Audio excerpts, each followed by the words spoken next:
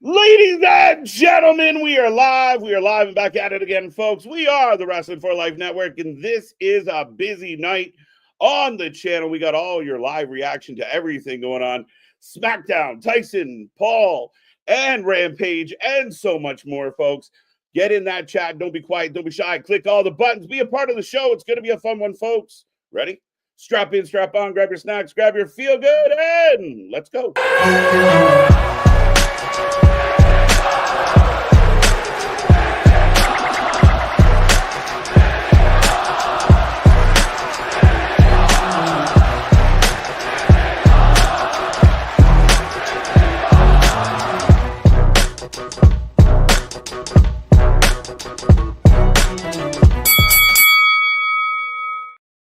Ding, ding, ding. We are live and back at it again, folks. Like I said, we are the Wrestling for Life Network. This is another live stream, as we are the channel that just covers more live wrestling than anybody else out there.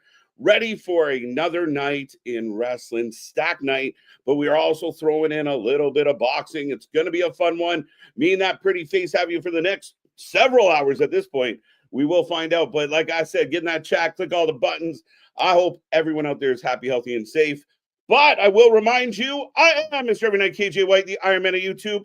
That is Big Nick. Ladies and gentlemen, boys and girls, children of all ages, the Wrestling for Life Network proudly brings you its tag stream champions of the world, the Every Night Delight KJ White. I am Big Nick, and my style is impetuous. My defense is impregnable. I'm gonna eat your kids. I want to eat his heart. I came for his heart. I want to eat his kids. All praise to be Allah and everything. But yes, we got Mike Tyson taking on Jake Paul, but we do have SmackDown. We do have, the OG Bloodline going towards War Games, and we also still have the first part of the tournament, I believe, for the women's U.S. title match. Candice LeRae taking on B-FAB, taking on Bayley, which I was talking to our buddy Misfit earlier today. I couldn't think of a B-FAB match I've seen. No, it's been a minute. She might have had one with Vega at one point. I mean, I can't. Man told me she's had 3 matches total. So how is you out here with Bayley, a former Grand Slam champion in the WWE, and Candice LeRae, a former NXT Women's Champion? I mean, I guess a part of it, Nick, would be that the tournament is an opportunity for somebody. Is she going to win? We don't know. Does she deserve it? I don't know. But at the end of the day, I mean, it's a talent that we haven't seen. I'm wondering what she can do. Well, that's to me the bigger question, because the discussion's already been a bit of, well, it's a triple threat versus another triple threat to qualify in this kind of tournament thing and everything versus single elimination. It's all tournaments. It's all the time in wrestling and everything. But who do you think wins it? Or who should win it? Should it be a talent like a B-FAB, like a Candice, like a Mia Yim, or anything like that? Or should it be someone established like a Bayley, a Charlotte, like people have talked about? That one name you said in particular for me is a Mia Yim. She stands out of that crowd. I think she could really use it. They've been booking her well. A little quiet as of late, but then my pick was Naomi. I think this belt's perfect for Naomi. I don't think she beats Nia Jax tonight, and maybe she finds a way into that tournament. I don't know if she's even going to compete for it, but Naomi would be perfect for this belt. So, okay, and that's fair enough, because I hadn't even really thought of a specific person. To me, it's more of, do they go like the NXT North American title to where it's on Kalani Jordan and then I went to Fallon, who's a little bit more established? Do we go with kind of do we go with more of a mid talent and everything, of somebody that's going to make that title their own type of thing? Or do you go with someone like they did when they introduced the World Heavyweight title and everything? If you go with an established name that solidifies the validity of that title? Yeah, I think you put it on somebody who's kind of a fan favorite right now.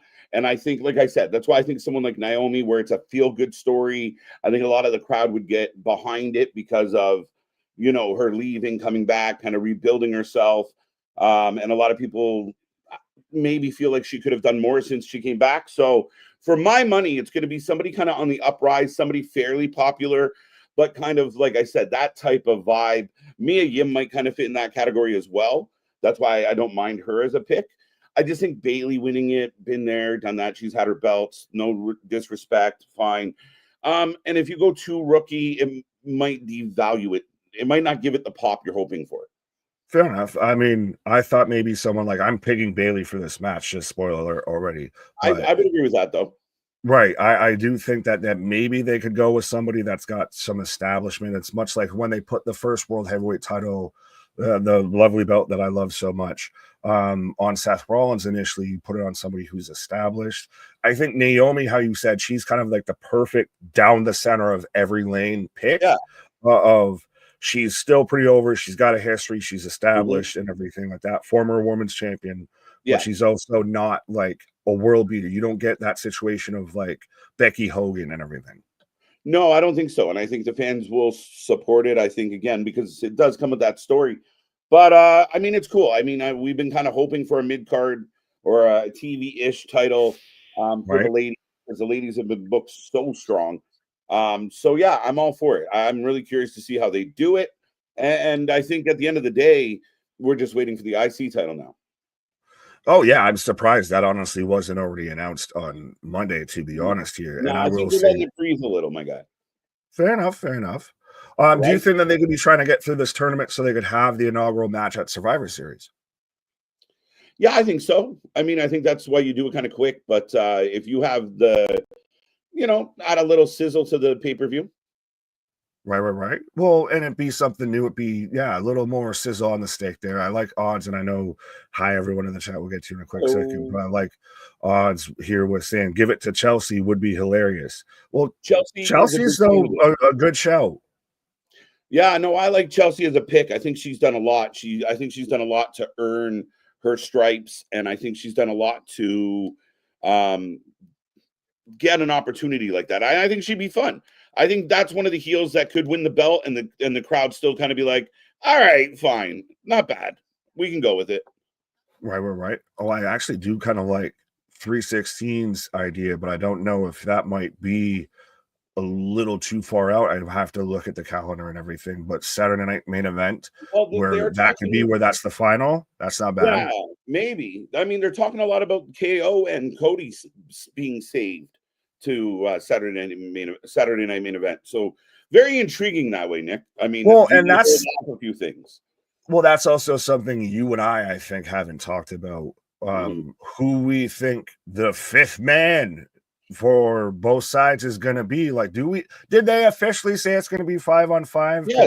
Yes. Okay. Well, no, because spoiler alert for the Wing of the Ring that we did last night and everything. One of my trivia questions was, which men's Survivor Series match had happened the most, and it was 4-on-4 versus 5-on-5. Yep. So I'm still interested in going to add a fifth. Who do you think it could be? Keep in mind, it's always been 5-on-5 for War Games since they brought it back. That's the other part of it, right? Like each year has been 5-on-5. I think I'm pretty confident. I think that I mean, again, I like it. It's just a little more. It's like sprinkles on top of your sundae. Like we're already kind of got a really cool thing going on. Now, I just want the story to make sense. Whoever's fifth on each team, make it make sense. Tie it into everything else that's going on. Don't just arbitrarily pluck somebody out. Like I know they teased a little bit. Like it could be Rey Mysterio. Don't do that. Don't do that. Don't do that. Well, the two front running tandems, I guess, that I've heard is Cody on Team OG and KO on Team 2.0. Yeah. Now, I wish Cody would just kind of fuck end off away from anything involving the bloodline for quite a bit now, unless it's going to be Dwayne. So I don't like that. I'm interested in the Seth Bronson Reed combo that's been thrown about.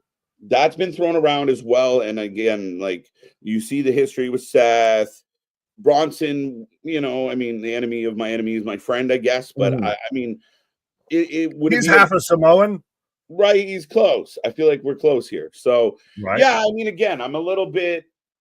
It's not my favorite choice, but I'm really curious to see how it plays out. I love what Seth and Bronson have been doing. I like the storyline. I like the rivalry between these two. It's been really fun, really good. I mean, again, do I hate it? No. Would it be my first choice? Maybe not. Out of the two, that would be my first choice, because you get Seth of the tension between him and Roman, and then you almost get that really like, has Roman really changed?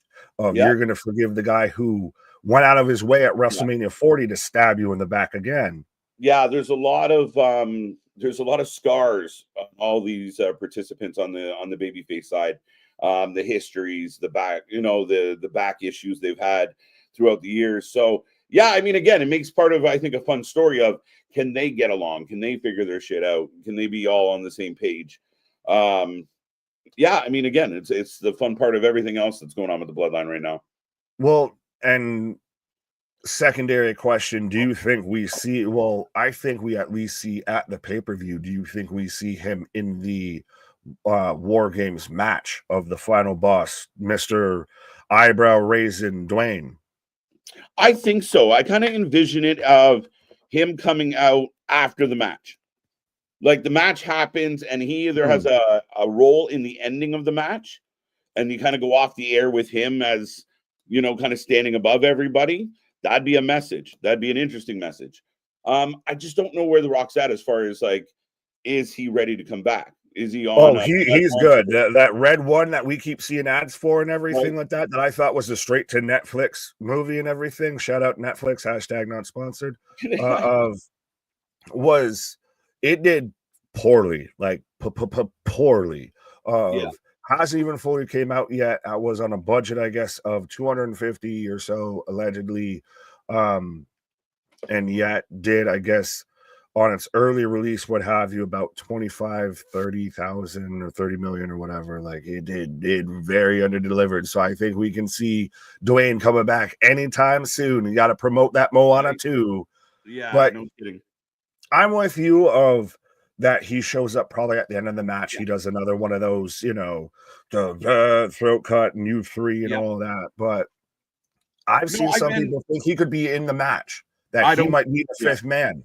No, I can't see him being anywhere near the match. I think I could see a moment where if he came out at the very end, and remember, him and Roman are on good terms, technically.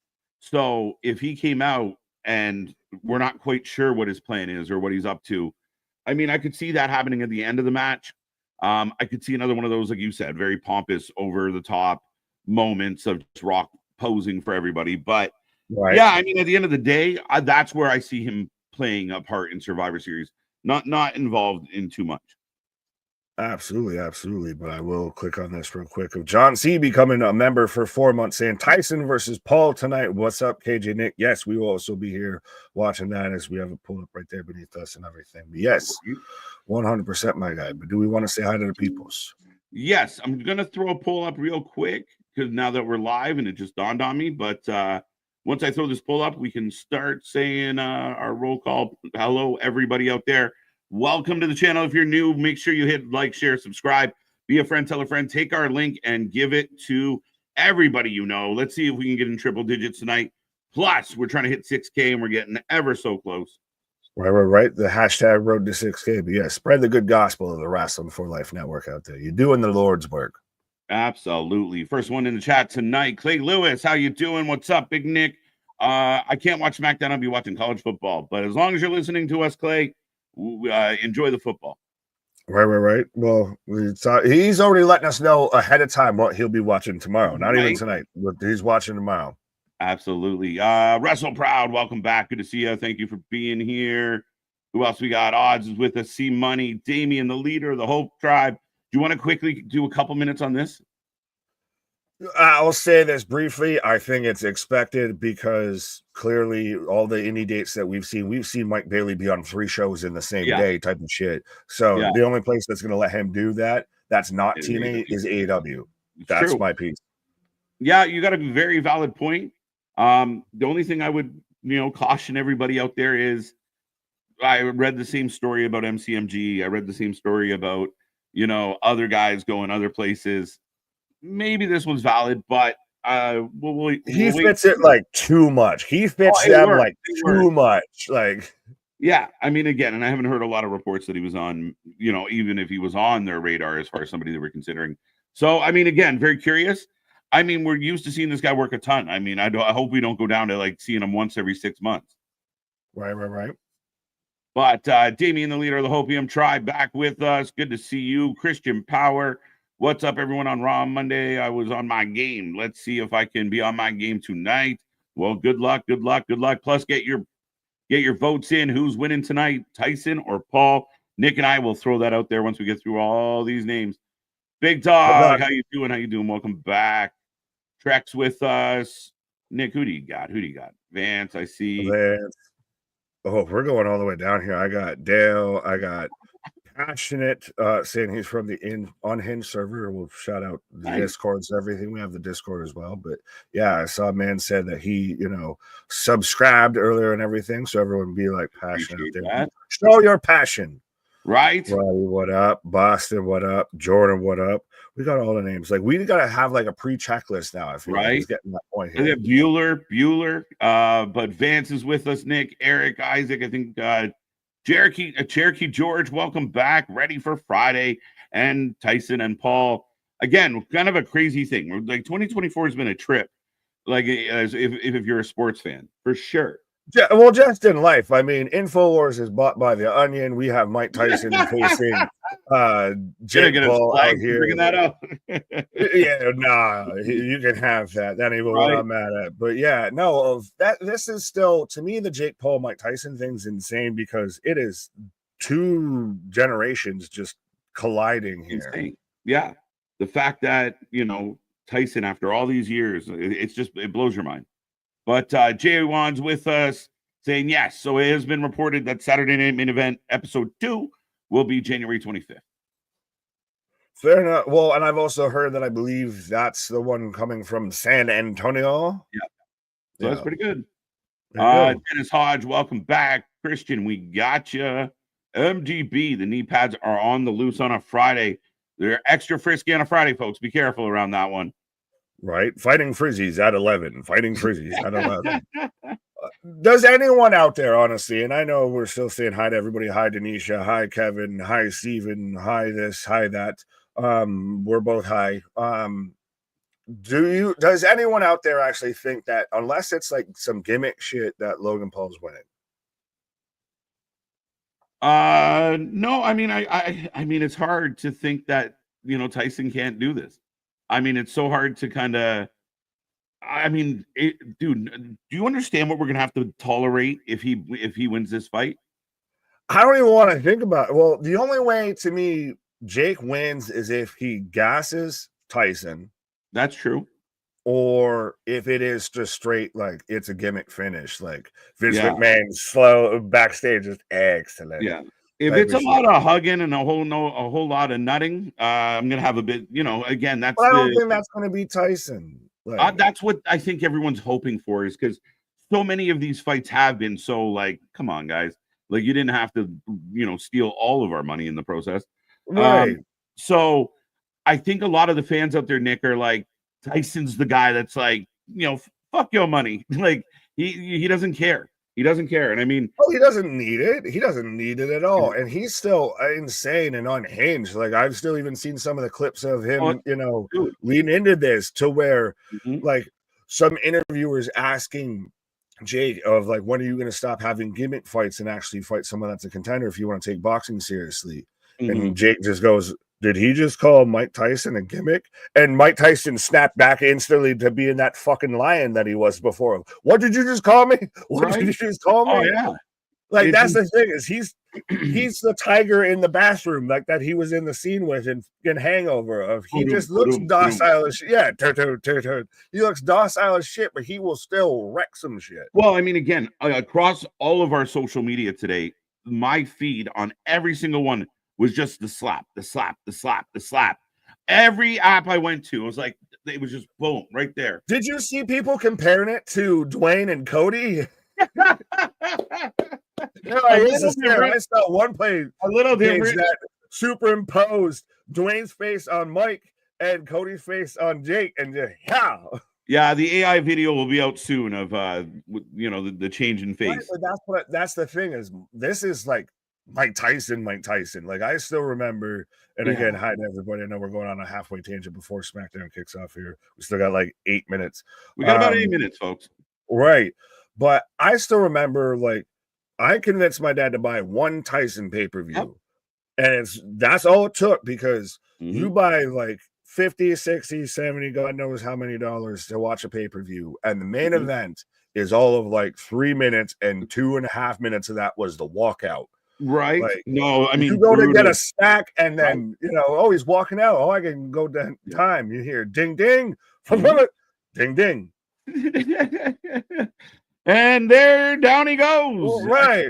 Oh, no. Yeah, it was crazy. And I mean, I remember even like having people all sitting around, like even when he bit off Holyfield's ear, he's wired differently, and his fuse is short. He's a different human being. Like, you still see him on like all these podcasts, and he has all these deep, great quotes and everything like that, super motivational and everything. But that's still a fucking lion. Like, that's still a wild animal. Right. Like, you can't Tiger King that shit. You can't untame what was never tamed type of shit. Some things just weren't meant to be. And I mean, I think that's why everyone's kind of thinking like, Mike's got this. Now, I mean, could Jake surprise us? Yes. I just hope the fight feels like a fight, not a bunch of bullshit. Like, we just made $1 billion. Well, that's what a lot of people are worried, that this is going to be more wrestling than the SmackDown and the Rampage we're watching tonight. Right. But let's get back to the chat. We got about 7 minutes. Boston, the OG's back with us. Tony, good to see you. Jordan, Boston, welcome back. Yeah, so Speedball apparently will fight Leo Rush on Rampage tonight. Oh, that's interesting. And then what I did think was funny is Shelton Benjamin's fighting Commander, and I'm like, come on, really? Are we really going to just follow the same pattern everyone else follows? Why is Shelton Benjamin wrestling Commander? Because that's part of the tutorial on the career path into be a superstar in AEW. Did you see that they are selling Tony Khan cosplay outfits now? Of you can dress, you can pay $50 and get a hologram mask. You can Tony Khan cosplay. There we go. That's I'm sure that's what Tony's doing behind closed doors, put on the hologram suit. And right. Having his time. He does the Spider-Man Schwick shit too, just for some reason. Roddy, welcome back. Carlos, good to see you. Welcome. Dun, dun, dun. Ken's with us. Alexis back in the house. Danisha, always a pleasure. Shout out see money. Show my passion. I thought this was PG. I don't even know if that's PG. What up, Kyle? Odds, we got you. 316, back at it again. Hope you are well. Big dog. Leave it to MDB to take Opium Tribe all the way to the Bunny Ranch. Yes. Yeah. Oh, I don't know if I can do the old Godfather gimmick, but the train. The hostess train. Yeah, hashtag we're going on the train. All right. Come on, ride that train. We'll ride it. TLD, good to see you. Welcome back. Anthony's in the house. How you feeling, Anthony? Almost had the crown last night. My buddy Anthony was that close, Nick. Yeah, I don't know how that's the collapse of the century right there with me last night. I was up 5-0. Like, I was winning the race clearly, and then just proceeded to just tank. In Canada, we have what we call the TSN turning point, and that was definitely the TSN turning point of the game for you last night. Was when you went, I'm doing really good. That's when you should have had the come on, man. Right. So for anyone that doesn't know what we're talking about, we did do our second episode of Wing of the Ring. I mean, I feel like it's braggadocious if I talk about who won. So yeah. The king retains. Oh hell, the mighty king. The man already had it pre-queued up. Who's to say that there might be some, backstage things going on? If you really need to know, Nick, there's one of each of us, and I'm very hopeful that I get to use one of the other ones one day. But I don't know. Yeah, I might go so graceful, so humble. I might go Roman Reigns with this shit. You will acknowledge me.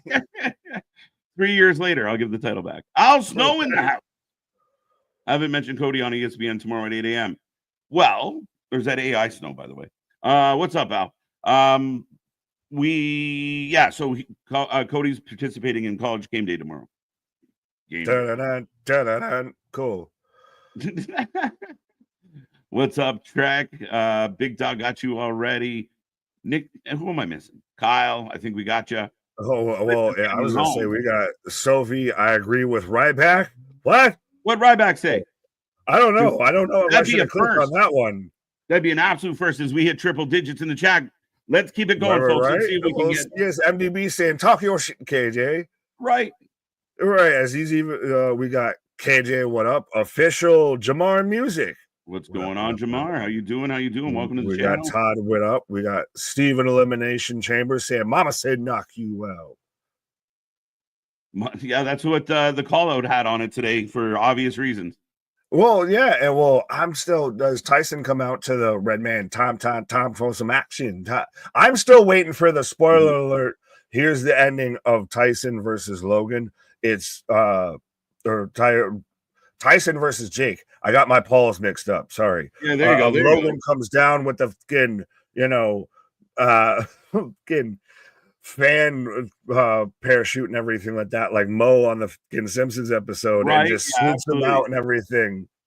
Absolutely. No, I mean, the memes have been crazy. Again, my whole feed was just the slap, slow motion of the slap, cartoons of the slap, memes of the slap. Like, it was all day long. Right. Ryback. So I think people are referring to Ryback put out a tweet basically defending wrestlers, saying, wrestlers can have time off. For the people that were complaining about taped episode, Nick. And that's stupid. Yeah, that's stupid. I got to give the double his due. I read what he said, and it was good. I mean, again, I've said very disparaging things. Disparaging might be a word you wouldn't choose, but okay. But yes, disparaging. So I mean, I'll give him credit. It was a good point. And he's right. I mean, the people complaining about getting a few taped episodes a year blows my mind. The only reason I think people actually complain is because people are assholes and people post spoilers and post everything that happened and everything, that type of situation. But yeah, honestly, where was everybody a couple years ago where everybody wanted, it was a big movement for wrestlers should have time off around the holidays. So they can actually there was talks of making it a seasonal thing to where you would have an actual off season in pro wrestling. Yeah. I mean, that's been talked about, but I mean, again, I don't think they want that. I don't think the fans want that. Well, no, and that's what I'm saying. That's why this whole argument to me is ridiculous because so let them have a taped episode or two so they can go and have Thanksgiving. They can have a little bit of time away from the road here. Right. Listen, it's not my fault. I have then. Oh, wait. It's not my fault. I'm experienced. I've stopped it now. I stopped it now. Okay. I will now try and get your now. Okay. But ladies and gentlemen, we are getting the start of SmackDown. Get in that chat. Let us know how you're feeling as Nick and I try and sync up. You might hit play, and I'll let you know when to pause again. Okay. I'm going through now, and I also have Forever. I'm getting the intro for Tyson versus Paul also as well on Netflix because that started, or the main card. Feels weird talking about Netflix with UFC have Together. Yeah, right. WWE logo. Okay, I got Together. Oh, okay. Pause. Once you get the City shot, let me know.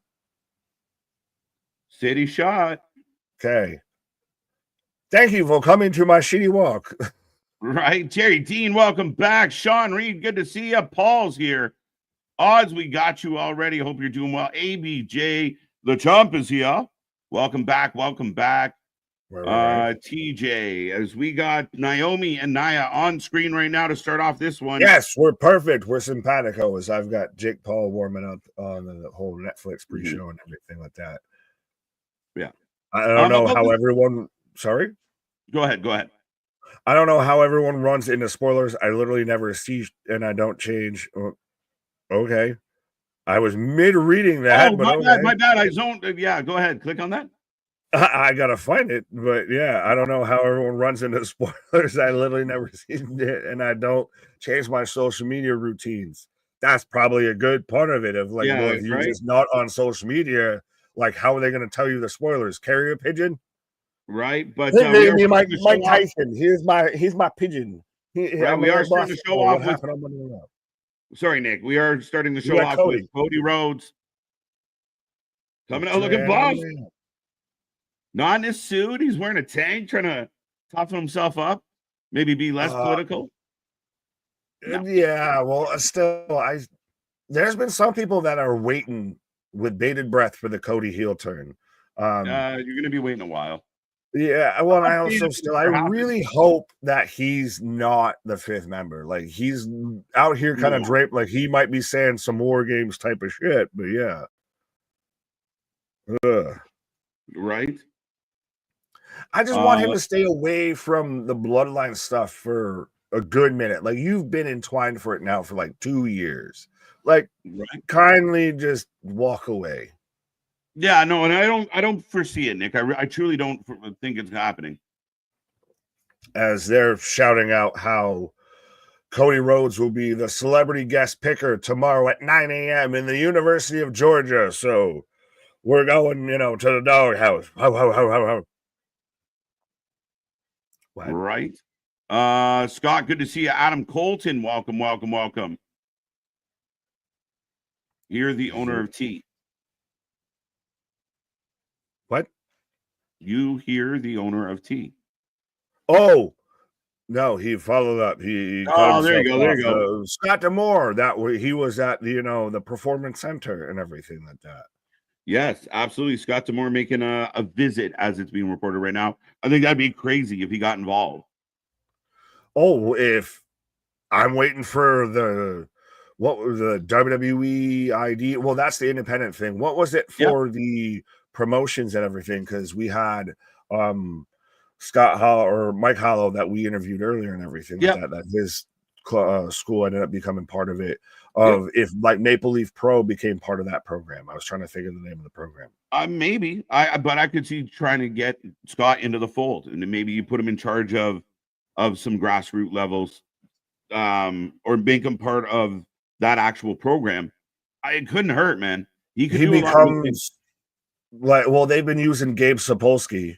Put him in charge of NXT. Let him be the GM of NXT. Get rid of Ava. Let's go. No, Shawn Michaels, HBK.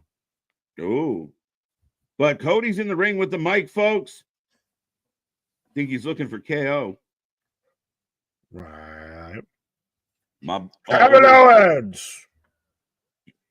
Why you gotta say that all extra aggressive like that? Like, talk in your normal voice, sir. Put some state with his chest. You put the emphasis on the wrong syllables. Is Nick Aldis? We got Nick Aldis. Adrenaline in my soul.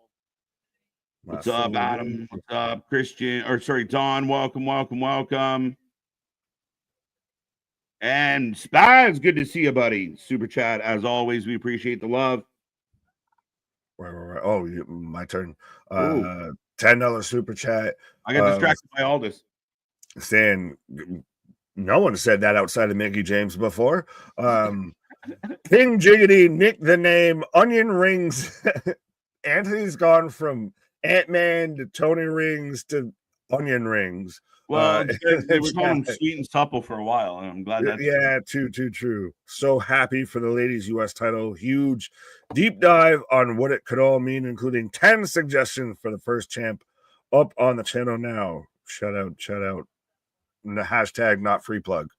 Where is we appreciate it. I was trying to make the thumb pop up. Now it just looks stupid. Thumb up somewhere else. Right.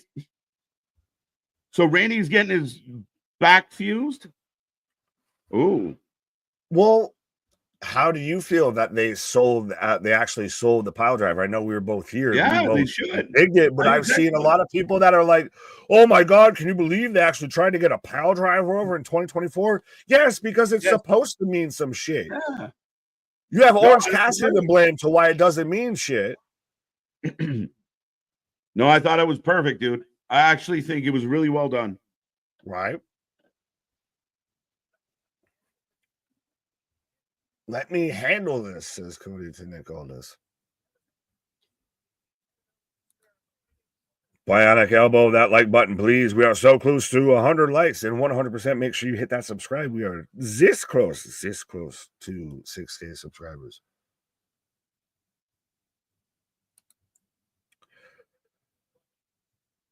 I don't know if you muted or if you just talking really quiet. I was totally muted. Yeah. There you go. Okay. We are live, folks, and feeling good. Right. Yeah. So, Cody begging Nick for KO, which sounds interesting on this channel. Little bit. That's provocative. No one knows what it means, but it gets the people going. Right. The King Jiggity. Let's go. Since when did Cody's like attire and apparel become so much of like Triple H in the 2000s of like, or especially once he went to like the King of Kings, like his shit's all fucking heavy metal, like Running James Dio shit. Right?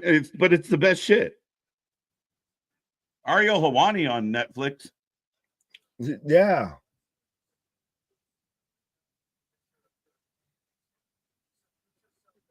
So Cody's trying to appeal to Nick Aldis of, I know that you're a good man, so put yourself in my shoes. How would you handle this? Right. Well, could we get a Nick Aldis back in action? There's been the talks of Not Wade yet. Barrett. They've been trying to bring back Wade Barrett, allegedly. Wade Barrett's interesting as well. I'm curious if he gets out it, but I think not yet on Aldis. I think he's perfectly good in what he's doing. And when he does make that move, I think they'll make it mean something, right? Like there'll be a purpose behind it.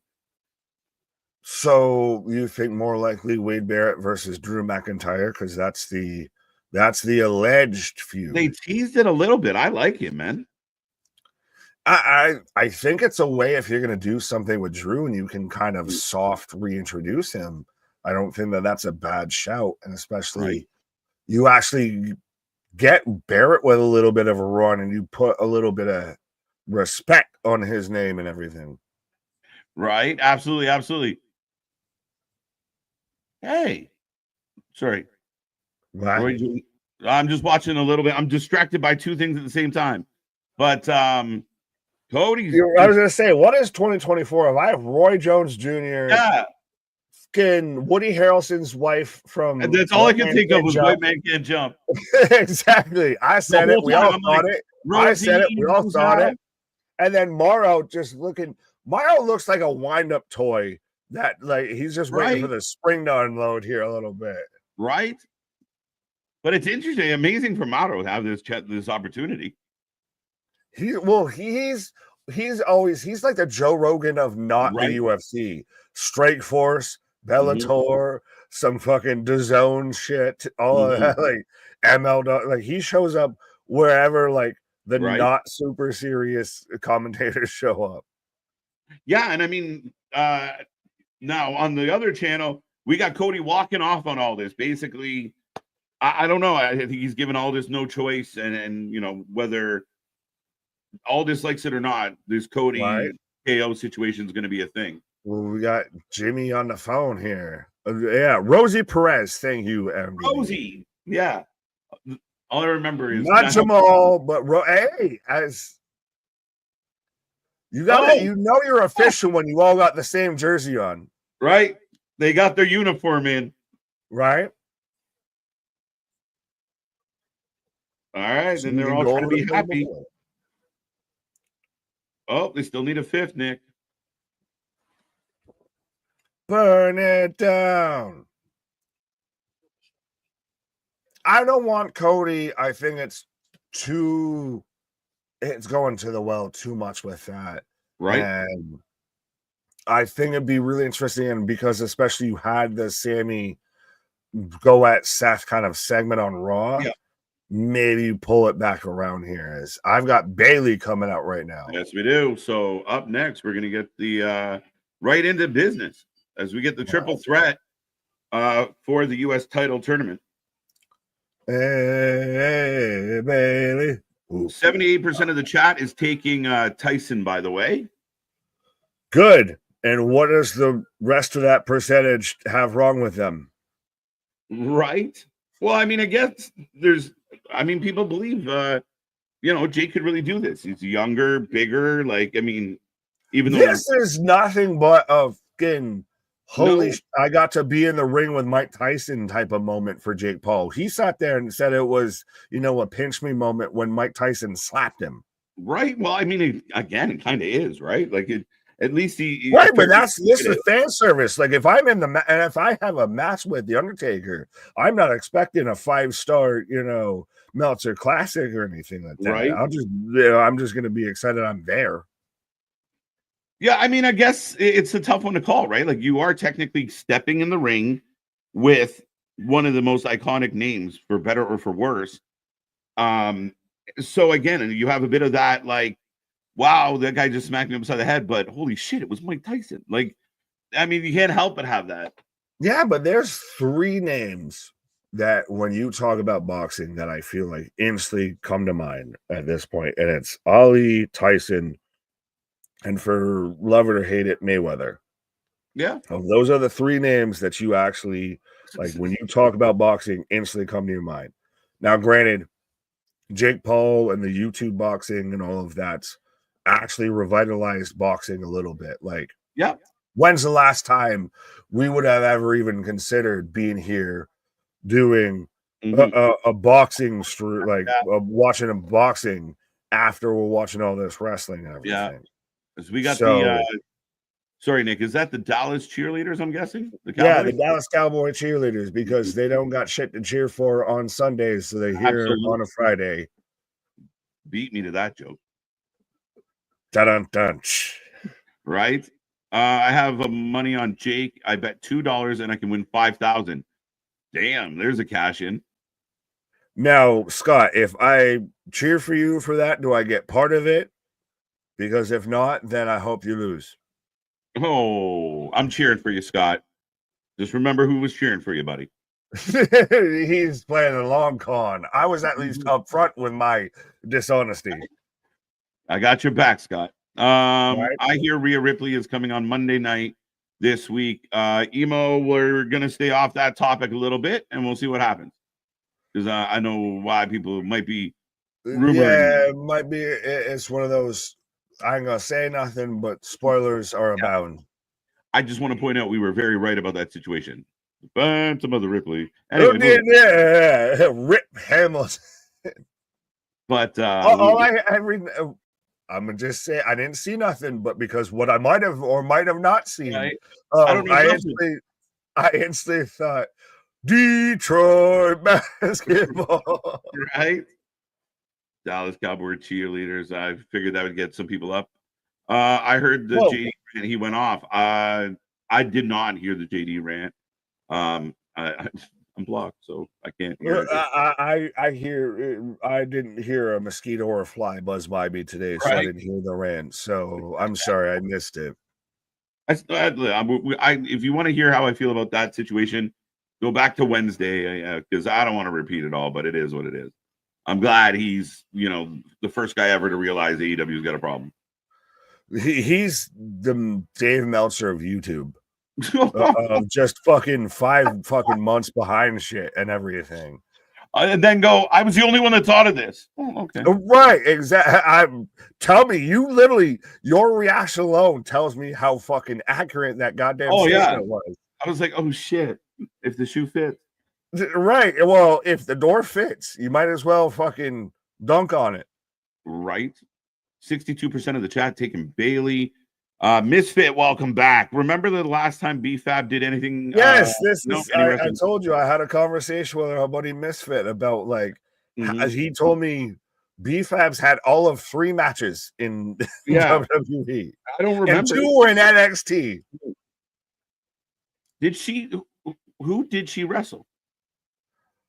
Oh, no. Someone let me know, because I don't want to sit there and go through DMs and everything like that right now. But yeah, Candace coming out here it's just interesting to me we can talk about it even a bit more when we get to the Street Profits versus Motor City Machine Guns, but the Montez Ford stuff and the outwardly expressing some tensions and everything of if a lot of people saying, is that work, is that shoot, is that are they trying to get an angle, or are they just honest? Could it be a little bit of both? Like, you get column A, column B a little bit, and that kind of makes it the most fun, right? When you're kind of stepping your toe in both waters on that one, and again, as long as it stays interesting. But Candice LeRae coming out to the ring, right. As AR1 saying, "Let's go, B-FAB, shock the world." I'm taking Bailey for this, 100%. I kind of agree with that. I do. Candice outside chance. B-FAB comes in third on my ranking list. Yeah, B-FAB is the fucking dark horse in this whole thing of she's the real outside chance. She's got 60 to 1 odds type of shit, right? But go ahead. I was just gonna say, pretty good entrance. I mean, you're just saying that because it's the first time you've seen it. Yes. Right. So it's fucking good for the first time I'm seeing it. Cool. A trailer's great the first time I'm seeing it. That doesn't mean it stays good. Right? Everyone like, wait, B-FAB might have a chance. What? Nah. To me, it's one of, like, if Candice wins, does Tiffany or Nia or anything like that get involved, what have you? Because I assume Candice and Bianca and Jade and everything like that's getting involved in the main event to an extent. If we're gonna have Nia Jax versus Naomi for the world title, yeah. Sorry, I'm taking in, like, they really kind of. I'm taking it in, man. I'm taking it in. Am I the only one that feels like Fab kind of got a bit of spotlight coming out third? Really kind of drawn. Yeah, because no one remembers her ever wrestling before this. It was a good reminder. This is her debut to some people. Right? B-FAB. The entrance swung a whole lot of votes. This is why American politics suck, is y'all just get swung on some fucking bullshit. 71% taking Bailey. Shit, I thought you were about to say that. Actual election results from our fucking country. We're not touching it. Sorry. That's your problem. I'm gonna leave it at that. That's the last joke I can make about that. Triple H loves the triple threat match. Ironically, a little bit. You're not wrong. We get a lot of triples. What would have made you think it was in his name? Right? Go figure. We are getting the first prelim match or fight starting off on main prelim. So can we just get to the main event? Can we just skip to, like, what? Nobody wants to watch any of these other fights. Not why we're here. I think that's halfway though of how they sell it on, like, oh, this is halfway serious. Like, there's actual, like, world titles defended underneath Jake Paul having a boxing match. Right. But right now, B-FAB in control of both ladies. Double clothesline. Right. Oh, we're gonna go to a commercial with B-FAB in control. She definitely ain't winning. Right. Who is not Buffer? Yeah. Timu Buffer. Who is let's get ready to fumble. Right. B-FAB looking like a star tonight, Nick. Stop hating. Nah, I'm a hate. Right. Embrace the hate. Like I said, I just think it was a nice, if nothing else, it was a nice reintroduction. It was a nice debut. A nice re-debut. Hi, I still no, not re. There was no re. No one remembers when she showed up outside of being a manager and just being a background player. That was a nice debut. People remember her from the background clip of Flop Dollar hitting background. Again, background. No, we're not. No. Yeah. The main event is expected to be 11 p.m. or at midnight Eastern. One of the two, 11 or we're sometime in the evening. We're kind of all in on this, so we're going to be here till the final bell, folks. Thanks, Nick. No, I'm just kidding. Oh, yeah. Like, no, it's going to be a fun one. We're looking forward to it, folks. I will say to everybody, we are in commercial break right now for SmackDown. We're sticking around for a little bit of Rampage. We are going to hang out with boxing on Netflix tonight to see what happens there as well. Be a friend, tell a friend. We are uber close to 6K. Help us get there. We would appreciate the love. And again, just hitting another milestone. So we're really grateful, but make sure you like, share, subscribe. And we got a whole lot coming your way, but we're off and rolling, Nick. Absolutely. Well, and I was actually thinking of, to an extent, could this halfway be a precursor, or at least for us wrestling fans, of when we're going to be watching Monday Night Raw on Netflix, and how we know what to expect and how they can handle this many people tuning in. Because let's be honest, this, outside of a Netflix membership, which I know there's probably 10 of us in the chat and on stream that have it, and the rest are all sharing off of someone. Right. But still, that to handle this amount of people involved in it at the same time and everything, this is a precursor for WWE on Netflix. Oh, absolutely. I think over the last little bit here, you know, we've seen them ramp up their live events, whether it's comedy or you know, doing a roast or trying to get in some sports. I mean, it's smart. They're really figuring their shit out. The production's been strong, I think, in most reports. It's good, man. And I mean, again, like you said, they're getting ready to go live every Monday. So smart on their part to not just run into that dry. Pause. Yeah, never run into a dry, at least hot two on that thing or anything. But see, you set me up for it. If you're gonna throw the alley, I'm gonna oop it, my guy. Back-to-back nights, my guy. That's perfect. Right. I got the shit going back. If it's here, I gotta swing away, bro. Exactly. Just call me Joaquin. Right. If Cody invades KO's home, that would be the third home invasion in wrestling this year.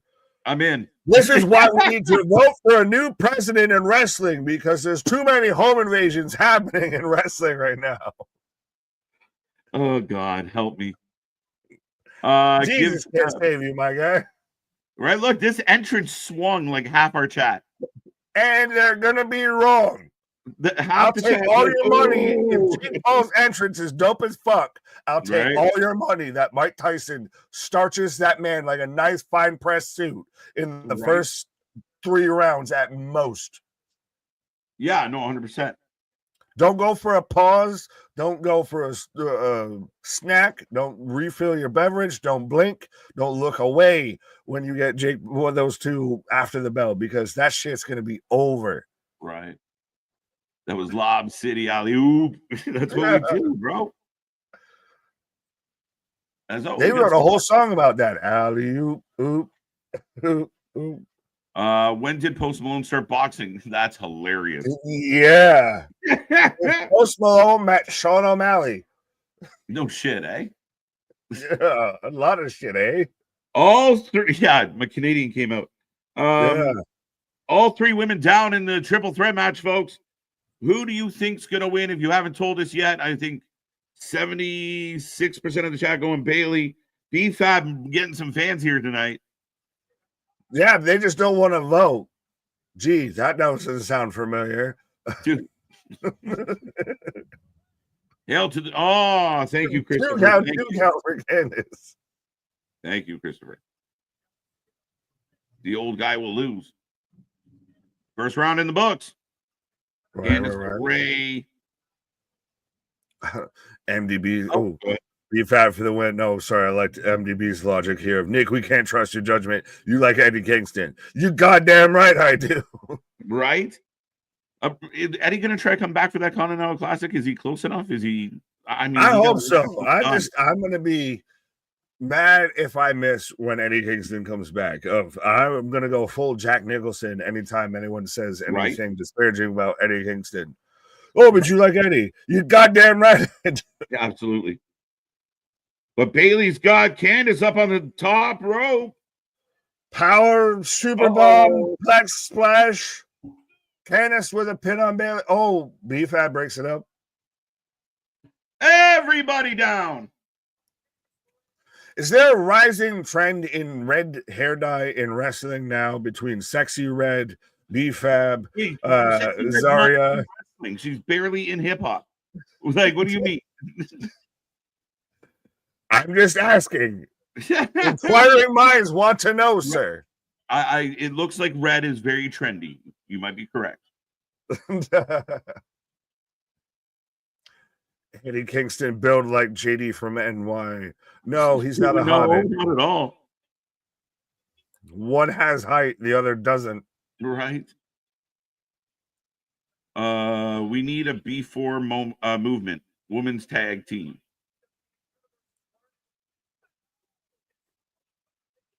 Hmm? 1, 2. If B-FAB pins Bailey to win this, holy shit. Because she gets the pin on Bailey. Well, I was gonna say, but if that happens, then everyone that's like push Zelina, all of that I see on Twitter and everything, can all shut up if they're gonna push B-FAB. Yeah, I mean, again, you're kind of in a pickle. You push B-FAB, people are mad you didn't push someone else. Oh wait, she's gonna win. She's gonna win. Oh, What? Candace kicks out. I got springboard moonsault missed. Do I need to hiccup? Yeah, springboard moonsault missed. Nobody home. Bailey rolls in, and Candace into the turnbuckle. There we go. B-FAB with a right hand. Oh, Candace getting in there. Could she sneak this one out? She is the speed champion after all. It'd be interesting. I mean, there's the option to where Tiffany Stratton could be your women's U.S. champion. That'd be interesting. If she pulled a fast one and went after that, I think a lot of people right. Bailey with a small package on B-FAB. 1, 2, 3. Thank you. You proved me right. B-FAB was there just to take a pin. Thank you. Thank you. Thank you. Well, she showed up and did well. She had a mighty good entrance. She did. And she took a pin very well. She lost the match well. She got those shoulders down. She didn't have to botch. She didn't have to get Bailey pushed over to make sure she was down. So Bailey moves on. We got 3 more brackets. So the finals will be at Saturday Night Main Event. So Bailey has moved on. We got Bianca, Chelsea, Blair, Jade, Mia, Piper, Naomi, Tiffany Stratton, Elektra Lopez. Ho. My heart beats still. Me, you, and Anthony are going to have it out with that one. Right? Let's go. That's not a bad bracket. That's all 3 of our favorite ladies going at it. All in one match. Let's go. So, ladies and gentlemen, Bailey moves on, and we got some really interesting triple threats coming up as LA Knight and Sammy having a chat. Yeah, could you? Sammy looking for that 5th man, bro. We get a yeet and a yeah, and a yeet and a yeah. Let's do it. Turn it into like the woo off. Oh. Well, and did you see there's a custom strap? Go ahead. Oh, the Squid Game? Yeah, nah. At the boxing. What is happening? Up, down, left, right. Konami code. Like, so does the loser of the fight get shot by a giant doll? Why are they here? What is happening? If they don't carve out the right thing on the cookie, they fuck up. Welcome to most extreme boxing competition. Don't get eliminated. No, Tyson's losing that one for sure because just bite it in half. Fuck. There was too many jokes. My brain overloaded for a second. Joe Hendry. Joe Hendry would be interesting, but it doesn't fit. No. 1-0. Squid Game Chuck Norris. A 5th man Chuck Norris. What the fuck? Oh, that's hilarious. I completely read that wrong. Well, no, but I've seen the idea at least thrown around to where you get Braun on Team 2.0 of they helped him win the belt, and then you get LA, and then you can have your mid cards tied into your main card and everything. I just didn't realize LA Knight had the custom strap with the LA and a lightning bolt on that. Like, that's kind of like nice. I'd almost take that over the Burberry, world title and everything, because that's kind of dope. You're right, not bad at all. Kevin Owens tweeted his response to Cody Rhodes. What did he say? I was gonna say, Misfit, would you like to let us know? We're a little bit live. Where's the ... in that message, sir? Right, where's the link? We're a little live. As I pointed out, Tyson has a habit of losing big time fights. Nah, he's Christian, also had a habit of winning some big time fights. right? My guy, if you're going to be the only one that goes with Logan Paul, I don't want to see your paragraph comments for the next month. Right? Yeah, I mean, again, like what is he? 35-3 on his career, something like that. Oh, Tyson? I'm just guessing. No, But you are definitely guessing. I'm gonna pull this up right now. Oh no, it's Paul that's only lost, or no, only had. Paul's only like some bullshit. Paul's only like has only like 10 fights. Yeah. Yeah, boxing record 11 total fights, 10 wins, 7 wins by KO, 1 loss. So he's 10-1. And yeah, Tyson is 50-6. What? 50-6. I knew he'd only lost. Yeah. 58 total fights, 2 no contests. No contest. Did he buy 2 years? I know he bought the 1. Right. That's the thing, though. Mike Tyson is still, to a certain generation at least, or I guess anyone who knows anything about Mike Tyson, of like, right, still a wild lion that we just all like crazy are fine with, that he just walks amongst society. Like, he's still super smart, like still drops the meanest quotes, but like he could fuck anyone up at any moment in time if he just so fucking chose to. Right. No, I mean, again, at the end of the day, we talked about this earlier, but oh, sorry, I thought we were back to the show. But yeah, no, I mean, again, it's gonna be crazy to see. I just want to see what he has in the tank, if he can pull it off. Eddie Kingston has the personality of a used undies emporium. That match made me an organ donor. $5. Thank you. Spaz. I'm about to see you for them $5. I'm about double or nothing. We can run that back and see how well that goes. Right? Did Tyson win yet? No. KJ, is this the first time having something live on Netflix? No. They did the Brady roast. They did a Joe Rogan. They've done a couple of things. They've done a couple of things, but this is the first, I think, live sports thing. Yeah. And remember, this was supposed to happen in the summer, but Tyson had the blood clot issue, and then it moved it back. So we got Fallon and The Rock having a pillow fight. And then we're not talking about Henley. We're talking about Jimmy Fallon. Right.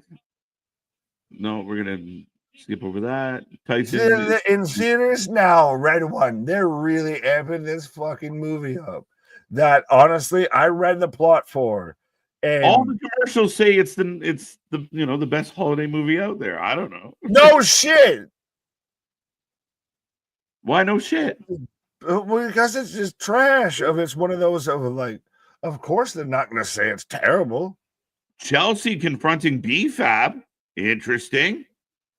After the Street Profits kind of just give her the business to walk away, but Tyson is scarier, and he has the knowledge and is in great shape.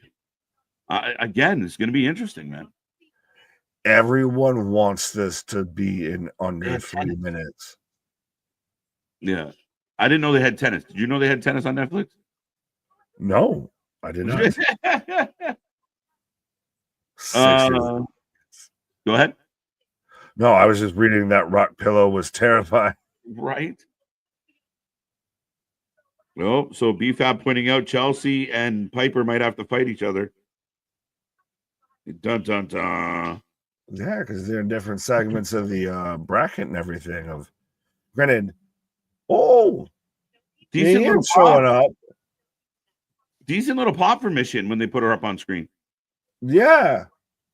What in the Coach Carter is this? B-FAB and Mission be a team? Well, she's got to do something, my guy. She's got to do something. You kind of hope so, or, But here we go. Yeah. As the LA first night fight coming of the out. night is round 4 of 6. Yeah. Is his music different? Was it different? Did I miss it? No, I don't think it's different at all. I'm losing my mind. I was like, did that change? No.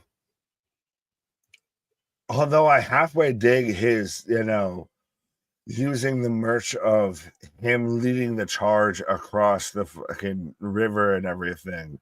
Out there with the old GW and everything. Especially as the US champ. It's always been interesting to me of there's the weird tinge of when someone wins like the US title that their gimmick becomes very patriotic all of a sudden. And I'm not saying LA Knights has, but that seems to be like a constant thing that irks me. I mean, he's the US champion. Does that kind of I'm not saying he is, but I'm asking you in general of like if that irks you. Not really. Not so much. I mean, again, I think it's just look at that shirt, bro. I need that out of that's gonna be hung up in the White House, my guy. Right. He's gonna be like, this is how it happened, right?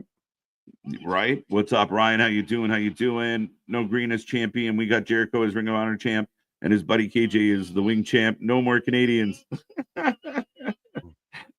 Don't compare me to Jericho. How do you feel that someone compared you to Chris Jericho as the love Rocco, champion being the wing champ? Right. I love Rocco, but that's a blockable offense. No, that's at least 2 minutes for high commenting. Right. Come on now. Hard being champion. Yeah, a little bit of the bubbly, a little bit of the sauce. Right. At least I'm not the fucking Nuevo yet. Give it time. Right. LA Knight cutting a promo, folks. There's a slight difference in the drum and the bass for LA Knight's music. Okay, I'm not crazy. Yes, you are, but that's also a different thing. Beside the point. Right. Extracurricular. Speedball is not going to be wrestling on Rampage tonight. I didn't think so. It was taped already. We would have known. Fair enough. So, yeah. Thank you, Damien, for clarifying. Did anyone see Johnny's son, Chris Van Vliet? Simon Miller. English doing are you how? What? Who's going to come out for this one? Well, and he kind of almost lost the crowd for a little bit he's like, you can boo if you want. So Delphin. Oh, look who it is. Escobar. Escobar in the house, folks. Well, and LA Knight with very much like the spray tanning lines of somehow like there's a weird block in the center of his forehead that's darker than the rest of them and everything. Right? Crazy.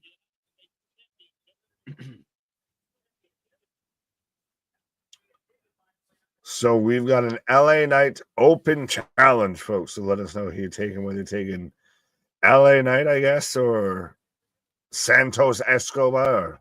I'm thinking LA Knight, obviously, but very no shit. Well, it's very intriguing that Santos is this the beginning of something? Like, does he get that doesn't mean he's winning it. No, I didn't think he was winning it. No one said he was winning it. That would have been the prediction. That was what I was asking about. I said LA Knight. Follow the bouncing ball, sir. No, I normally start it. Oh no, dude. Lopez smoking hot. Damn. Love it. Love the in-depth analysis on the show tonight. Right. A lot unbroken. Escobar cutting a promo. I still find it funny that Los Lotharios has the little scratch. Like they're instead of their, the American Wolves, they're the Mexicano Wolves. Right. They're getting booed pretty good. No, they're just, you're dragging my time out from going to the merch store, from getting a hot dog.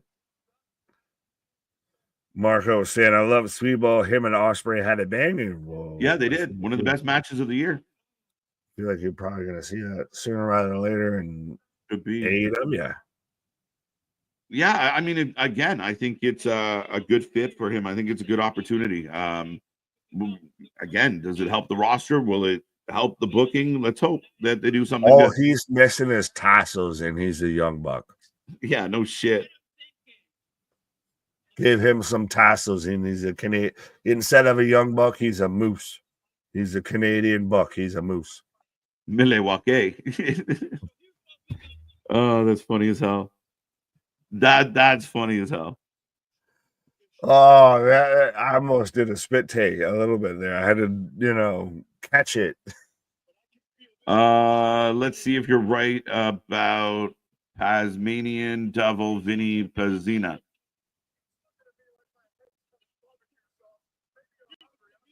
Who? Okay. I don't even know the man. As LA Knight's saying, his head looks like barbecue sauce. Yeah, no. Berto. Why did they drop the like, you're just Berto. You are just Berto. It's like a punishment. You don't have an in your name anymore. You are just Berto. All right. Is that a custom U.S. title strap for LA Knight? Yeah. Yeah, I thought that was pretty dope. Yeah. Yeah. Oh. This is good. You can call me daddy, but your girl will. Right? He's getting a good pop on it. Legato's getting a decent amount of boos. This is actually pretty solid. I think this is just really good for LA Knight.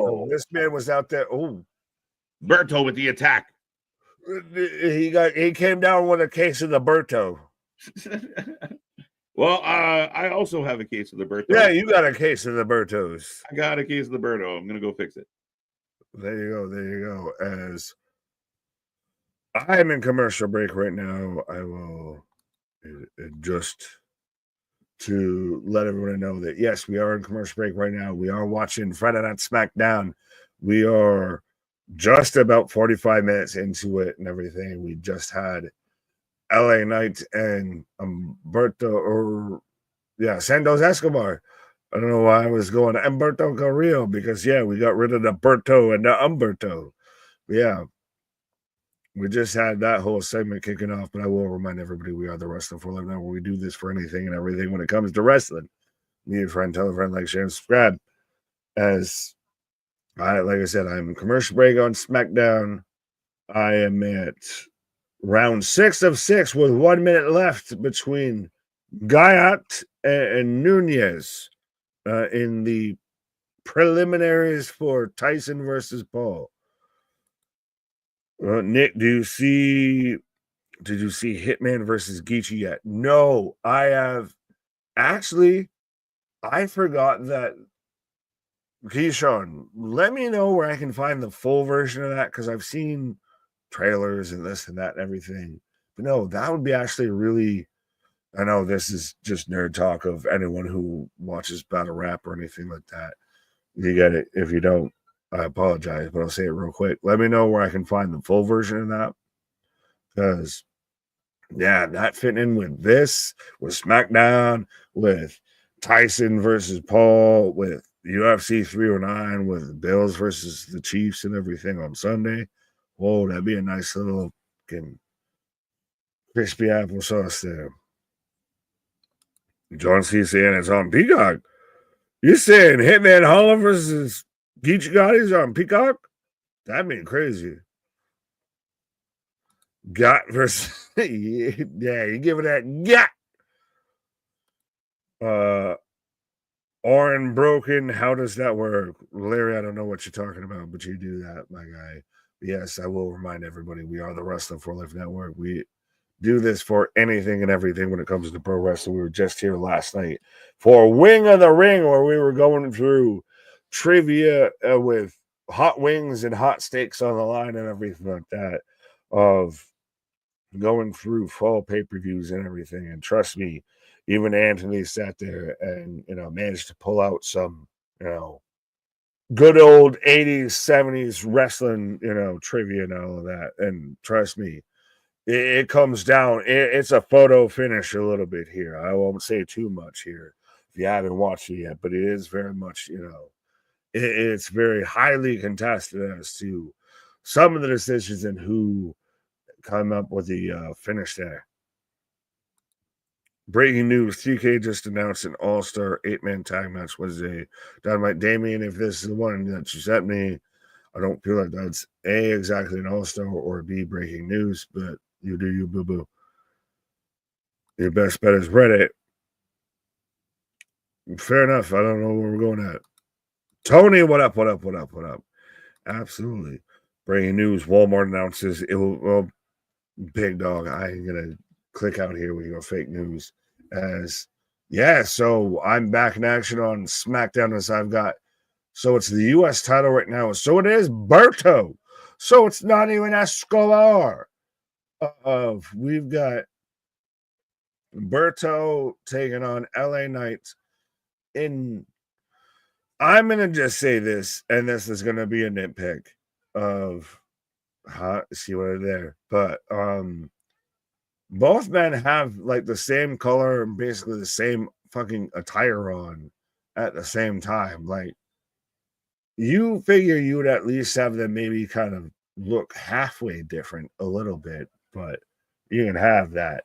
But let me know, folks, who you taking, whether you're taking Berto or LA Knight here to retain the U.S. title, as I'm about to get the result of, I gotta check Wikipedia to see which is this, the co-main, semi-main, something main. I got you, main. So, yeah, this would be the semi-main. This is out of the main 4 fights that they have for the main card on Netflix. That was the second one. As LA Knight dumping out Berto on the outside here. Distractions. Low main. Absolutely. You're making me want Chinese food, goddammit. Go-to orders always beef teriyaki and bowl asparagus, but I digress. Umberto, Larry's taking Umberto. Jerry, what up? What up? What up? Christian, Nick, again, what do you think of Trouble in Paradise with the Judgment Day and the New Day? Which faction will implode first? Are you saying, did you call the New Day Trouble in Paradise?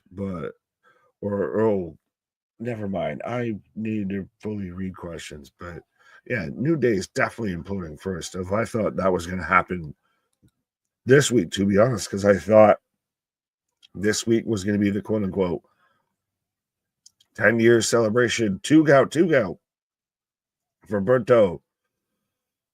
But I thought this week's Monday Night Raw was going to be the 10-year celebration for the New Day. So I thought, what better place for them to split would have been than then. But yeah. As I've got Berto with a moonsault, and completely sells in LA Knight's boots, as I've got a crowd shot over. I'm trying to remember where they're having the Paul Tyson fight. Is it Vegas or is it somewhere else? Feels like it'd be some Vegas, but I don't know. Berto right now in control here. This is surprising.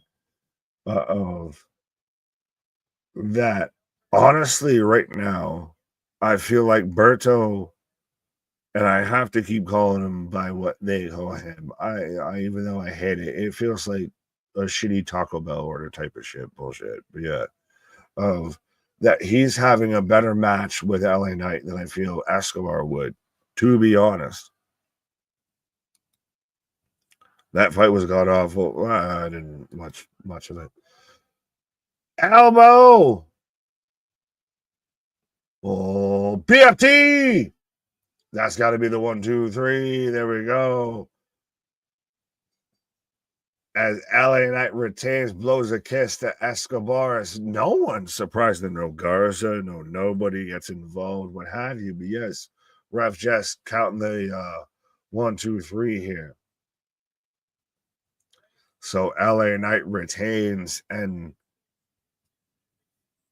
doesn't make it seem like he might be more plausible to be like a fifth man if we were going to have a fifth man type of thing, because I don't know what exactly LA Knight has going on right now. Like, he vaguely has, Los Lobos, Los Lotharios, all of that. He vaguely has Escobar. So I mean, maybe he's the sleeper, the dark horse there. Johnsy, seems like this show knows Tyson Paul is happening on Netflix. Well, I would hope. Shinsuke! Hey! The Sith Lord, the Shinsuke Lord. He's out here looking like fucking Darth Maul. Like, literally, what is with the fucking clowny kind of paint? But yeah, fucking Darth Sidious, Darth Shinsukeus out here showing up. So Shinsuke versus LA, hey, that doesn't have a bad ring to it.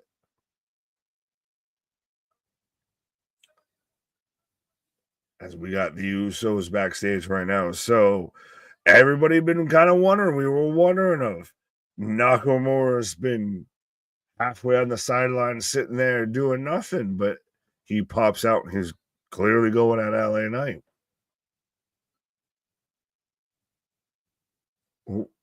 Oh, so they're all going in a Roman's locker right now. So could this be to where we get my name is Paul Heyman? That would be super interesting. We've been all waiting for it. And speaking of wise men, but yes, I do think that if there's good, we need to have it sooner rather than later. Well, I mean, again, my name is KJ White. It's good to be back, but no, I mean, again, we were kind of waiting for this moment. Maybe he is the voice of reason or the X factor to the whole situation. I'm still kind of waiting for that moment. I will say real quick, because I caught it while I was on my pause. But I mean, again, it was funny because what just happened on SmackDown, it answers two questions at the same time. One, you asked, what is LA Knight up to? Is it really going to be like Legato? Is it going to be someone else? And we got that answer real emphatically. And a lot of people were asking, what are we doing with Shinsuke? Also answered emphatically, all in one swoop. But how do you feel though? Like I at least sort of like, hi Georgie, of like the fucking face paint and everything, the triangles, the diagonals, and everything. You know what? Again, it's just mixing it up, having a little bit of a change, a little bit of an. Look like a Sith Lord. I liked it. He's got that vibe. He's got that vibe. I think it's okay, right?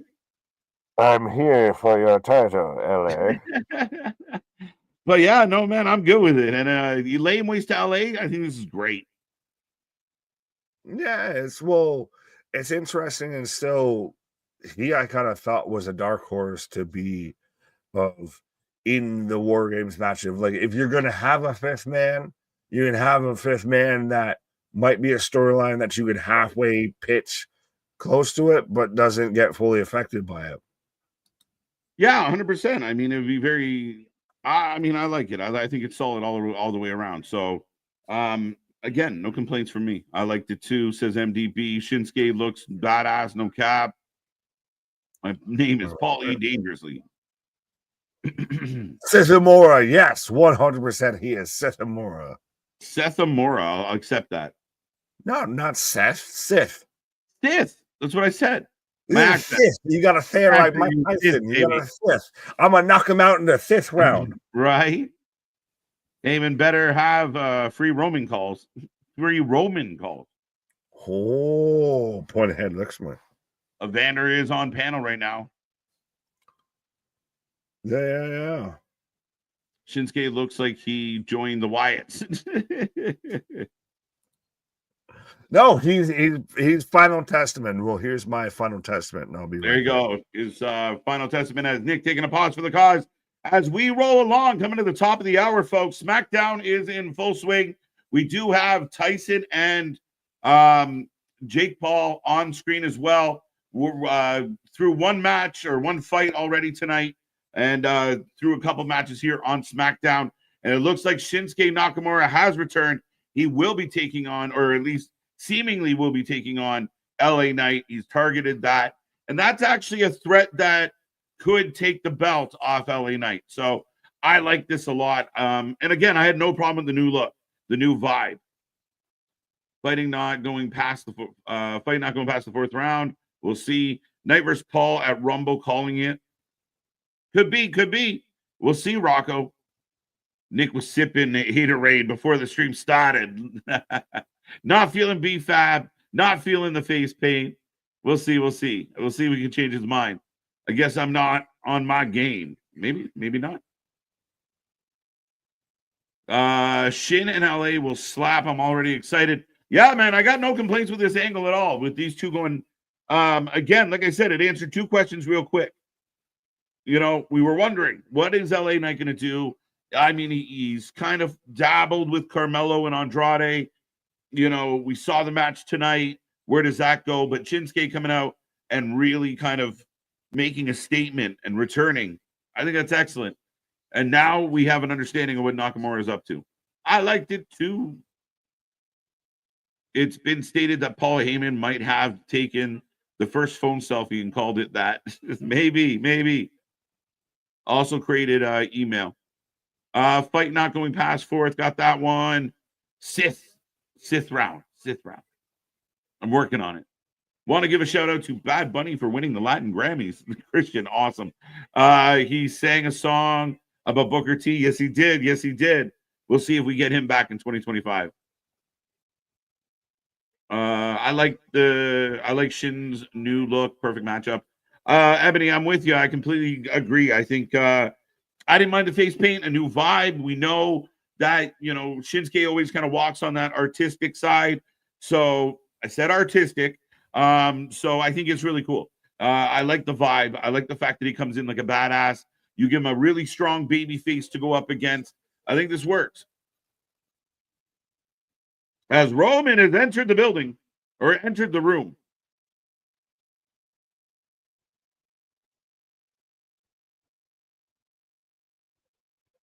What is KJ's stats on the big all-star 8-man tag match TK announced for Wednesday? You're going to have to let me know. I don't know officially who's in it. 8-man tag. This should be interesting. Just shoving everybody in. Who's in the match? Sammy talking to Roman. They're all concerned. They can't get a fifth. They don't know what to do.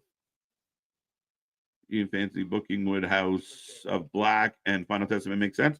You can make it make sense. I think they're kind of doing that, Kyle, with the Wyatts and Final Testament right now. I think it's that vibe. It's like Solo Sikoa is entering. Oh, the whole bloodline's here, folks, as the old bloodline looking on. Nakamura looking like Sith Lord in All About It. I'm all about it too. Get that, make that call, Uso. Got to make that call, Uso. There you go. Got to make that call. Okay. Took 3 tries. I got there. Will Hobbs, Ospreay, Ricochet, Mark Davis versus Takeshita Fletcher. So Don Callis family. I mean, the positive thing I can say about this, Damien, is at least there was some background to why this is happening. I mean, again, is it really what I want Ospreay doing right now? I don't know. And again, not hate, not shade, just saying if I was the booker, I don't know if I would have Will Ospreay doing this. I don't know. I mean, Hobbs kind of seems out of place, and how they got there wasn't my favorite. And Ricochet, I mean, Ricochet's, we'll see. I mean, we need to see what he can do. But I don't love the whole angle. I wish these guys would do something a little better, but at least we got some sensibility out of it. As we got the Bloodline 2.0 in the ring, Solo with a mic. Jacob foaming at the lips as always. They should have kept it 4-on-4 OG Bloodline 2.0. Yeah, Frank, but they've been doing it 5-on-5. So this year 4-on-4 would make it an exception, and I got no problem with them shopping around and kind of making it part of the story. So again, I mean, last year was 5, the year before was 5. Why go to 4 if you can make a story about it? So I really don't have a complaint about it. But we got company. Bad Bunny has a bad habit of saying mommy or poppy within 30 seconds of each song. Yeah, I mean, again, rinse and repeat. The OG Bloodline 5th man could be Cody Rhodes or Braun Breaker as the final choices. Yeah, I don't love it. I want Cody Rhodes to get away from it. Braun Breaker doesn't fit, doesn't fit enough for my money. As we are about to get the next fight on Netflix, by the way, as well. And let me know, are you watching the Tyson fight? Get in that chat. Are you interested in the Tyson fight? Are you paying attention to it tonight? Are you curious? Are you just hoping to grab the highlights? How do you feel about this Mike Tyson situation? As we got a stare down. Dude, this has got such a vibe. Such a Marvel movie vibe. The standoff.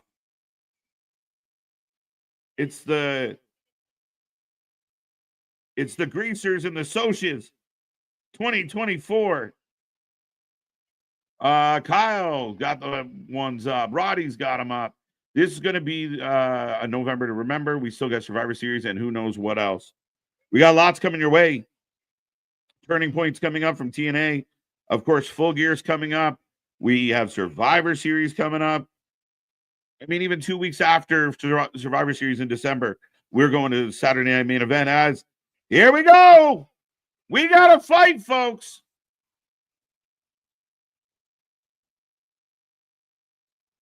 Chaos has ensued. Here we go. Sammy's got Jacob in the corner. Solo's on Roman. Jimmy off the ropes, up and over. Down goes everybody else. You're watching. It's Cody Rhodes, the 5th man. I don't think so. Second week in a row, Hikawa is on Rampage. Jacob, being the X Factor, is always taking everybody out. Solo's up. He's got Sammy. Roman in the corner, though. Roman's looking. Big spear saving Sammy. It's a big sign. Roman saves Sammy. There you go. There you go, folks. The sign of unity. Sammy off the ropes. Up and over. Head on the ground hard. Uh-oh. The crowd rumbles, folks. We got Roman. We got Jacob. And the crowd is buzzing. OTC chants break out in the building. I'm watching Tyson Jake Paul fight on Netflix as well. Good stuff, Damian. Dog, Heyman, and Brock help. I don't see Brock doing it. Bronson Reed takes out Roman. So there's your answer, folks. Bronson Reed standing face to face with Jacob Fatu. And how many times with Jacob have we said now, that's a match we need to see? We did it with Braun Breaker. We've done it with KO. We've done it with Roman. As Jacob annihilating Roman. But it looks like Bronson Reed becomes honorary Uso, I guess. Oh, the Usos back in with Sammy. Brawl is on, folks. This is great.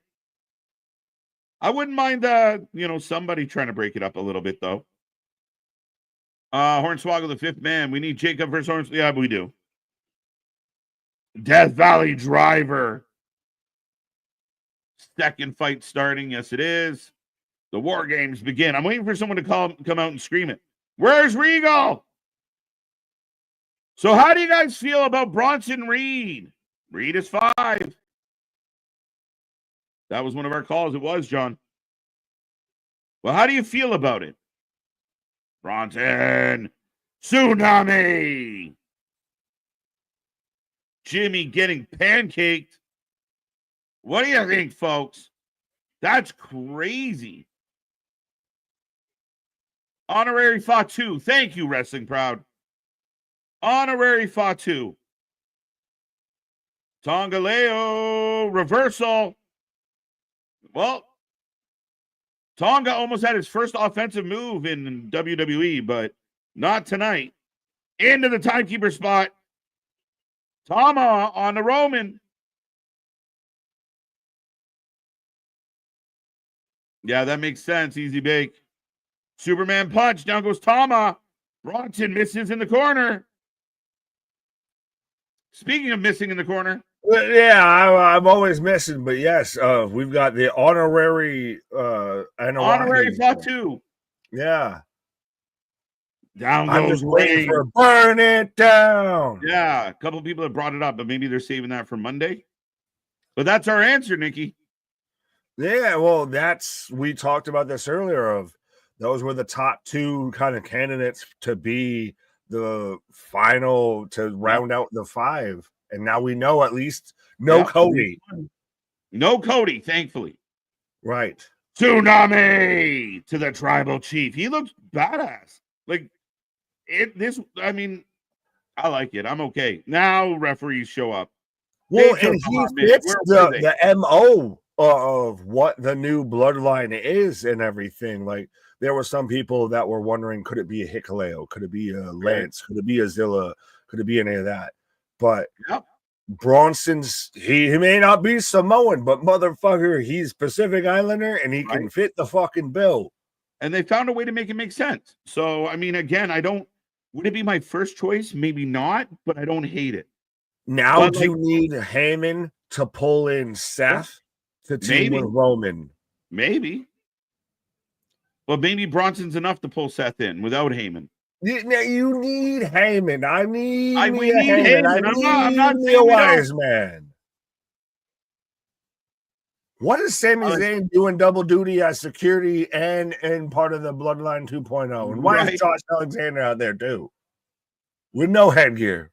Right. Oh, misfit. Aggression from House Left.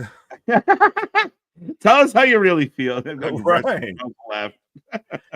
But no, even you mentioned it. I heard it as I was coming back from my pause for the cause of even you get a little bit of a tease of Jacob and Bronson going eye to eye. And that's the thing is now you've established just the motherfucking Haas division. We've teased it. We've talked about it. Now we're about to get the Haas division. But just just keep teasing us one match after another match after. Like, the checklist is getting long for Jacob Fatu. Right? Bronson has black Air Force One energy. Yes. And they're probably scuffed too. They're definitely most likely scuffed. Right. I do not see a Sammy heel turn. I don't, folks. No, this is a fucking goon squad. Like, I think Bronson should just stay part of them. Like, honestly, like this, it fits. It reminds me, and this is again, we're wrestling marks, so we can mention other promotions. This reminds me of like New Japan when you got, like they were the Bone Collector, like when they moved fully past Kenny and the Bucks and everything like that. When you got Gabe Kidd, when you got Finley and all that. Yeah. Make the call. Okay, are we getting it now? Hello, is it me you're looking for? You think Adam Pearce? I don't think Adam Pearce is going to get blamed for this. I don't imagine. I blame him. Just when in doubt, blame Adam Pearce. Well, blame Pearce when in doubt. Right. But, dude, that segment went for a long time. It was good. It was solid. And again, when I see Bronson Reed on the ramp with the rest of the crew, dude, I was like, just leave him there. I think that he almost adds another level of legitimacy, oddly enough, to that group. He fit like a fucking chess piece. Like, it's one of those of we all thought it could have been putting a square peg into a round hole. Instead, we just put it I liked fit it a pretty lot. well. Yeah. I liked it a lot. And the idea, imagine him teaming up with Jacob. Tsunami meets fucking moonsault. Jesus Christ. Yeah, man. Rib cages are not going to be safe when it comes to WWE. They're going to open a whole rib store because they're just going to be all broken and shattered. Is boxing fight is for world title? Not sure which one you're referring to, but not that I know of. No titles involved. No. I think this belt, Berrios and Ramos. Yes, this is for the WBC welterweight title. Okay. The women's title between Katie Taylor and Amanda Serrano. By the way, we are on commercial break from SmackDown. Yes, we are, folks. Right. Spoiler is for the unified, the WBA, WBC, IBF, WBO.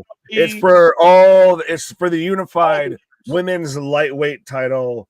And then, and Jake Paul and Mike Tyson's fought under, it's a pro kind of fight. It's not an exhibition. I believe it's under 8 2-minute rounds and everything. Right. It's set up to be like a fight. It's not for any title, but it's set up to be a fight. Well, this fight's on 2/12 right now, folks. We are in commercial for SmackDown. We will remind everybody we got more content coming your way. Don't forget, the Wing of the Ring just went out last night. If you haven't seen episode 2, go check that out. Bunch of playlists below where you can check out all of our content. But SmackDown's rolling along. We are sticking around for Rampage and Mike Tyson, Jake Paul.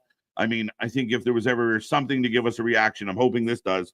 So we'll see how it goes. It's still crazy to think about it of what in the 1990s, early 2000s is going on. Wrestling's fucking cool again. And it's competing with a Mike Tyson fight. Like, what the fuck is going on in 2024? Did we cause through a fucking time warp or something? Did we Mandela ourselves all the way into an effect? Like, what happened? Knockdown. Yeah, no, people are saying, the idea that, WWE's numbers are probably down because of the Tyson fight. But realistically, you're not really that invested in these fights.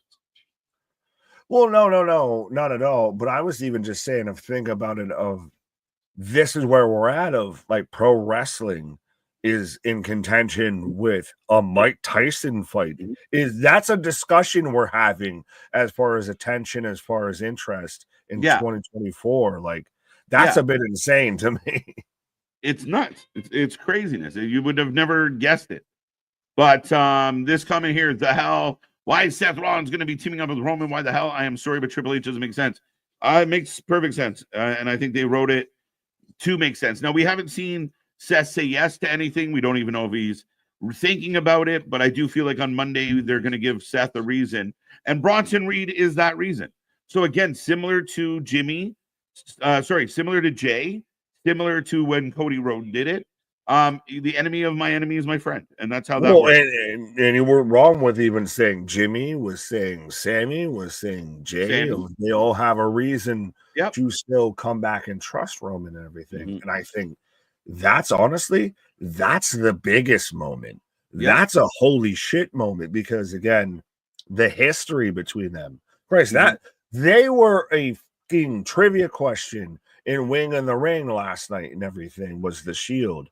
And now we can see, some formulation of it, or depending on if Moxley's going to listen to the crowd on Dynamite, of go back to Roman, maybe he shows up and he's his partner.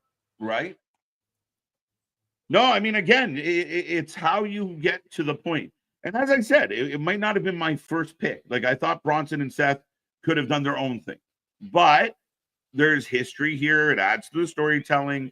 And Bronson looks great with 2.0. So, again, I happen to disagree with 316. You have the threat of Bronson Reed in a War Games match. Paired with Jacob Fatu. Talk about heavy artillery, motherfucker. Right? Well, if you think about it, Bronson was released from the company once upon a time. No longer in the company. Gets brought back. Jacob Fatu, we never knew if he was going to show up here. The Tongans. What a crazy, just those 4 names alone in this War Games. We're probably a year ago, we would have never guessed that some of these guys would even be in the company, never mind at this point, right? Plus Solo going from an NXT kid to where he is now is right. My spirit animals on screen. Is this the Lambo that he was showing off to Randy Orton and everything? And he's got the fucking promo in and everything. Dude. I personally hate that people now fucking analyze that shit of like can't suspension of disbelief of like, did you see CM Punk and Drew talking to each other at ringside when they're supposed to hate each other? Like, what the fuck? Like, fuck off. Like people are crazy. Like, Kevin Costner's not really a cowboy from Montana, right? Like, he has a life. He might have a Lambo himself. Bobby Boucher didn't really play linebacker. So, like, shit, man, like, it's interesting. I hate it. Like, I don't have any time for it. It doesn't make me think any less or more. I mean, what do you want to do? They live. But it's that thin line, because in the same breath you have stuff like that is the same breath that you have Cody and KO get into it and Kevin beating up Cody by his bus and everything after Bad Blood happened. So it's the same. It's a split. It's a fine line. Yep.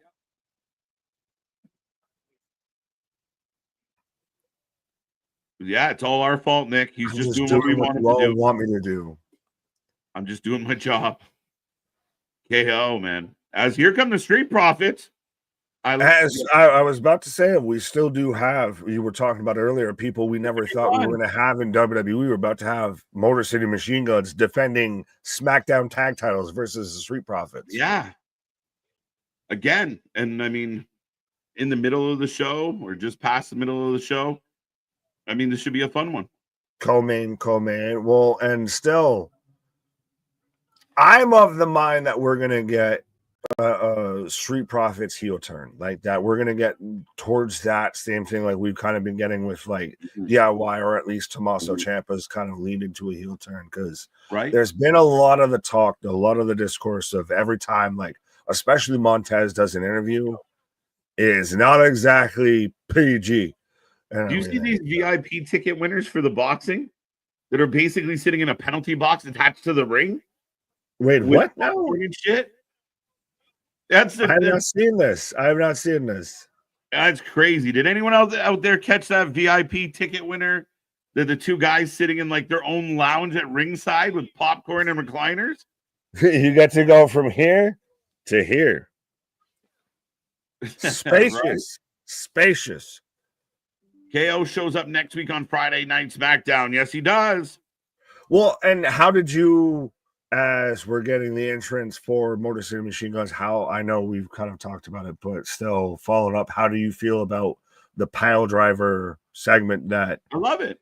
Well, there's been some people that when you look at other promotions, they don't sell moves anywhere close to that it brings it into question. No, I mean, it's a pile driver. And it was, and I like it. And they've already sold us on the fact that Randy's at the late part of his career. So a pile driver hurts Randy maybe a little more than it does somebody in their prime right now. And again, things like tombstones and pile drivers should be fucking sold. Blows my mind that when we finally sell one, people are like, why'd they do that? Like, I think it's wicked. Why didn't Orange Cassidy sell one that was on the ring steps? And everything? Like, remember, that's the move that almost ended Stone Cold Steve Austin's career. Yes. I mean, that's the thing, man. You can't have situations where you set somebody on fire and they get the pinfall in the same match. Like, you gotta sell some of this shit.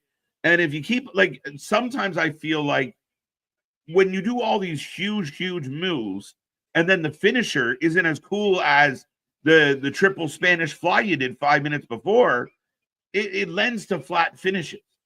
Well, and yeah, especially because WWE's had the pile driver banned for quite a while and everything. They sold it like that, but that goes to the stake of it of, well, I can hit a tope suicida and everything like that. That should theoretically be 10 times more devastating than I just hit a whoopsie-doo pile driver.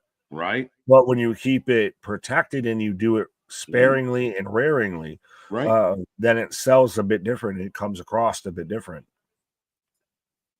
What do you mean? There's nothing cringy about MCMG's entrance. Their song could be better. Their pyro's fine, bro. What are you? No, this is Anthony talking vicariously through Boston right Anthony now. I'm loves just it. saying Anthony that loves it. I bet that it's not TNA, so it's bad. No, Anthony's gonna jump in the chat and be like, I like that. What is Boston talking about? Motor City Machine Guns for the win. So yes, folks, let us know who you're taking in the chat, or if there's a poll up or anything. But let us know who you're taking in the chat, whether you're taking the Street Profits or you're taking Motor City Machine Guns. And I know I should take Motor City. There's still there's some inkling there. Like the Profits, just there's a buzz, and they've always been good, and now it's getting to that. Oh, but the Profits aren't winning. Do they at least heel turn? No. They might turn out. You don't think they heel turn? They just straight babyface JOB. They might. I think they at least heel turn. Yeah, heel turn. That'd be interesting. They might turn on each other. Like I said, they've been teasing it. The interviews, the quotes, and everything are starting to get a little bit more. We've got an edge to us and everything like that, and people have questioned of whether it's they're actually unhappy or it's part of an angle. Yeah. Anthony in spades, my friend. I don't care. You can have that.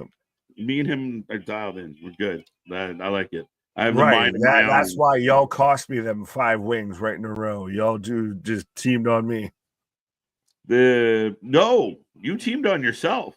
Pause. Yeah, pause on that. How can you say that? MCMG for the win. Right now, 85% of the chat, 81% of the chat, that changed quick, is taking MCMG, and they shall be right. Yeah, I mean, let's be honest. Realistically, Motor City Machine Guns is the team that's going to win, especially they just showed up. They just won the belts and everything.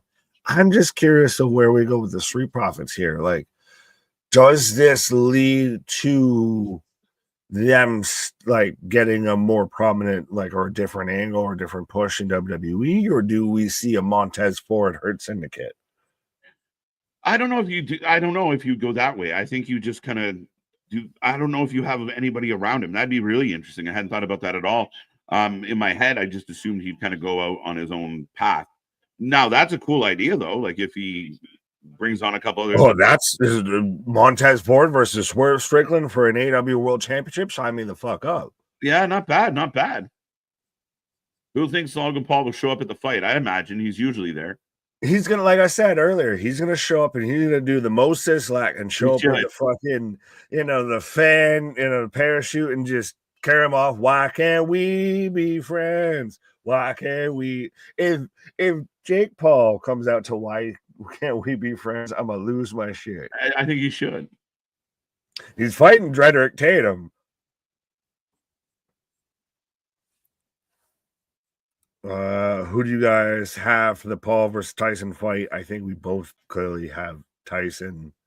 Do we want to pick a round or just hopefully the paramedics are there? Tyson in the 3rd round. Fair. I halfway, just to be the heel, want to pick Logan just because everyone likes Tyson. Right. Well, no, the only way I could see Logan win it is it's a gimmick finish or he just gasses him the fuck out. He relies on the fact that he's 57 years old and everything. We saw how Tyson looked when he fought Roy Jones and everything. True. And Tyson looked scary in a 30-minute Instagram video and everything. So maybe it could go that way, but it's Mike Tyson. Like, that's the thing. Punch out. Yeah, man. I mean, the meme going around of the punch out of Flamingo Joe. I was dying. Yeah, we've seen this before. Dude, like, come on, bro. But I mean, again, I think I'm curious because everyone around Tyson is saying what they're supposed to say, and that he's in great shape. His conditioning's phenomenal. I mean, that's where, like, do we get into like a 3rd, 4th, 5th round and Jake gets surprised that Tyson's still there? Is Tyson surprised that Jake's still there? That's going to be the thing. Is respectfully, Jake has nothing to lose here. of if he loses, he was supposed to lose. Right. And Cobra Kai on screen at the fight. Christ, crane kick his ass. Right. But no, Jake has nothing to lose. He got slapped and he's like, this is a pinch me moment. Yeah, because I got slapped by Mike Tyson. He has nothing to lose. So yeah, if he's in there in the later rounds, Mike might be, what the fuck are you still doing here? Oh, tag to Chris Sabin, by the way. He's rolling in now, big boot. No, I mean, dude, it's crazy. And again, like you said, I mean, worst case scenario, it's a highlight reel to remember as, Jake Paul gets his head popped off like a rock'em sock'em robot. Oh, I want that to happen. I 100% just want, and I throw right hand and bang. Jake Paul 6-round KO. My fear is it's a word. Odds could be right. Big knee. And Sabin getting the crowd going. That's been a lot of people's worry theory conspiracy about this, is that it's a gimmick finish. That's my only fear, is that it becomes another one of these bullshit internet matches or fights that just don't lead to anything. That it's just, we got our paycheck, let's go home now. Well, and then there's some people that might feel like it's, I'm better selling it in the sequel versus just the original of I got you on the first one so I can get you on the second. Right. Tyson wins by a spitball. As 2 count from Motor City is I've got Montez Ford and Alex Shelley in the ring right now. Yeah. Jake got a taste of Tyson's hand. That was one vanilla or chocolate. I think he left chocolate in his pants, if I had to guess. I think it was probably chocolate. He did step on his foot. I mean, it happened. Yeah, but still, again, I've still said this, and I've seen it with watching some of the stuff for all of this. There's still that bit of Tyson that, as much as you can tame a fucking lion and he can sit there and perform at the circus and everything, that motherfucker's still a lion. That motherfucker will still come unhinged at some point. Oh, Montez to the top and Ciampa. There's your heel turn. Boo! I care. I care and I like it, but at the same time, so we get nothing of, we get Triple H doing his best heel turn, his mini heel turn. Trips is turned on Montez Ford. Right, he's living vicariously through this balded, bearded man. Johnny's here. Watch, Johnny's gonna turn, bro. Super kick is coming. No, he's still too babyface. He's still too clean. Look, here comes the kick. Here it comes, folks. Johnny's gonna turn. Do it. No, because you have Tommaso shoving Johnny. I think we're gonna run back, Johnny and Ciampa before we run back this. No one can survive. I want the titles. Man, I like that, man. I want the titles. I'm tired of messing around. I want the titles. That's better Ciampa. But that's become the MO of the WWE heel of vindicated to an extent of I'm tired of being the generic, Dawkins does a turn. but Montez is right there with him. They got the applause for helping them up, and no respect for the champs. So hey, yeah, but Montez is looking away and notice the black and white gear. Right? New world order. Knockdown, another knockdown, 2 knockdowns in this one. Lennox is looking old with that beard. Listen, why are you trying to come up here and discriminate on beards? Right? Especially gray ones. What the hell? Do we get a cash in tonight? No, I don't think we get a cash in tonight. No. Survivor Series, maybe.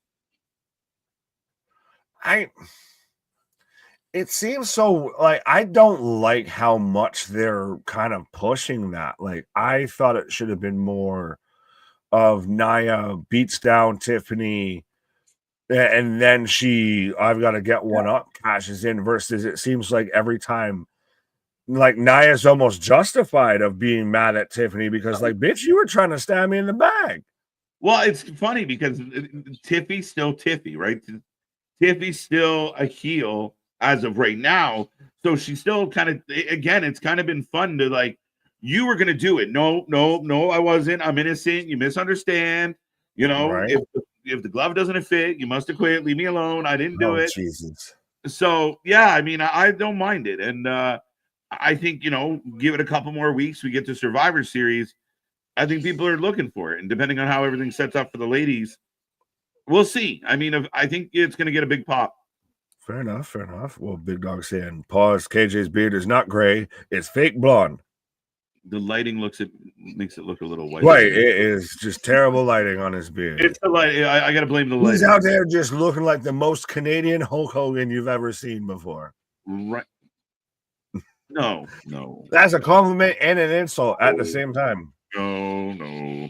Moving on, brother. Do you need to cash in at a pay-per-view all the time or do it on regular SmackDown? That's a valid point, Nick. How do you feel about this? I mean, do we always wait for a pay-per-view for a cash-in?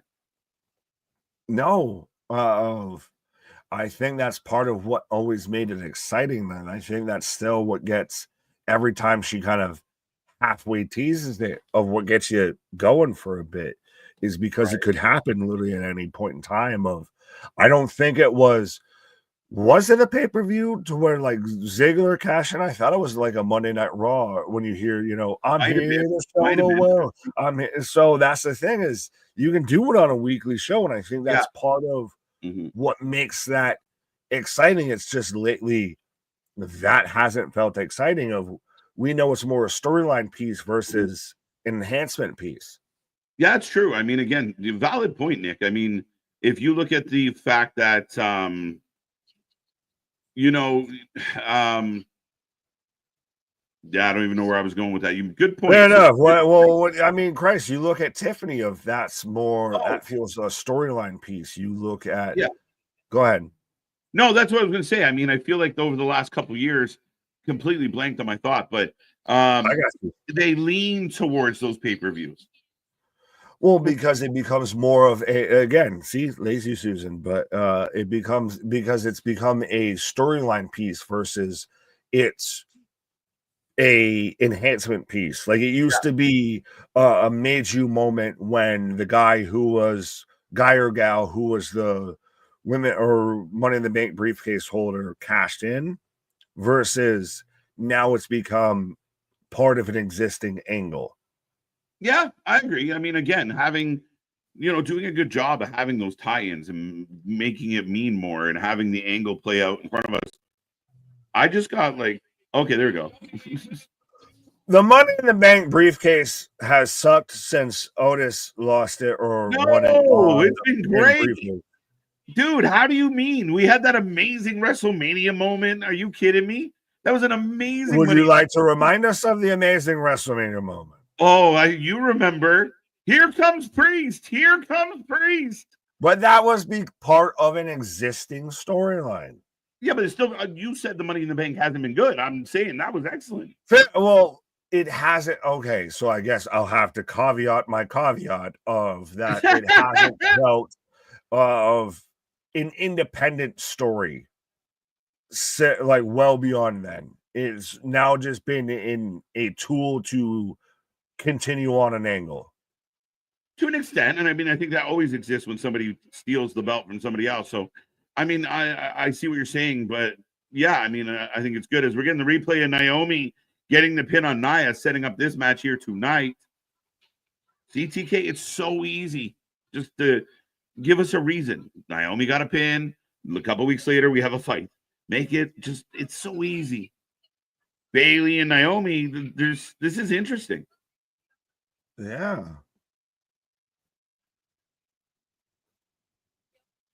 Oh, as Bianca and Jade. How you doing? See, and again, wow. This main event is going to have more people involved than the main event of Tyson versus Paul. For sure. Tiffy, 2 belts. A lot of people saying, could you see Tiffy winning the U.S. title and cashing in. No, one or the other. Yeah. I'm a TV loyalist of no, one or the other. Absolutely.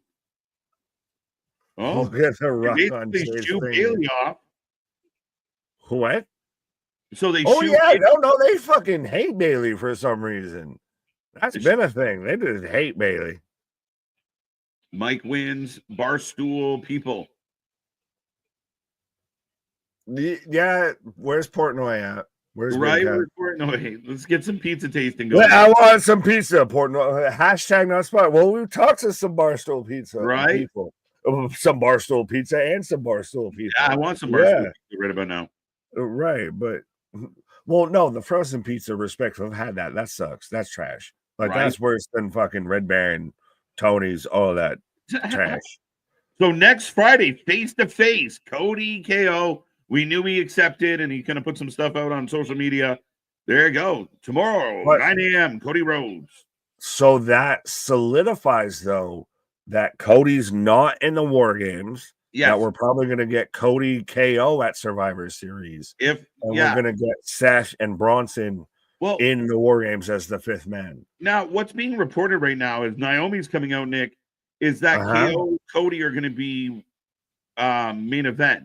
So do they have a match in Survivor Series that bleeds into main event, or do they skip Survivor Series? I don't know how you handle this. If the if they're going to be a main event, then so fucking be it. They just miss his Survivor Series. I thought literally just because they're not going to be in the War Games, so you do it at Survivor Series. So if they're going to go to main event, so then you just skip that. That's fine. Yeah, okay. Defeated Nia Jax 1 month ago. Stardust. J-Boy, welcome. So Bianca can trust Io Sky, but can't trust Bailey. When all members of Damage Control has screwed Bianca at one point, the math ain't mathin'. It's true. Right. Good. I don't even know how to counter that. I mean, it's accurate. Tyson and I'm surprised Anthony's just not been over the moon about you saying about how Naomi should be the women's U.S. title. Yeah, I think so. I think she's got to be a good candidate, Nick. Paul won't mark on him. There you go. Well. Oh, I thought you were talking about Heyman, not fucking Jake. Nah, this man, he about to look like, this is your brain. This is your brain on Tyson type of shit. On Tyson.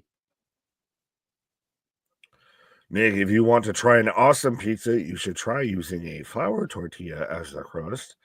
Put your toppings on it, either nuke on 3 minutes or bake at 325 for about 10 minutes. It really is great. Fair enough, big dog. I don't know if my Italian genetics can let me use a flour tortilla as a pizza crust, but I will take that under consideration. Right. As I'm in commercial break on SmackDown, as we've got Barrios and Ramos right now in round 9 out of 12 with about 2:14, 2:13 left. Yeah, let's go. Let's get to this Tyson fight. I'm trying to get through this women's title match with Naomi before moving on to the U.S. title with Naomi. There you go. One step at a time, my guy. She could win tonight, Nick. No, she won't. No.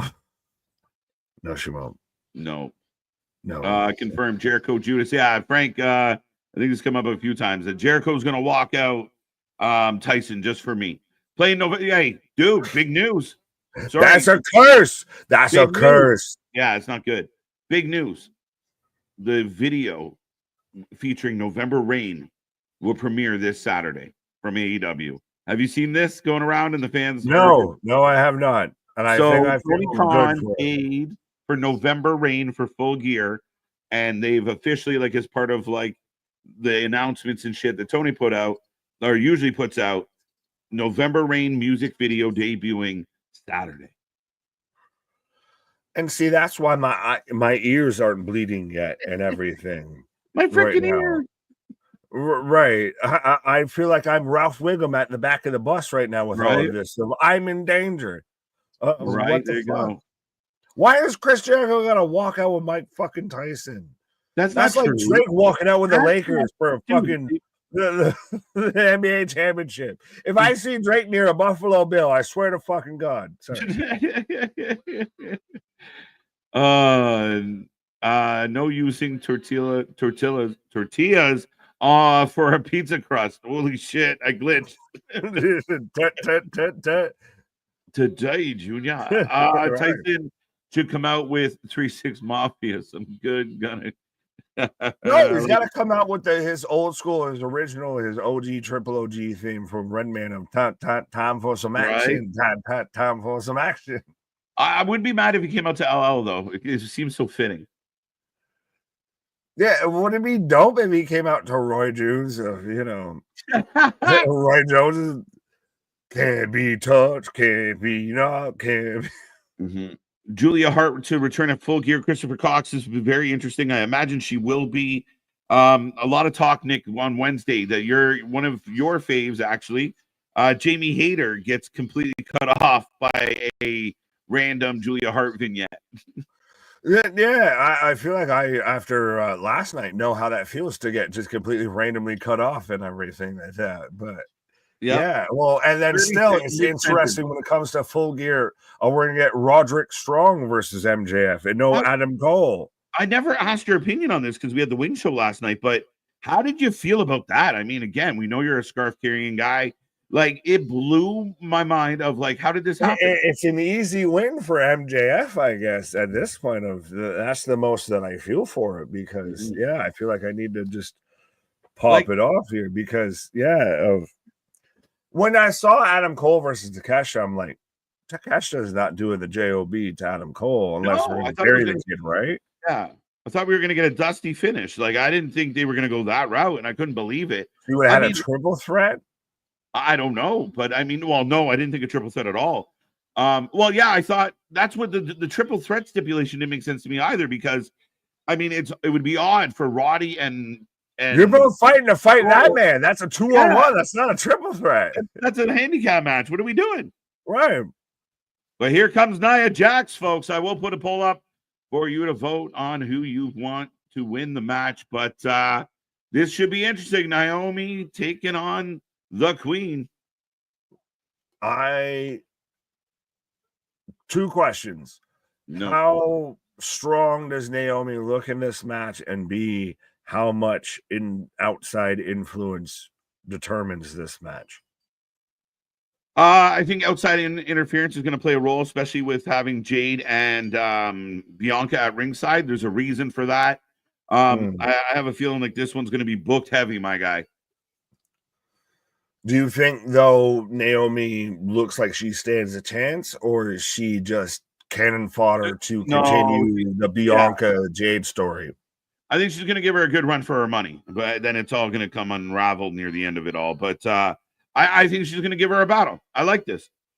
Do you think she gets squashed, and then when she is in the contender of the tournament for the U.S. title, that's when she shows dominance? Maybe. Make you guess it, make you question it. Well, well, there's a couple ways it could go. She could get squashed in this match, which leads to her being not in the best of shape to win the U.S. title, or she gets squashed, and that plays into the fact that I have broken ribs, but I'm still battling. Like, I don't know. We got a couple options here. She lost her glow instead of lost her smile, right? But folks, we do have the women's world title on the line right now between Nia Jax and Naomi. So let us know who you're taking for this. Right. And we are in round 10 out of 12 between mid-card versus mid-card on Tyson versus Paul. Barrios and Ramos. Right. Pink versus red. Pick one. 65% are taking Nia. So a good amount of support out there for Naomi going into this one. I just feel like Anthony's the other 30%. He voted over. How many alt accounts can I make to vote this way? Right. we're going to see the votes are from Boston 2.0, Right. Boston 2.5, Boston 3.5. And World's End is my prediction, MJF versus Adam Cole. But why would you not have Adam Cole, MJF at one of your preeminent pay-per-views in Full Gear? Why would you save it for World's End? And you were building towards it. That comment just hurt my brain a little bit of like, why would you save one of your biggest feuds that as fucked as it has been, as Tiffany's watching backstage, but as fucked as this whole feud's been and convoluted and misconstrued and everything, why would you wait and save it for not even your C level, like your D level? And this is AEW D level pay-per-view, pre-show, what have yous. Oh, that's when you're going to do that? What? Well, and again, here's the thing, Nick. If you were building towards, okay, we'll do Roddy at Full Gear for whatever reason, and we'll do Cole at World's End, well, then build Roddy as the angle, not like this is all predicated on the relationship and rivalry between Cole and MJF. So it is what it is. But right now, Nia all over Naomi. I'm building Roddy at Full Gear to build to whatever the next huge pay-per-view is with AEW. I'm trying to remember their fucking chronological order. I haven't gotten it down yet like I do with WWE of, what month it is, what pay-per-view to expect. Right. But Roddy versus MJF is a build to the bigger show at the bigger match and everything with Adam Cole and MJF. Yeah, I just don't. It was such a weird build for it all, but anyway, it is what it is. It's all shit. But it's not good. But Naomi trying to fight back. Back elbow, big ass elbow. Pancake. Last pay-per-view of 2024 is AEW World's End. Yes, it is. Yes, it is. We will be here live for it, folks. We'll be here live. I don't want to see MJF versus Adam Cole on it. It'll be very interesting. It'll be just bad. It'll be just bad. Again, I think a lot of this is hurting MJF. It really he's finding out the fullest effect of fuck around and find out of when you bet on yourself and realize that you had a wrong pay stub type of shit of like maybe when you bet on yourself and realized you shouldn't have. Corey Graves, that was awesome. Naomi, get out of the way. No arm pedigree tope. Nia for the win. Both women fighting on the outside here. Oh, Naomi coming unhinged. Right. Anthony went really quiet. He must be focused. All right. I got a commercial break. I see you there.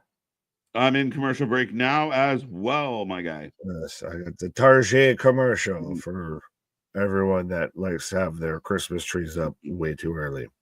Well, ladies and gentlemen, the show is on commercial break. We are still waiting for the start of Mike Tyson, Jake Paul coming up in a little while. We got Rampage on the docket, and we're still rolling through what has been a fun SmackDown tonight. Real quick, a word from our sponsor, Nick.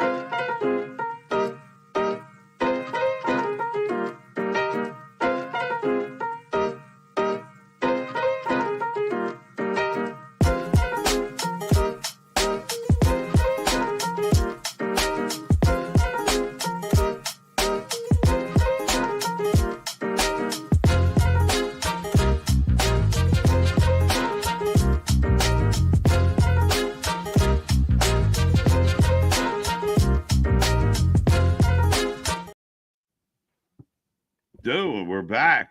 Thank you. Folks. Right. See, I didn't sales pitch into it this time and everything. Right, but that's going to make a right 100%. We do have joined the Wrestling for Life Network Army 100% as we're marching on the road to 6K. So 100%.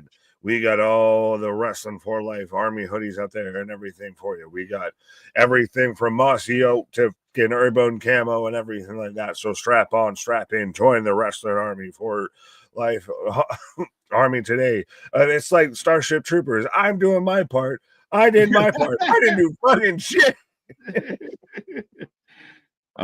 Team Liv versus Team Bianca. That's the rumor. That's the rumor. By the way, you just made that hard as shit though when I upload this to fucking Spotify and everything like that. For which, by the way, we do have all the audio versions on pretty much anywhere you can get all of your, audio podcast listens and everything like that. But I have to click this little thing that says not sponsored shit, and then when you sell us as our own sponsor, I have to kind of be like, I guess I hope this flies through. It's just kayfabe. Let the algorithm sort it out where it lies. Right? We are currently sponsoring ourselves. We are sponsored by ourselves. Hashtag not sponsored. Hashtag us sponsored. Right? CM Punk. That's random. Did you see the thing to where Larry is outselling people on like active wrestlers? Yeah, Larry he's selling AEW.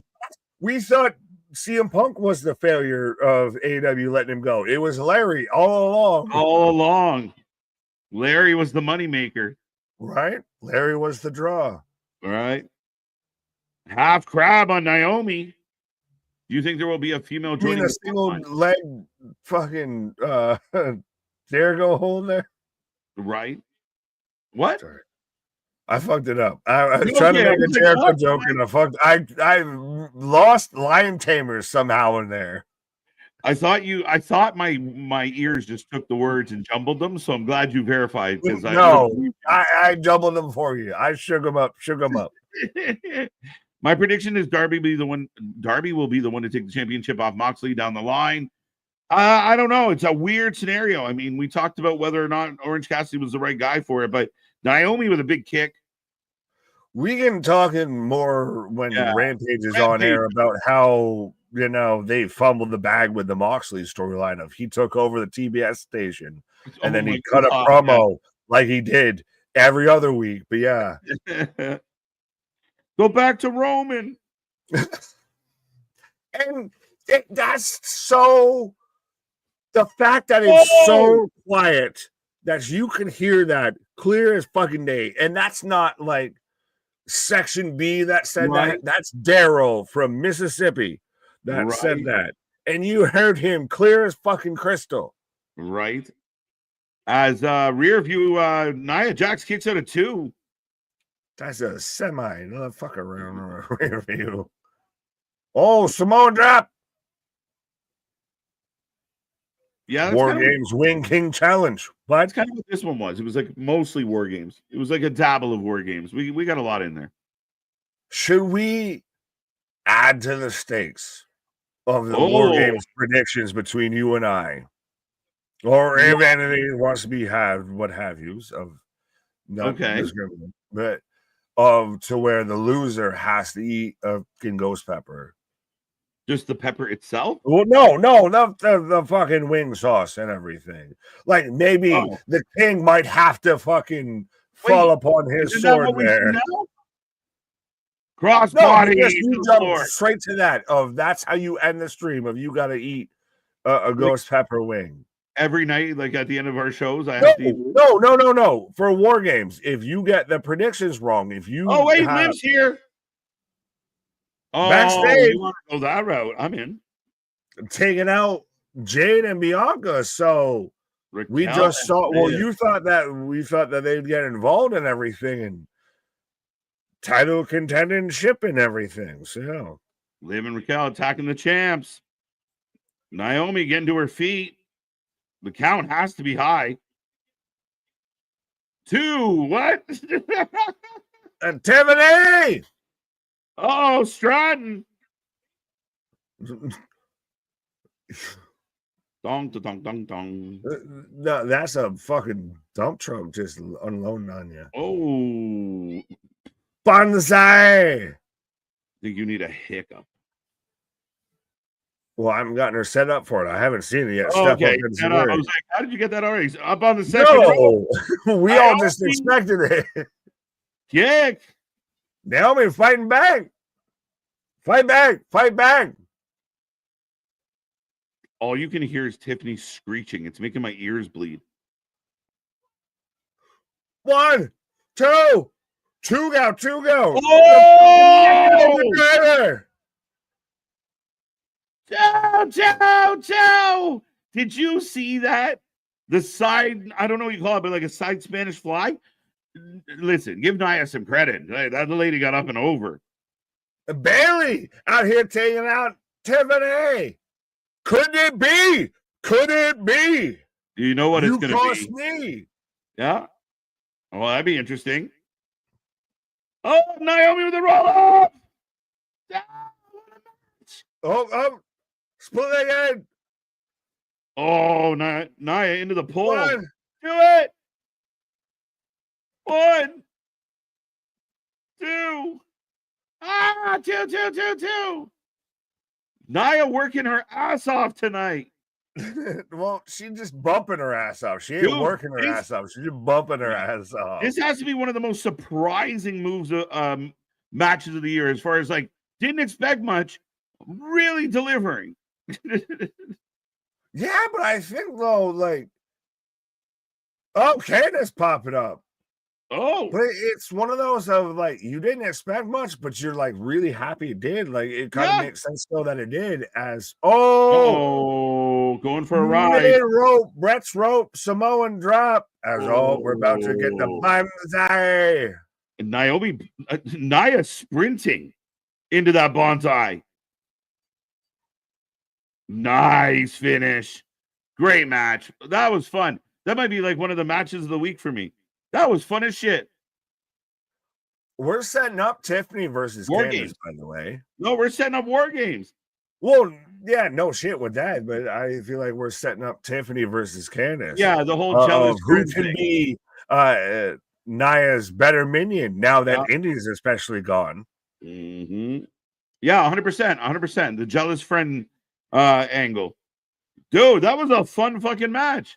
Right. I wish I paid more attention to this fight because they're celebrating this fight like we're celebrating this win. They're both like, we both won. It's so good. Everybody happy. Look at the drop. Boom. And then the bonsai drop. I will give Nia credit of like the bonsai drop fits her perfectly. Like it fits all the shit. Yeah. The Samoan drop into the bonsai drop, it's perfect. She sells it. The crossing the arms and counting with the wrap. She's Yokozuna. She's Thickozuna. Yeah. I like it. And again, Naomi has reasons where it wasn't fair. She didn't lose clean because of the chaos, but a dominant champion gets a win, and we're back to Roman not happy. Almost. So we're gonna be ending it right here. Give me Paul. Send me home with a smile. Call Paul Heyman. Paul, give me Paul Heyman. Call the wise man. Call the wise man. Let's go. Yes! The pop just for saying the wise man. The pop was crazy. That's insane. His number's not in service. The number you have reached is not in service. Every minute that we got excited, we just got our heart broken. That's a tease. And Roman's beside himself. That's such a fucking good visual to end on. Like, right? He changed. Well, still, if I'm watching this, if that's Christ, we're watching Netflix for fighting and everything like that. If that's Netflix and I'm seeing that, are you still watching scrolling beside me right there? Fuck yes, I am. I'm waiting for the next episode and to see how this shit carries on. 100%, like perfectly done. And dude, again, these are the little things that other wrestling companies kind of missing out on, in the idea that like just saying call the wise man, the whole arena cheered. The whole arena went nuts for that sentence. It's crazy. Right. You don't have to throw yourself through every piece of furniture to get a pop. It's amazing. When you build a story, it's amazing how it pays off. And two, as a Layla Gray.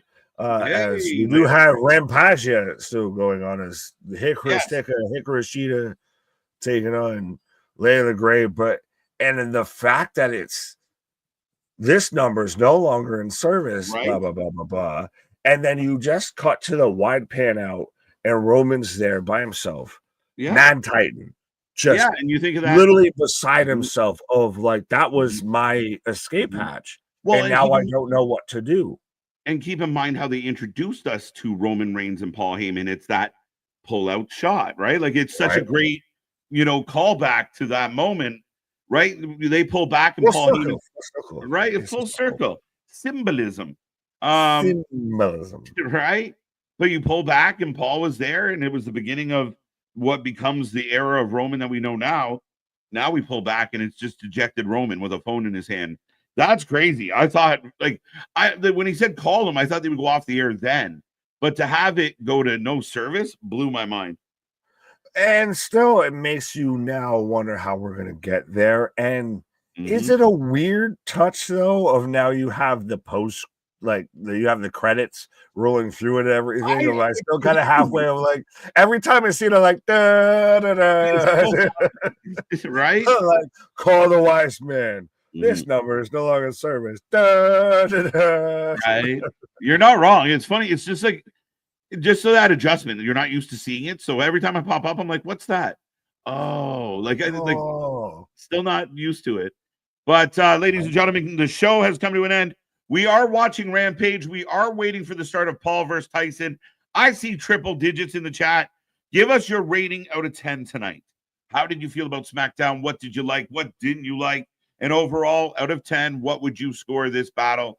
I kind of enjoyed it, as I got our Hawani with Ariel Hawani is what she was trying to say, interviewing the caveman that is Jake Paul, to where I didn't realize until now how predominant his fucking forehead is. It's like chin. he looks like he's doing a Geico commercial, right? You stepped on his toe. That's why he was mad at you. There's a lot more reasons that Mike Tyson is going to be mad at you. Of Christ, you just breathed him the wrong way. I was watching before we went live of the hit list of Tyson trash talk, and a lot of it I can't repeat here because it's like I'm gonna exploit you until you love me, right? But by the way, folks, Rampage does have Hikaru Shida taking on Layla Gray right now, and Jake Paul giving a backstage interview. Now would be the perfect time to start the Jake Paul fight. Right now. Yeah, just a wee bit. We hoped, we thought. But let's get into some of these ratings. I saw a couple pop up. ABJ with a 7, 9.9 out of 10. Damian coming in hot. That was bold insane. strategy. 0 out of 10, says George. Didn't like any of it. 8 out of 10. Usually there's a funny reason why it was 0. Yeah. Well, what was your rating? Ooh. I'm kind of leaning into like a 7.5. I could probably be twisted into an 8. You read my fucking mind. Oh, there we go. Yeah. Right. That's literally the exact number I had in my mind of 7.5. Yeah, like a solid B minus. Like it was a solid night. It was good but not great. But there was great things. It was just in between some of the great stuff. There was mesh stuff that I can't even remember happened. But it's one of those that, like, you see a kid that's at like a sports camp of like, you did good, but you didn't do great. Like you're slightly above average. Yeah, I felt it was solid show. Like solid. I was content with it. Naomi and Nia over delivered for me. I was really surprised at how fun that match ended up being. I thought it was going to be kind of a slow match, and then it was just going to get that overbooked at the end. But even like the run-ins weren't bad. Like Jade and Bianca got jumped in the back, and then Bayley helped with Tiffany. Like I thought it was a great match as Shida gets the win. It lost a bit, and I feel like still like the The Ciampa stuff and everything, I think, was pretty solid. I like the Ciampa part. A good bit of what we had to me, especially the ending was the best. That was like, that's a nice little on the end of everything. Yeah, I mean, and that's where I'm like, I could go 8. Like, I mean, just if I don't think I could do that. I could go 8 just because of I got Harley Cameron shaking her tatas again. We'll get there. Finish what you're saying, and then I'm going to ask you about another thing. There. Yeah, 9 out of 10. But yeah, no, I think that like the big moments were really big. Like MCMG and what happened all with that situation, I thought was cool. I thought it was fun. LA Knight, I thought had a good promo. Shinsuke comes back. The more I talk about it, the more I'm feeling 8 would work. The women's US title. That was fun. With a fucking guitar. Why do I feel like I want to go John Belushi right now and just smash that fucking guitar across the hemisphere and say, I'm sorry I broke it. Right. But, yeah. How did you feel here? Because you were here Wednesday on the shake off, bake off, all of that. Yeah. Yep. How did you feel? How did I feel? Well, okay. This is all I said. You and I know we joke around, we push the envelope sometimes. And we're adults. We're adults, so we get it. So as an adult male, I was not bothered by what happened. All I did want to point out was if that was WWE programming treating the women like that, the fucking world would go ablaze. Like, it's weird, this double standard of, like, it wasn't a big deal to me. Not a big deal. But the double standard from the fans blow my mind. Like, we're supposed to be in that day and age where the women aren't about, that. They look good, but I'm waiting for the emails to be leaked in about 6 months to where Vince Russo was trying to send an email to, Tony Schiavone, and instead it went to, Tony, whoever the fuck. And to where he's been the one secretly booking this shit because. Oh, right. I mean, I get it. Like, I get it. We're going to take the edge of your tone, but we can even talk about we're in Rampage, so I can talk about this now, too. I think they're fumbling the fucking Moxley shit. Okay. Just 1 second. I just want to grab the couple ratings and we'll get back into the Rampage stuff. Yes, Safari is coming up, but 7 out of 10. Awesome show, 9.9 out of 10. Paul is so chill right now. He's loving it. He's just chilling out on that island. Does that at all make you feel like maybe he's like, is he maybe a solo guy? No, he got destroyed by a Solo. This man was out there paler than fucking Casper. But could he say, he needs to just be revitalized and maybe. We gotta go and find this man. We gotta go on a hunt for the wise man. Right. 8 out of 10. Netflix live, my side having issues staying. I had a bit of a pause on the Netflix stream, but it came back. Fair enough. If I can pause real quick, I just want a side quest like thing to where it shows like through like the middle of like Brooklyn, New York, and it's like the Usos and like Sammy and Roman and everything like, trying to track down Heyman and everything. And, like they're gonna go to like the deli, and then they're reading the newspaper and you pull it down and it's Jimmy Uso and shit like that. Right. 8 out of 10 from Ring Insider Anthony. I think you could have say Sheeta is a pillar of the women's division AEW. If that's a thing, it's not really a thing, Kyle. And Sheeta could be, but she really hasn't. She once upon a time was maybe Nick, but faded right out. The pillars of AEW very much were more pillars of salt than anything, and that's a good way to put it. The thing is, they've fucking dissipated faster than a fucking hiccup. They've gone the way of the fucking dodo bird, of the way of ratings in AEW. Yeah. Big Dog with us, 7.5. Gonna try and score tickets for the show in Phoenix. That should be fun. Let us know if you go AD. Remember, if you bring a sign with our logo on it or something calling us out and you can prove it, we will send you a t-shirt. Paul is going to like the Elephant Man after going to look like the Elephant Man. Yeah. Okay.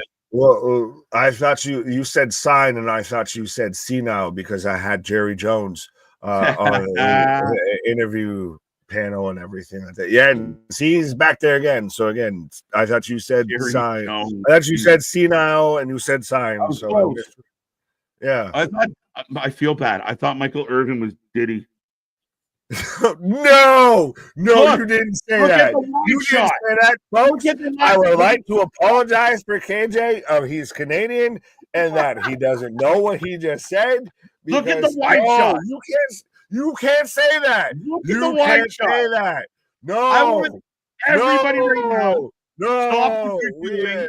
Everybody out there. And Stop no, what it is. you're I'm gonna doing. just keep talking louder until this man stops trying to say what he said about Michael Irvin being. Everybody look. Everybody tell me. Steak. I was waiting for him to start going, fucking side shuffling. From the wide cam when they pull out, and I first looked up, I was like, oh, Diddy's next to Jerry Jacobs. No. Jerry No. Jones. Jerry Jacobs. He's Just great. all the way, no. Just no. Just no. Tell me I'm wrong.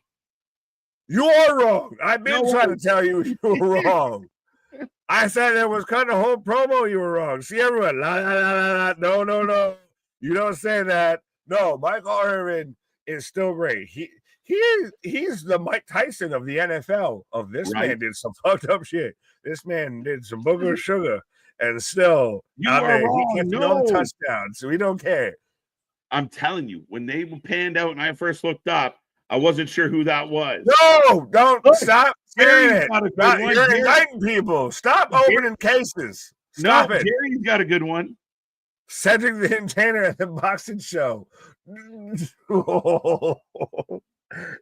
I saw him earlier, and I didn't want a Cat Williams, but I kind of want a Cat Williams. So, like, what the fuck are you wearing?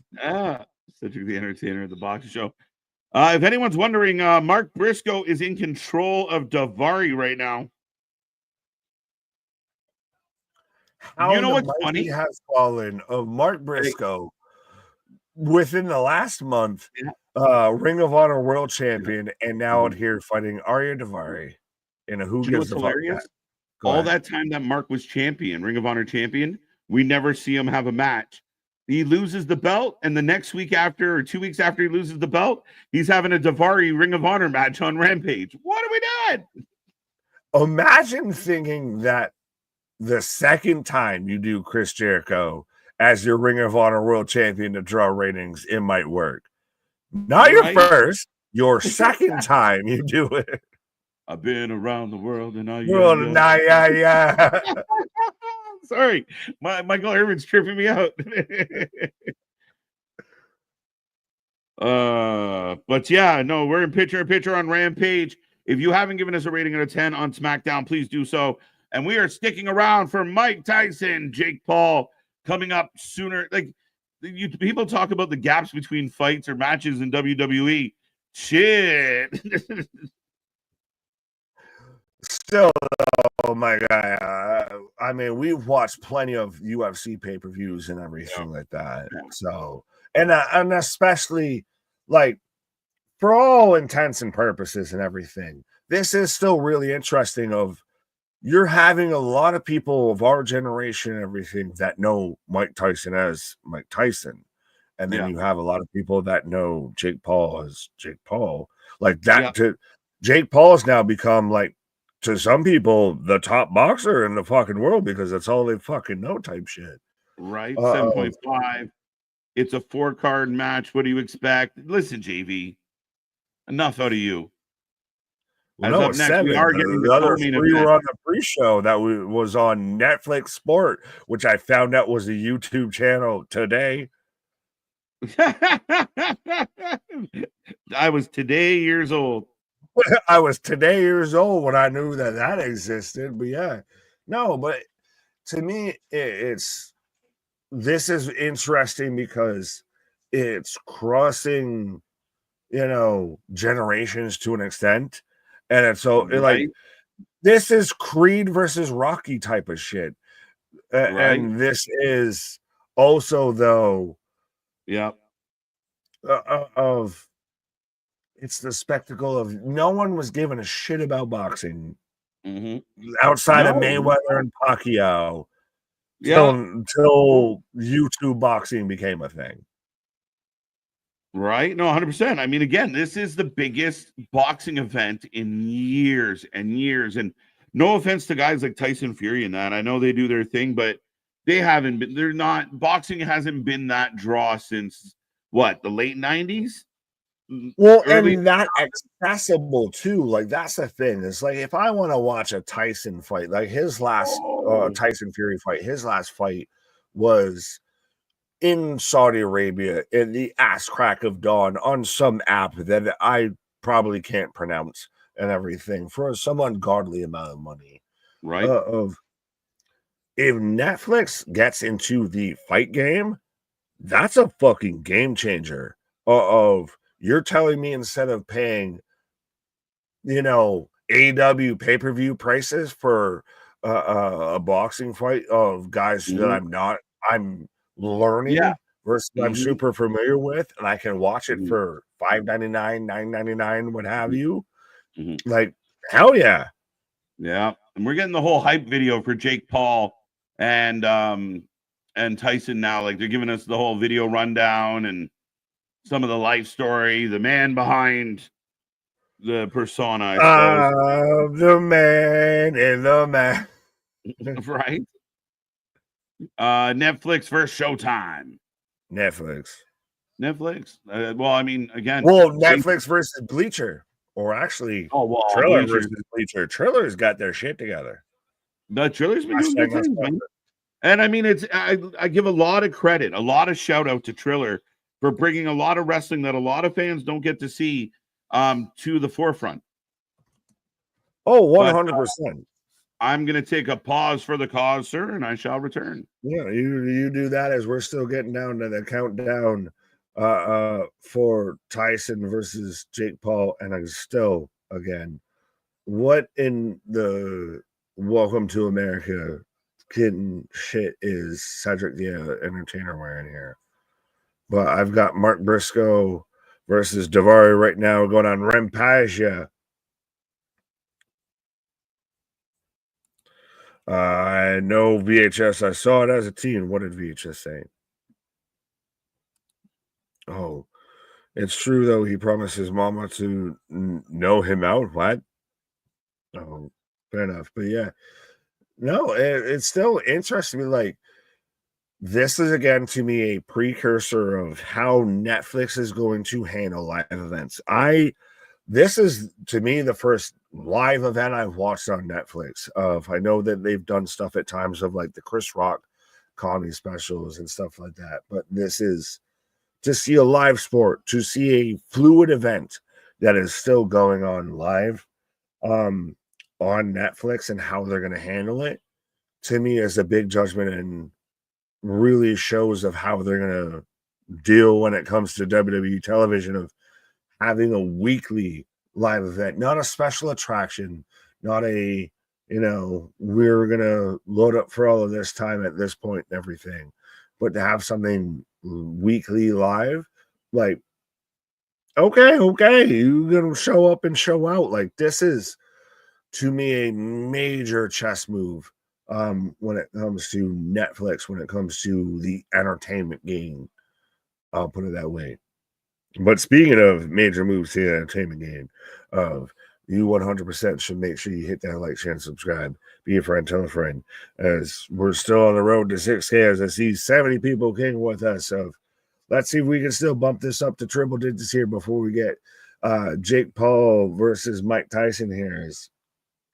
I feel like we've got one fight maybe left, I feel, perhaps, before we get to the main event, as I got Mark Briscoe about to go tope con redneck on everybody, onto Daivari and Smart Mark on the outside here. That's going to put Netflix to the test. That's to me going to be the test here. And I think this is, I still always thought, even with how I was excited for this event and everything, and still to see as Mark Briscoe picks up the 1, 2, 3 with the froggy bow, but to still see what could happen with this event. But I knew how much it was going to draw. So it's one of those of, if they can handle this, then hopefully they would be able to handle a weekly Monday Night Raw. And still, again, we've got Roy Jones, Rosie Perez, and Mauro Ranallo. And I swear to fuck, the most, jumbled, scrambled and ringside 3-man booth that you could ever think of right now. You have Roy Jones, who's right now most recent claim to fame has been him being in the exhibition match, most recently with Tyson. You have Rosie Perez, who's still claim to fame, white man can't jump, and then Mauro, who still, voice of Strike Force / voice of NXT until JBL buildup, but just it's such an interesting thing. If that's your ringside 3-man booth, like what the fuck? As I'm getting a replay / highlight. So yes, we do have coming up next as I am commercial break on Friday Night Smackdown. So 100% we are covering anything and everything. Trust me. When we say we cover more wrestling, but see more anything than anybody else out there, 100%. We're not only watching Friday Night Smackdown, we're watching Friday Night Rampage, and we're also watching Jake Paul versus Mike Tyson out here. And right now we're about to get the co-main event, co-main event of all the women's lightweight titles on the line of Katie Taylor, the reigning, defending, undisputed champion, taking on Amanda Serrano here. So you can let us know who you're taking for this right now. But yes. Damn it, now I want to go watch White Man Can't Jump. Yeah, it's so pretty. It's so pretty. Who do you have, Serrano or Taylor? KJ? Oh, God. I'm uneducated in making a pick on this. I'll guess I'll go retention just because champions advantage. So I guess I'll go Katie Taylor. Yeah, coin flip when it comes to that one. Rosie, it's so pretty. It's so pretty. How will they handle accidents, botches, curse words, signs with offense things on it, etc.? John, you're asking about Monday Night Raw on Netflix. Well, I mean, think about it. They have Mike Tyson and Jake Paul on here. Curse words and aggressive things and everything. I think they've probably dealt with a little bit.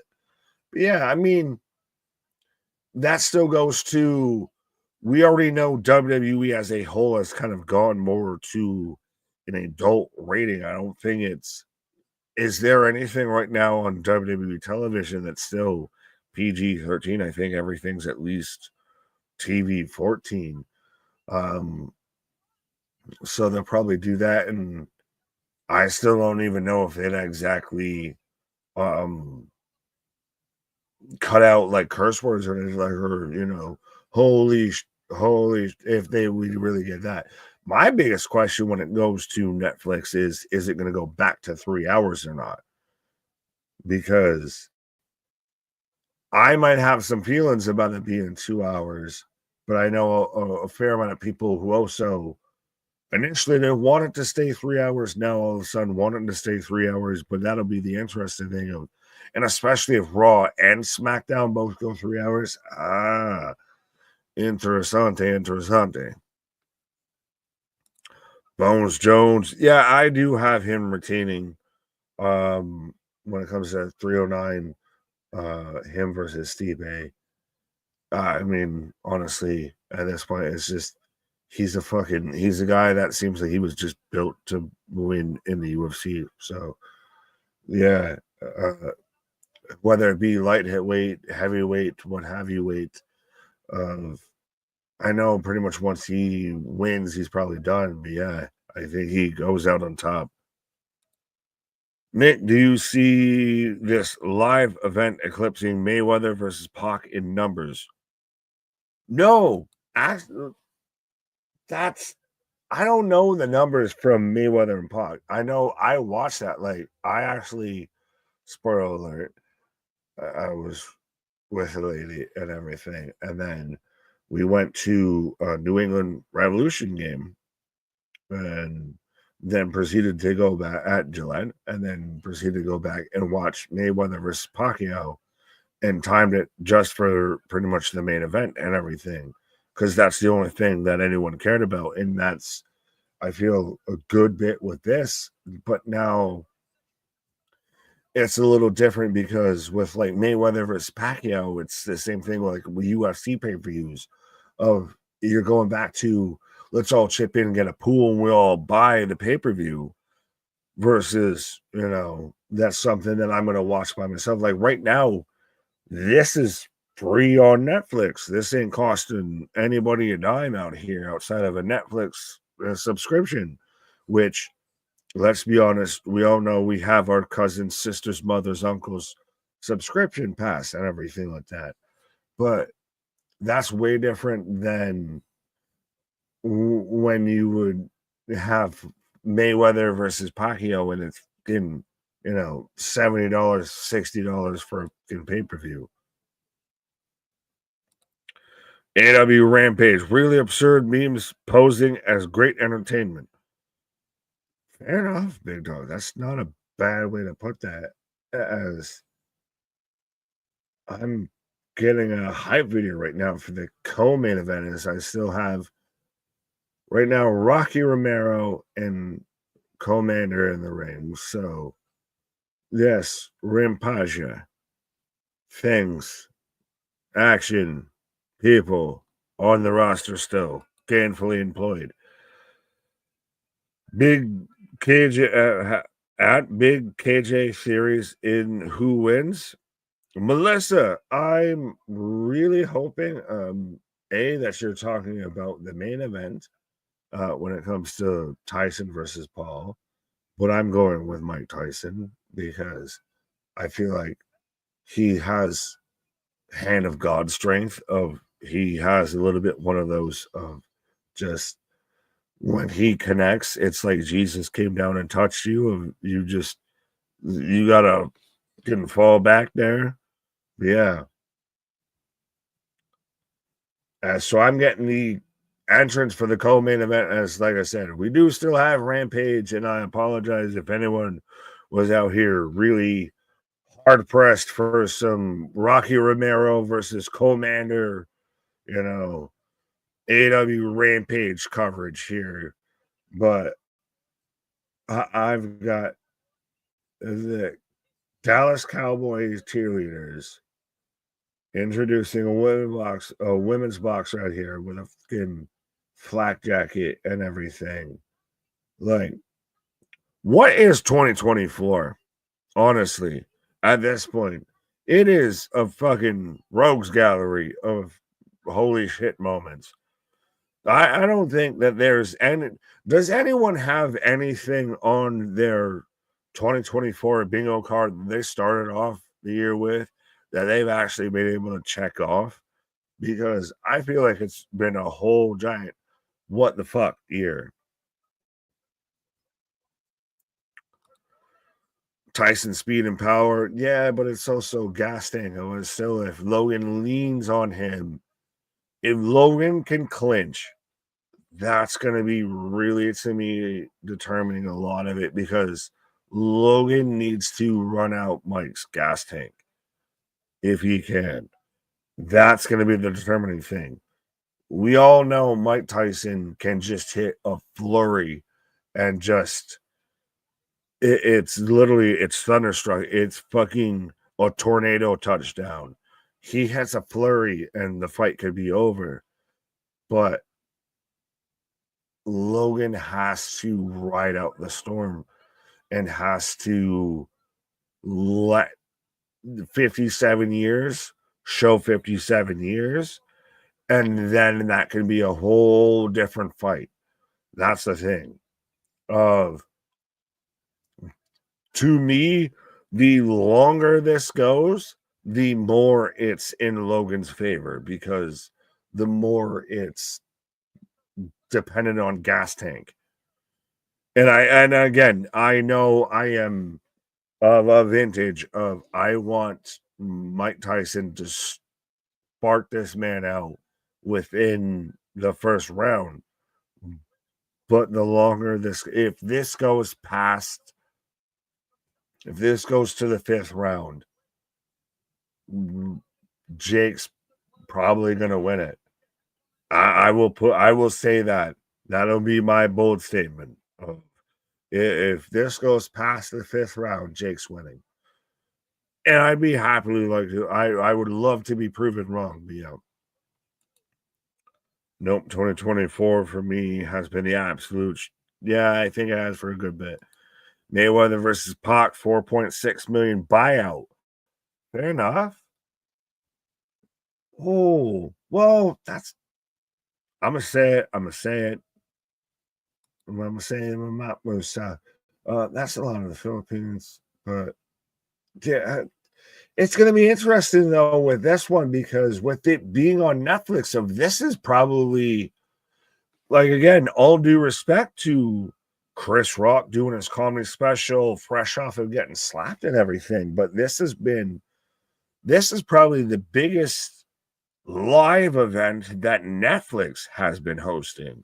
So it's going to be really interesting. Like, if they sit there and go down, or if they have a buffer moment or anything during the main event, that's going to be really interesting. But yeah, no.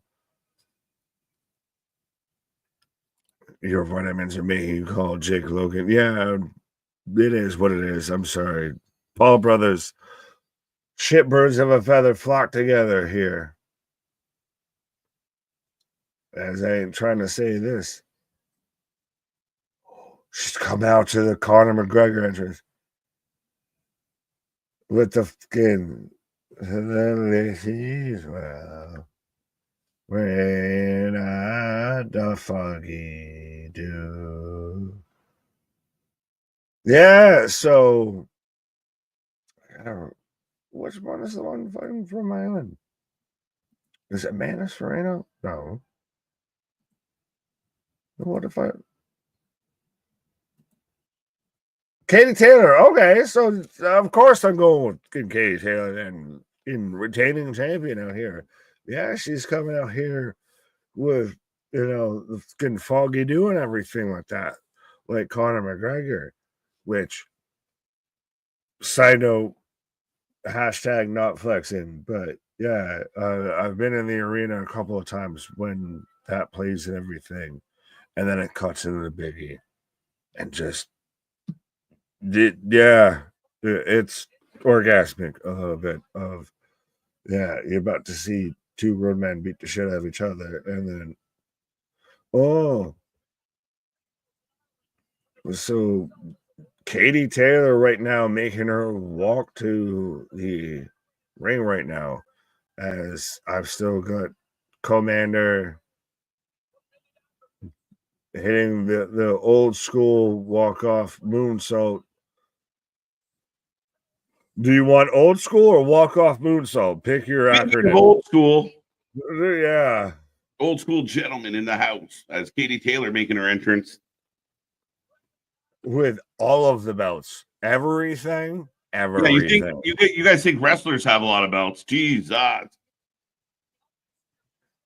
And they all, like, honestly, like, would you rather have a boxing title or like the shittiest world title? Like those shittiest wrestling title. Like, if you had like your least favorite wrestling title, would you rather have that right now than a boxing title? Because boxing titles are kind of ugly. Yeah, boxing. I mean, they'll hang on the heritage, but they're not great looking belts. Is that a nickel wrapped around an elastic band? What are we doing here? Is that what is the main event of Rampage tonight? Ricochet and Commander? Action Andretti. Or no, Dante Martin. Dante Martin. There you go. We were close. We got there eventually. Yeah, well, I got Anna Jay and Taya Valkyrie. So I guess your heartbeat still, my guy. A little bit. I mean, again, it's interesting with Anna Jay because I like her and I don't want to disparage her, but I feel like she got pushed up the ladder so fast compared to like some of the other talent. What do you feel about Britt and Serena Deeb and everybody making a big deal about Britt yelling to Serena? Nobody cares. Fuck them. Honestly, at this point, respectfully, well, actually, no, all due disrespectfully, I'm sick of Britt Baker. Honestly, no. What the fuck outside of her being with AW has she done that validates the fucking situation that everybody views her at? Well, big deal. She was a guest appearance on. I don't give a flying fuck about fucking Cobra Kai. You can Cobra my Kai. You can fucking put your snake back in your pants. I don't give a shit about that. No, I mean, it was really interesting. The crowd is quiet, dead quiet. No reaction for Deeb. Nobody really got into the match she had with Penelope.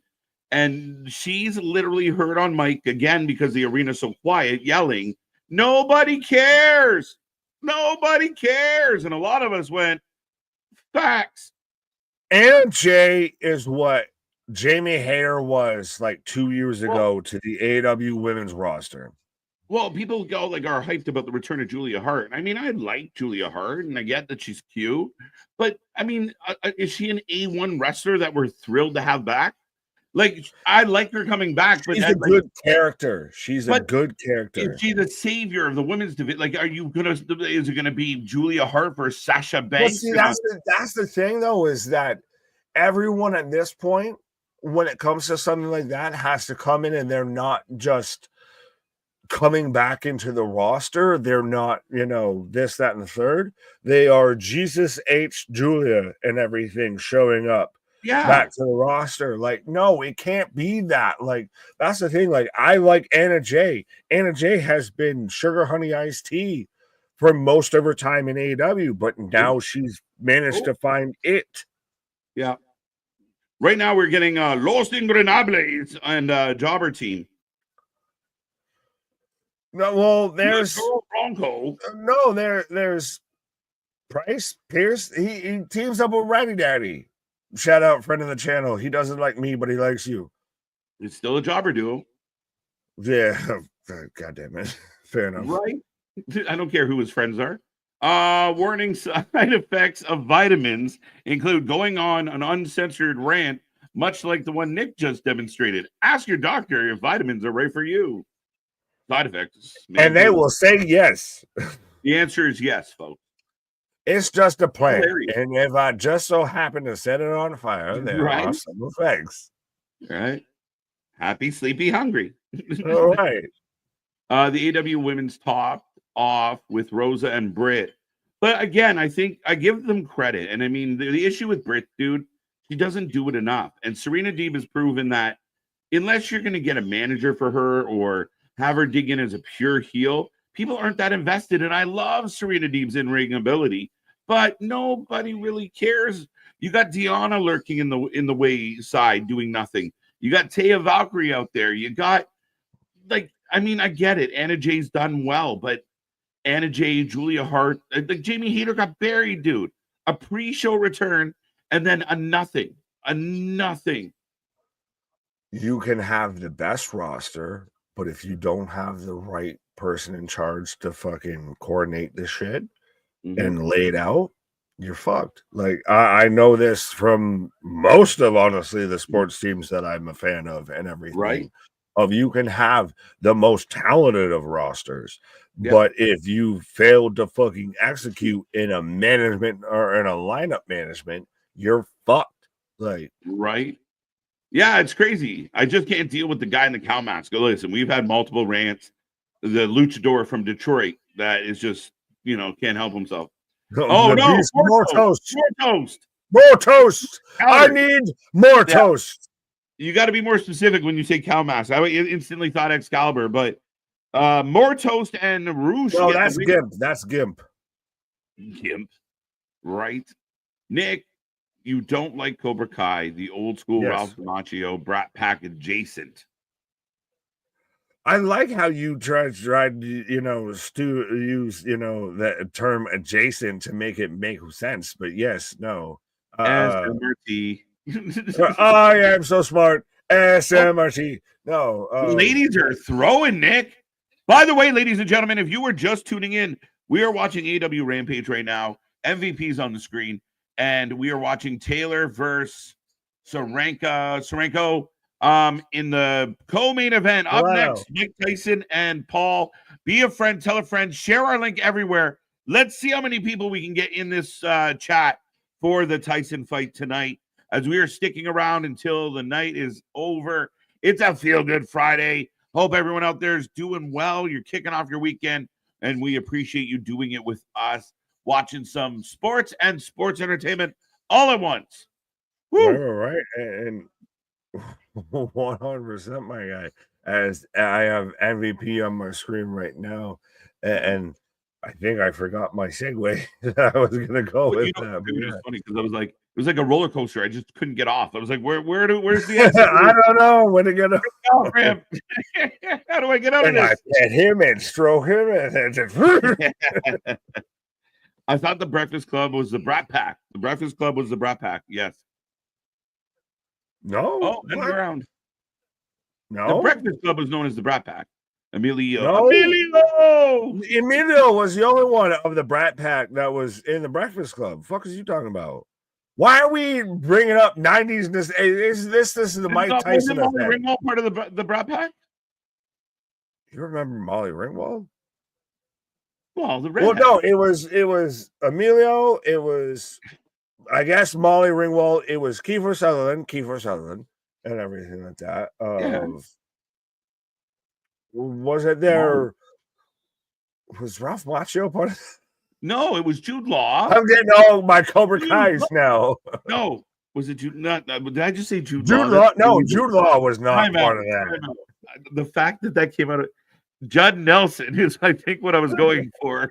Jude, I didn't realize Jude Law. Fucking hell. Fucking Judd Nelson. We are live, folks. Judd, thank you, good dog. Jesus. I knew right away that I was like, Anthony Michael Hall. Right? Anthony Michael Hall. Spicoli, Sean Penn. Who played the crazy girl? Oh, I don't know, but I had a crush on her as a kid. No, that was the type of. I'm gonna keep it a buck. That was what I was dressed. There you go. Live. Oh wait, that was the end of the paper Rampage. By the way, you're shitting me. We just like talked. Does anybody want to give us a rating on the show? We forgot about. There's 15 minutes left. How is that the end? I just got a thing that said the show has concluded. That's hilarious. I was like, okay, what the hell? I got a Wendy's commercial. I more had to freeze up. I thought you were about to say that was the end of the pay-per-view for Netflix or something. Because I was like, my shit froze on the women's match or the women's fight. Said, you're Molly Ringwald. Ali Sheedy, thank you, big dog. Big dog on it, on that Breakfast Club. St. Elmo's Fire. There you go, another oldie. We're just naming old shit now. Well, right now, folks, we've turned our attention apparently to Rampage that is still going on, and a boxing match. Yes, I have 40 seconds of Taylor versus Serrano. Are you around there? I am at 127. In round two? In round two. Oh, Jesus. Tap dancing crazy. Hit a refresh or something, please. Well, I'll pause up unless you hit a refresh. You're in what, round I'm almost at the end of round two, so I don't need to hit nothing. Oh, I thought you were ahead of me. Or yes, I am ahead of you. I'm way ahead of you. All right. Dun, dun, dun. All right, ladies and gentlemen, Nick and I are trying to sync up again. But right, we got to sync up with the boxing now. This is the first time. We got to get used to this. See, we're hitting the practice field out here of syncing up on Netflix. I'm at the minute mark of the second round. Oh, I am at the end of the second round. Jesus. Do you want me to pause or no? Wait, just keep watching and give me a second. I want to see something. Fair enough. Well, I'm getting a preview for Back in Action of Cameron Diaz and Jamie Foxx in a straight to Netflix movie that I'm sure will probably do better than Dwayne's most recent movie with Chris Evans and all of that. But yeah. What is the fucking trend and obsession lately with movies of like, I didn't know I was a spy until I needed to be a spy? Like, who the fuck has that ever happened regularly? Completely relatable of just, I didn't know I needed to be a podcast host until I started commenting on KJ's videos. Right. And then that's what I know I needed to be here. I found my calling. Absolutely. One Crazy Summer and Better Off Dead are two of my favorite movies. Absolutely. Everyone's just listing off movies. Well, we're just going nostalgia. What is your favorite thing from the 80s or 90s? Folks, let us know in the comments below. That's a broad spectrum. That's kind of what I feel where we're at right now, my guy. I think right now we're on a broad spectrum of where we're at. I'm in the middle.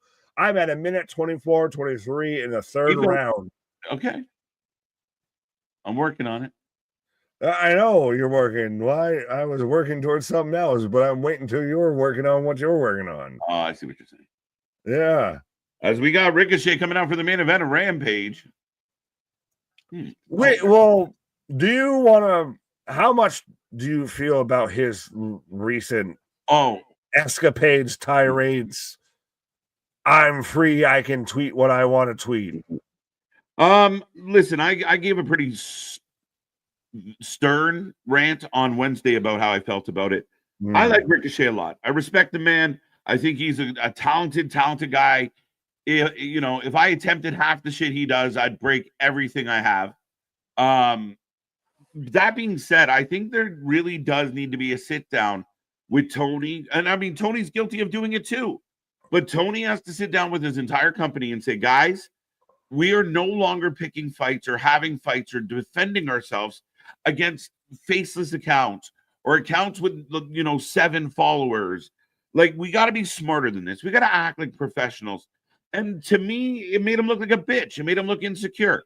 It made him look ridiculous, in my humble opinion.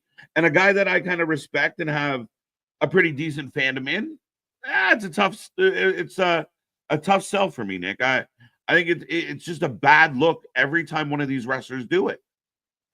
I love me with some Ricochet and everything like that. I was still happy even he went to the AEW. Cool, great. Maybe he'll get a shot and everything like that. I don't know fully what these type of guys go through and everything like that. But I really get annoyed that like when we're able to act more professional than the guys we're watching type of shit and everything, like that's more disheartening of it. It's like, why am I more like better able to handle like talking to people than you are, motherfucker? Yeah. And that's one thing I did point out. I said, I mean, like, I know we're the small fish in a big pond that we're, swimming through pretty rapidly. But at the end of the day, I think that, we get it all the time, whether it's on our social or on a comment on a video, basically, telling us we don't know shit from shit or whatever the comment is.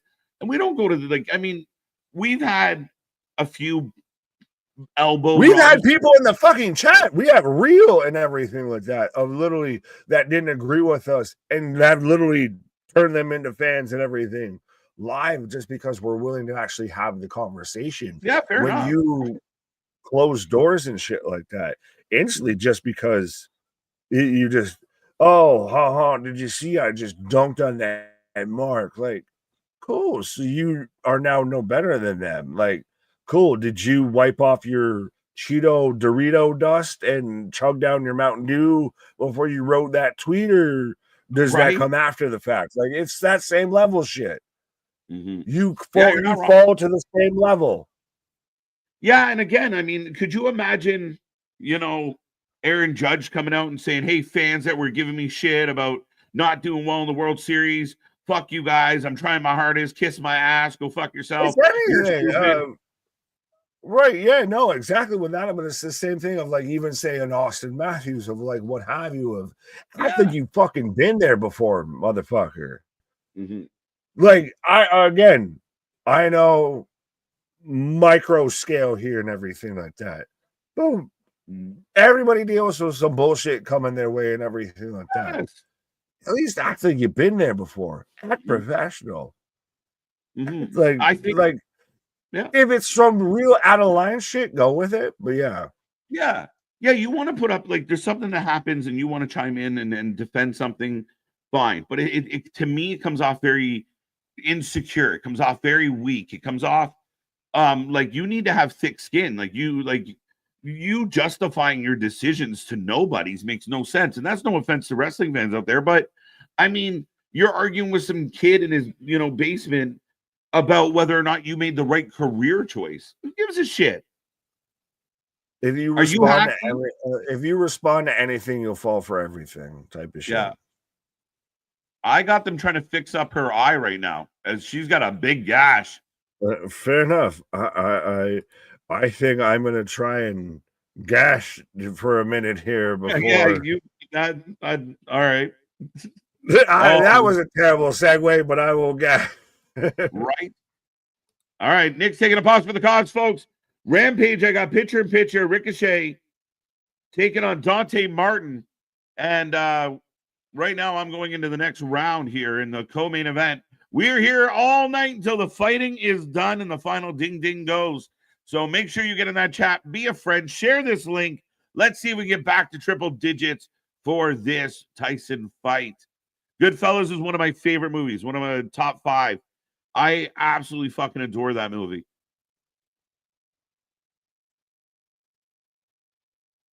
Yeah, so I got them in the 5th round. Go back further in TV, age old, Jeannie or Samantha. Holy shit. That's going a little too far back, Ken. These tweets were fake. The tweets were fake. What tweets? Remind me. Jeannie. Samantha. Facts of life. Holy shit. The facts of life. Hardcastle McCormick. Now, I think I missed that one. Very young Tom Cruise. Risky Business is a classic.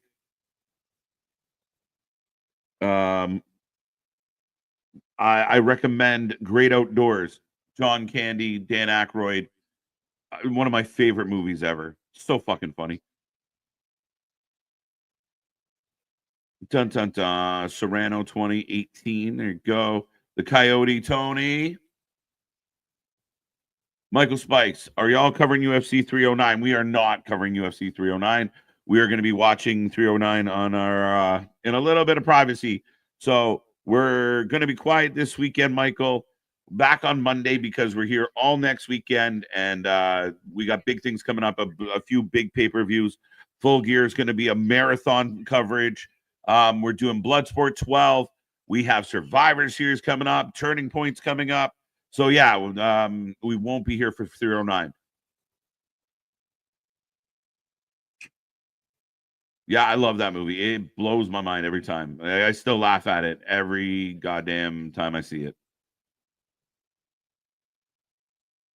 The other brother, Daryl. What else we got in this chat? Trying to see if anybody else named any other movies. Because we're still in picture, by the way. Ricochet looks to be in control right now. Bum, bum, bum. As they're still tending that cut. I think they're going into round 6. Dukes of Hazzard. That's an oldie. When I was super young, they would play replays of Gilligan's Island. I remember watching that, like getting home from school and watching that. Man, there's so many good things though. Die Hard, like Fresh Prince fan. How could you go wrong with that? As she's got a big gash over her eye. Who is your pick between Jones? I'm gonna go Jones, but I mean it's hard. I mean, everything going on, it's so hard to call. I think I'll go Charles over Chandler. I think Chandler's going to give him a good scrap, but I think ultimately he loses. And we're finally back to Rampage, if anybody's wondering. I'm a huge horror fan, and most of the movies I watch are like horror. JV, I have a giant horror collection. I'm right there with you, man. I tend to collect things, and then that was one of them. So you name it. I even went after like some of the old crappy like C-level slasher flicks. It's unbelievable, man. Scarface is a good movie. It's a really great movie.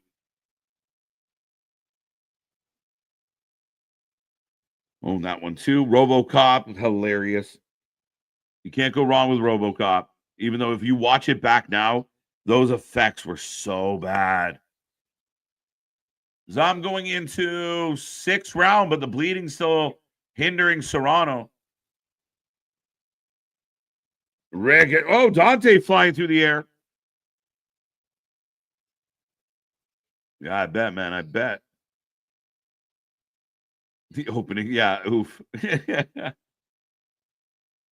This fight might get stopped. That cut is huge.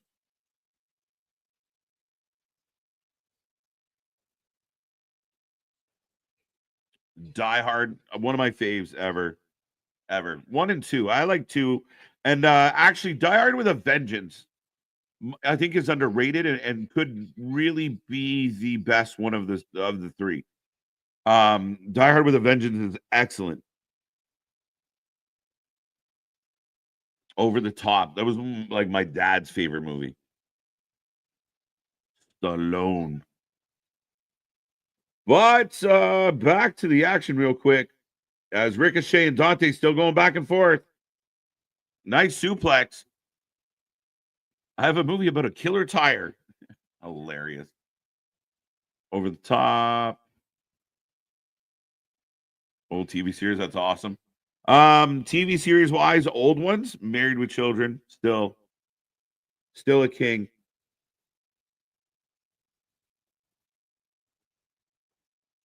Yippee-ki-yay. Absolutely, Christopher. But this feels like, is it me or just Rampage will not end? Dante, nice super kick. Not a bad match. Kind of what expected. My cousin, the 2 Utes. Joe Pesci is absolutely. Do you know what's an underrated Joe Pesci movie? It's called Super. And out there, get in that chat. Tell me you've seen this movie where he plays a slumlord that has to go and live in one of his buildings. One of my favorite Joe Pesci movies. The guy was a king. Like, movie after movie. So underrated. Joe Pesci's the man.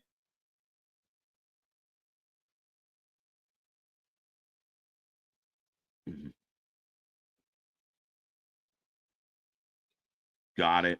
KJ, most off the top of my head.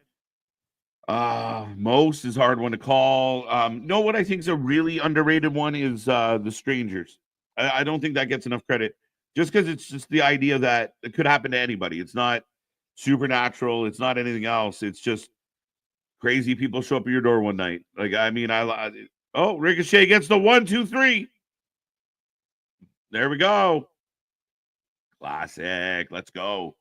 I love when they're all knocking on his door and they're like, we're freezing. He's like, burn your kids. The guy kills me. Going way back. That's another one of my dad's faves. Big Dog, you should hang out with my pops.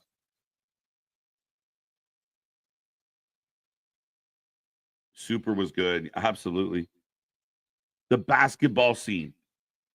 But we are wrapping up Rampage, folks. Ricochet gets the win over Dante Martin. A fun match, a really solid babyface match. Lots of big moves, as you could imagine. And if you are curious, Taylor and Serrana are in the 7th round, and that cut's been an issue for about 4 rounds now. Gone Fishing. I saw that in theaters, man. That's hilarious. I love that movie. That's a pretty good underrated movie. And real quick, JV, you know what I think is a little underrated? Fucking Hellraiser. I don't think Hellraiser gets enough love. Damn, her eyes look crazy. Yeah, no, that's a gash, Ebony. Oh shit. I think Saw's kind of got that vintage to it that I can't help but love it. Even though the the saws that people didn't love. I mean, there's just something about them. I really, like I said, I dig the Strangers. Purge might be the lowest on the out of the three, though I don't hate it. But yeah, the Strangers. Speaking of Strangers, Yeah, I had to come back for this talk. You started talking about some stuff that I was like, I need to be back here for this. I gotta get in this.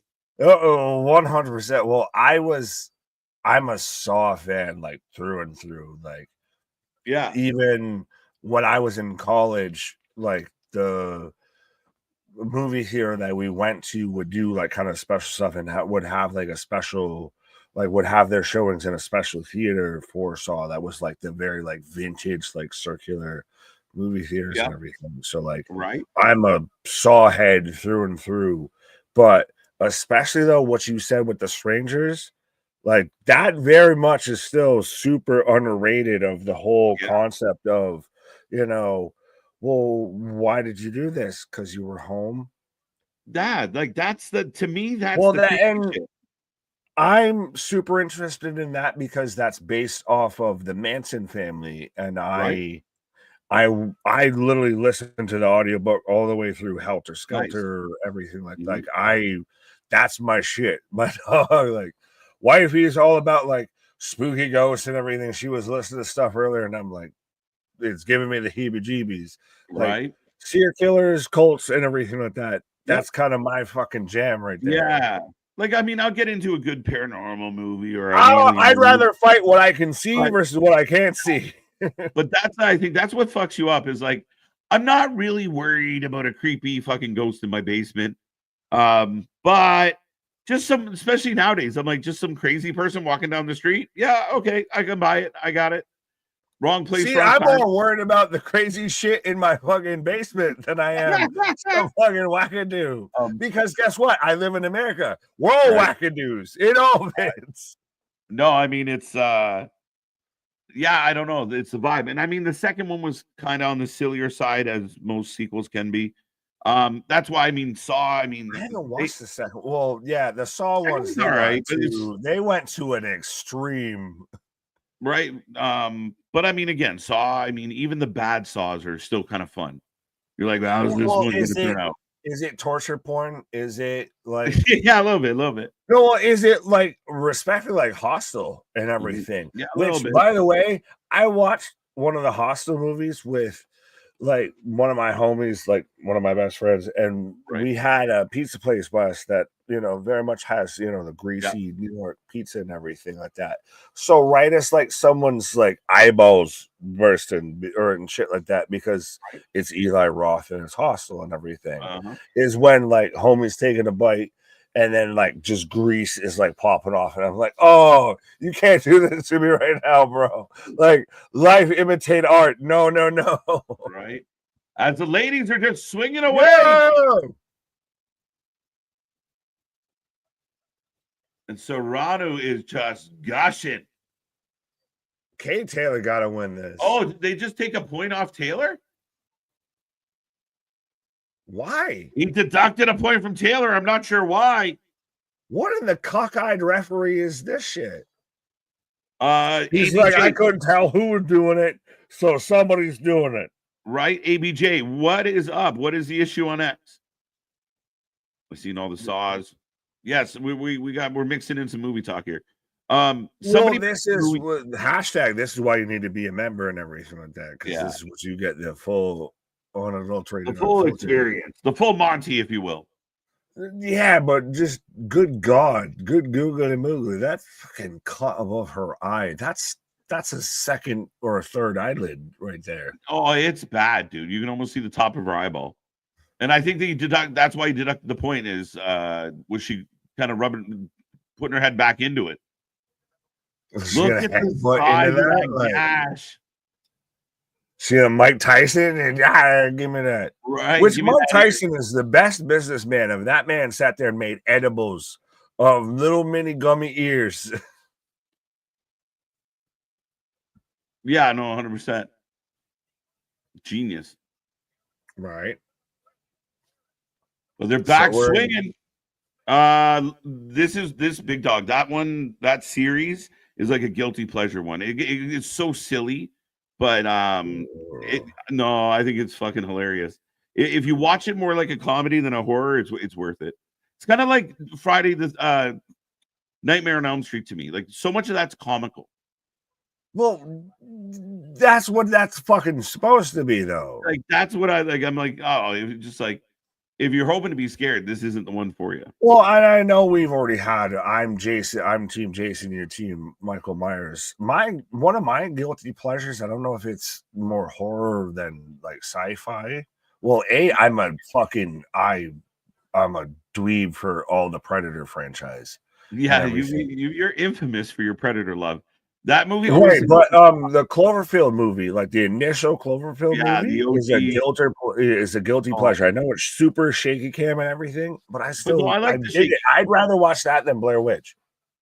But it's so funny because like Blair Witch was like such a big deal. So like it like just almost talking to other people, it gave you that like shit, this really happened, eh?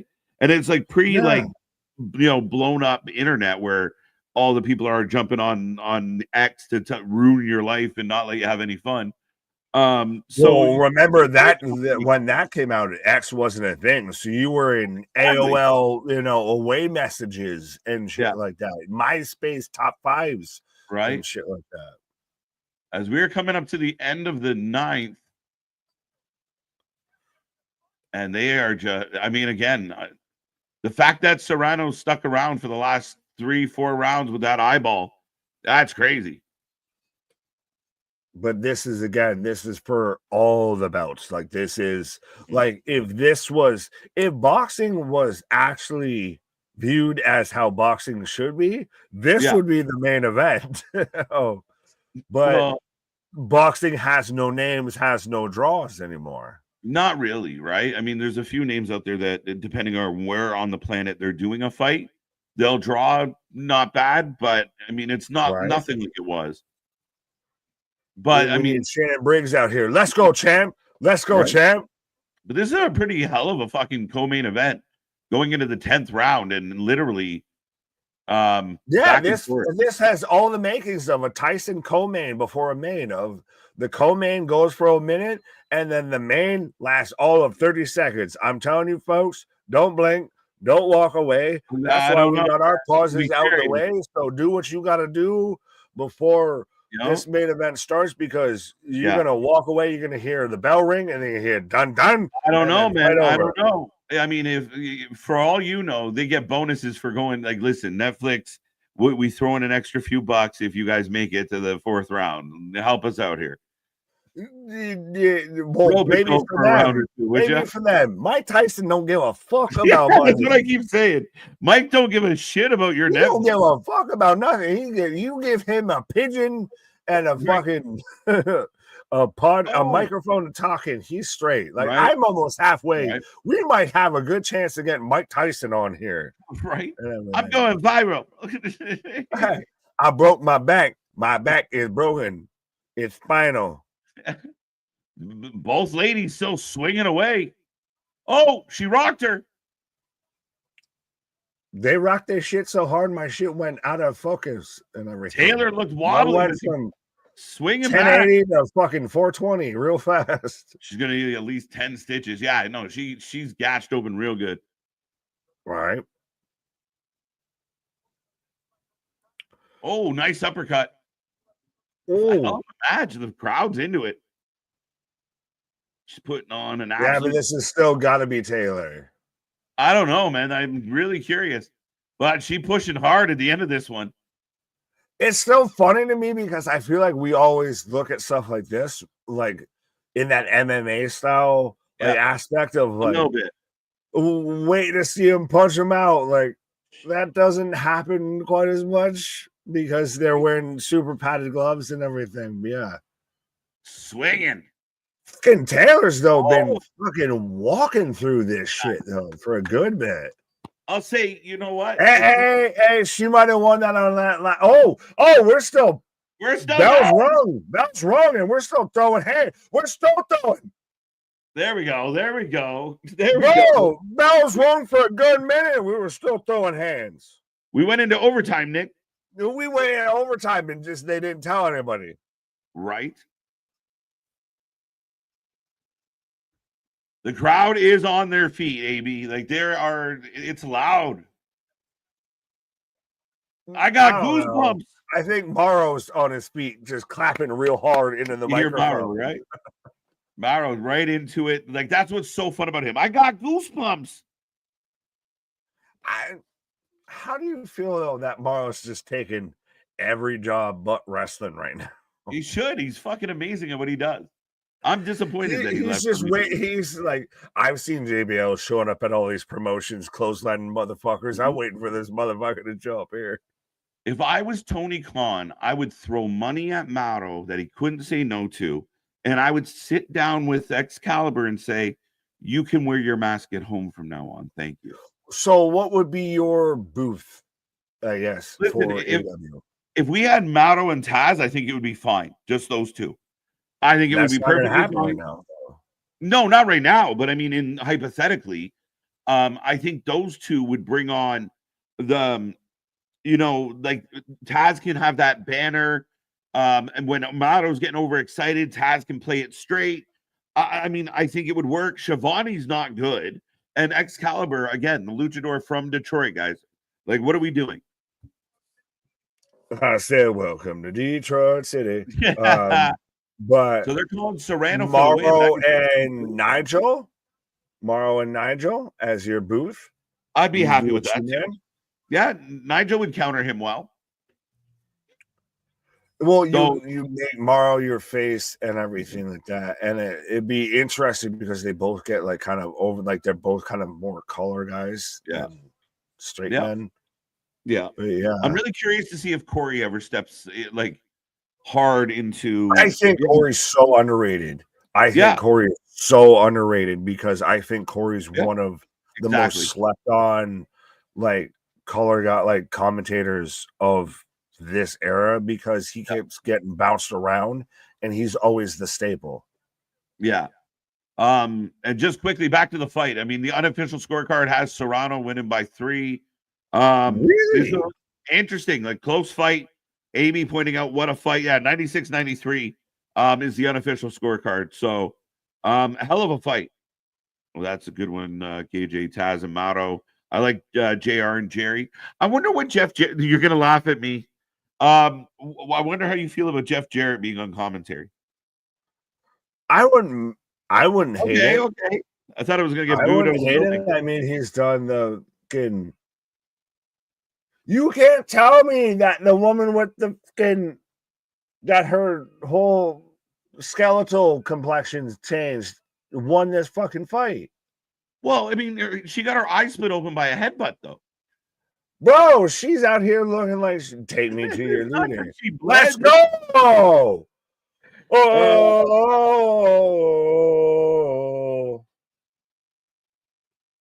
that right decision. Taylor squeaks it out. But no, I don't mind Jeff Jarrett on commentary. I don't think he's a bad show. To me, my if we're gonna go this way and just on a side discussion, my pinnacle commentary team is when Heyman and JR were together. That's my top tier. That's my S tier. That's the golden era of commentary. Yeah, maybe Paul Heyman step away from the bloodline and go back on commentary for a little while. Well, no, I'm not saying I want that now, but someone mentioned about King and JR and all of that, and I was like, no, that's my pinnacle. Right. Double J, modern day Heenan. I mean, no, stop comparing current people to past people because that's a weird expectation to have to live up to. Yeah. But I mean, again, very interesting as far as I mean, listen, Excalibur's not good. It's that simple. That's the bottom line out of all of this. But yeah, no, to me, it's one of those of like, I'd rather be the first me than trying to be discount Bobby Heenan type of shit. Yeah. And again, I mean, I get the comparison for sure with Jeff Jarrett. I just feel like I wonder, I mean, Bobby was a unique level of kind of obnoxious at times. And I mean, maybe Jarrett could pull it off, but I mean, it's an interesting comparable. let people be one-on-ones, let people be them instead of trying to replicate voices and everything like that. Like there's not going to be another Michael Jackson type of shit of just some people are what they are. Like let Bobby Heenan be Bobby Heenan because you can't replicate it. I had to read this one 3 times before I put the letters together properly in my head. Zabisco. I'm like, he was just the ultimate straight man. No, he played it. He was good. I liked. He had such a chip on his shoulder, and I thought he played great against like the playing it. The uber kind of whiny lead. Like he just ate them alive. The buffering. So it's not only me. So have you experienced the buffering as well, Nick?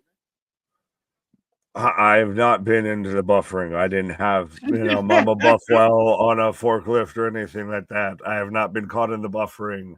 I am not Buff Bagwell. I'm not none of that. Right. I might have had it earlier, but the most I've got is right now getting Miss Taylor out there talking to Ariel Hawani. That was a hell of a fight, though. But I'll be right back in 2 seconds, Nick. You do that. As KJ is taking his last little half-minute pause before the cause here, as we should be down to nothing but the nitty-gritty here of Jake Paul. Christ, why am I still always getting him mixed up with Logan Paul? But Jake Paul taking on Mike Tyson here to see who is the baddest man on the planet. This should be the real BMF title. I digress. But Khan is probably livid seeing Ariel Hawani. Nah. Why? Well, why? He's got no attachment to this. He's got to worry about his Jaguars and all that. 100% before anything else. Vince and Jesse Ventura. Who's a what now? I mean, context is king when you're coming to that. The most that I've really seen is a little clip of Jesse Ventura talking about how Hulk Hogan very clearly snitched on me trying to unionize wrestling. Stuck at 84%. What in the, AB? What? Yeah, you would be stuck at 84, fucking Antonio Brown ass motherfucker. Commentary teams, what? Commentary. Am I missing something with everybody commenting commentary? Pause. But yeah, I've got Ariel right now openly interviewing this woman with a second or at least third gash on her forehead. As literally right behind her is just chesticles and breasticles. Like, what are we doing downstairs? That cut is gnarly as hell. Yeah, but again, like, it's so funny to me to where I think because boxing's so rare that you see cuts, because I watch so much like mixed martial arts and everything like that. Like I've been to a few UFC events and everything like that. To me, is seeing cuts like that isn't as bad. Like to me, I more have like the non-flashbacks of where someone checks a leg kick, like Anderson Silva and Chris Weidman, like them checking leg kicks and that going sideways forever lives in my dreams. But yeah, like that to me ain't nothing. Like that's part of the fight game of like you fight on type of stuff versus just I don't know, watching the UFC. Who in the fucking Def Jam Vendetta is this motherfucker?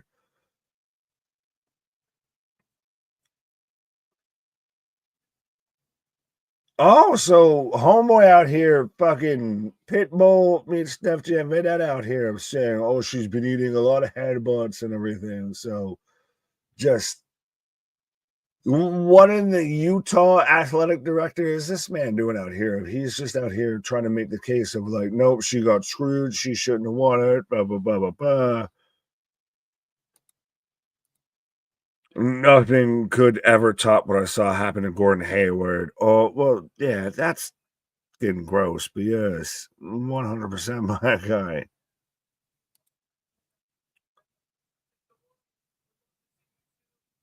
That is so.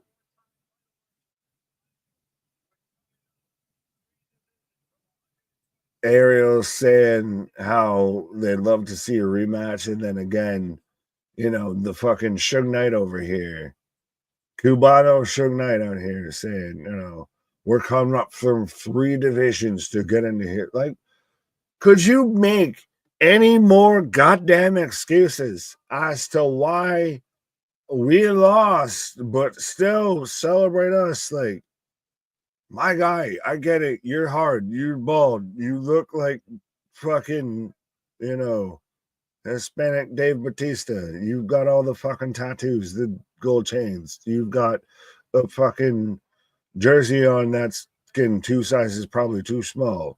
We get it. But fuck me. Like, shut up. Sorry.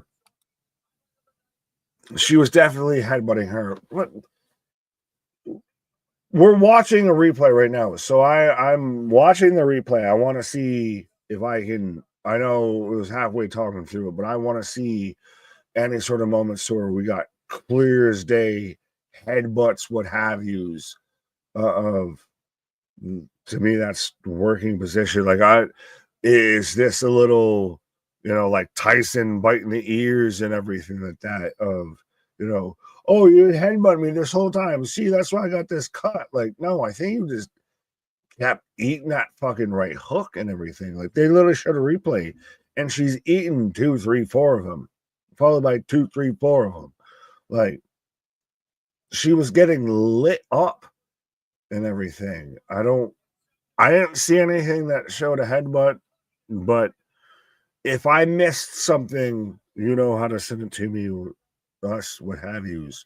But we should be down to the nitty gritty, down to the main event as Plumpy TV. What up, pause? Netflix, like myself, will be right back after this. Pause for more sponsors. I gotta wait for KJ to show up before I can hit that sponsor video. But yes, 100% as the AT&T Stadium as getting packed out, stacked out. As so we are going to the random. So Kate Scott, Andre Ward, and Cedric the Entertainer. Andre Ward is the only person on this panel that has any bit of credibility to be talking about anything fucking boxing with all of this. As we're getting the hype up video right now. And again, Netflix has done like S tier level of promoting all of this. Of if this is, think about it, we don't gotta watch DAZN anymore. You don't gotta Bleacher Report, nothing. If you're gonna watch what right now is the draw in boxing, and respectfully, Mike Tyson is the name in boxing. But right now, what's going to get your average viewer, your average somebody that's going to pay attention to it? It's Jake Paul. Like, Jake Paul is the reason, honestly, that people right now pay attention to boxing. Speaking of the reason that people pay attention, and it certainly ain't me, the Jake Paul of this fucking stream. Oh, I don't know if that's a compliment or an insult, bro. I got to be the Tyson. Come on now. You're the taller one. No, you're Shannon Briggs. Let's go, champ. Let's go, champ. Netflix will definitely charge if they do this regularly. I don't know. But you have to have a membership to watch it, though. So that's the thing, is they already charged. You already got a cover fee. So many services have now had that backlash and had the issue because they charge you to get in the door and they charge you on the back end too. Like, like honestly, I had ESPN Plus, and the second a lot of them do added extra shit into it and everything. I was like, nah, you can miss me with this. Right. But I mean, again, they're hoping that show or events like this and shows like Raw are going to draw more memberships, more viewers. So I don't necessarily know they're going to jump right into additional fees to see, like, you got to sign up for Netflix Premium or you got to do this or that. I know there was a bit of talk about it for commercials, but I still think they want to drive up the viewership and then make sure that's the priority. Well, and it's a bit like when, WWE would always do like around WrestleMania, here's the free code, use blah, blah, blah, blah, blah, blah, blah, to get, your first free 2 months, of the WWE network, what have you. And then you forget that you signed up for 2 months and then you're there. Yeah. As I think, well, we're getting ready for the big fight, Nick. We're getting ready for what we've all been waiting for. And I was about to go into the Bruce Buffer of it's time for the main event of the evening. Fighting! Over 190 countries. Come on, KJ's at least a Logan Paul. MDB, my guy. That's hilarious. Come on now. He's the Moses like to me walking out. Why can't we be friends? Someone help me understand something. What? Why is Cedric the Entertainer on the panel? Well, how did this happen? I said this while you were on a pause briefly. I was like, Andre Ward is the only one that has anything worth a fuck. And what has Cedric said outside of just he looks goofy? Yeah, what is like? he doing? I feel like I'm slipping into a Cat Williams voice of talking about this, but what has this man done right outside of look goofy? What is he doing with my grandma's flower pot in his head? Right. He knows that they stopped filming Welcome to America too, right? Jesus Christ. I got my prime for this fight. There you go. High five. Cedric is dressed like, no, I don't want to read. I don't know if we Look what you started. He's the manager for Apollo Creed. Yeah, he's Square's manager, I think. No, I swear, when I'm down, he's not our manager. Right. The main event will be at 12 a.m. Kate Scott just said. Netflix has allowed subscribers to log in. A half an hour from now? You can't do that. You can't do that. That's after these messages. We'll be right back. That's filthy work. Why can't you just come out now? Yeah, I swear to God, if it's about to be a half hour, we might get a next attack. They're still talking like this might be a minute. Right? I gotta listen to Cedric the Entertainer for the next 28 minutes. What are you doing to me? There's people that won't even pay this. There's people that skip past his set in Kings of Comedy, motherfucker. Right. Why are we doing this? Where's Bernie Mac? Can we get back the ghost of Bernie Mac to do this shit? I just didn't know he was a boxing expert. I didn't know he was still alive. Oh, dude. Welcome to the show, folks. Right. Welcome to It's Almost Midnight. It's almost that witching hour here. Look at me. I'm looking at you. All right. Well, yeah. So I guess we might be getting this for a half hour. I'm gonna turn into Garth. Where now? Where is he? Oh, that's insane. Well, and Kirby saying stream already freezing up. Don't need more viewers. Yeah, my shit keeps going. Yeah, no shit. Like 1080p to like 480p real quick. Right? Yeah, no doubt, man. I mean, I don't get it. Like every fight went the distance. So why is this fight like you should be ready? Every fight went the distance. There was no early knockouts. No, we're gonna do this at the top of the hour. 100%. Logan Paul doesn't go up in his $1 million attire at the half hour. We go up at the top of the hour. Right. Yeah, that's weird though. We're gonna do the fight tomorrow. Shaquille O'Neal in the house. This has been one of the few streams that's crossed the space-time meridian. Right. We've started in one day and ended up in another. Right. Hey, there's Shaq and his ex-wife, I think, interviewing him. No, really? I don't know.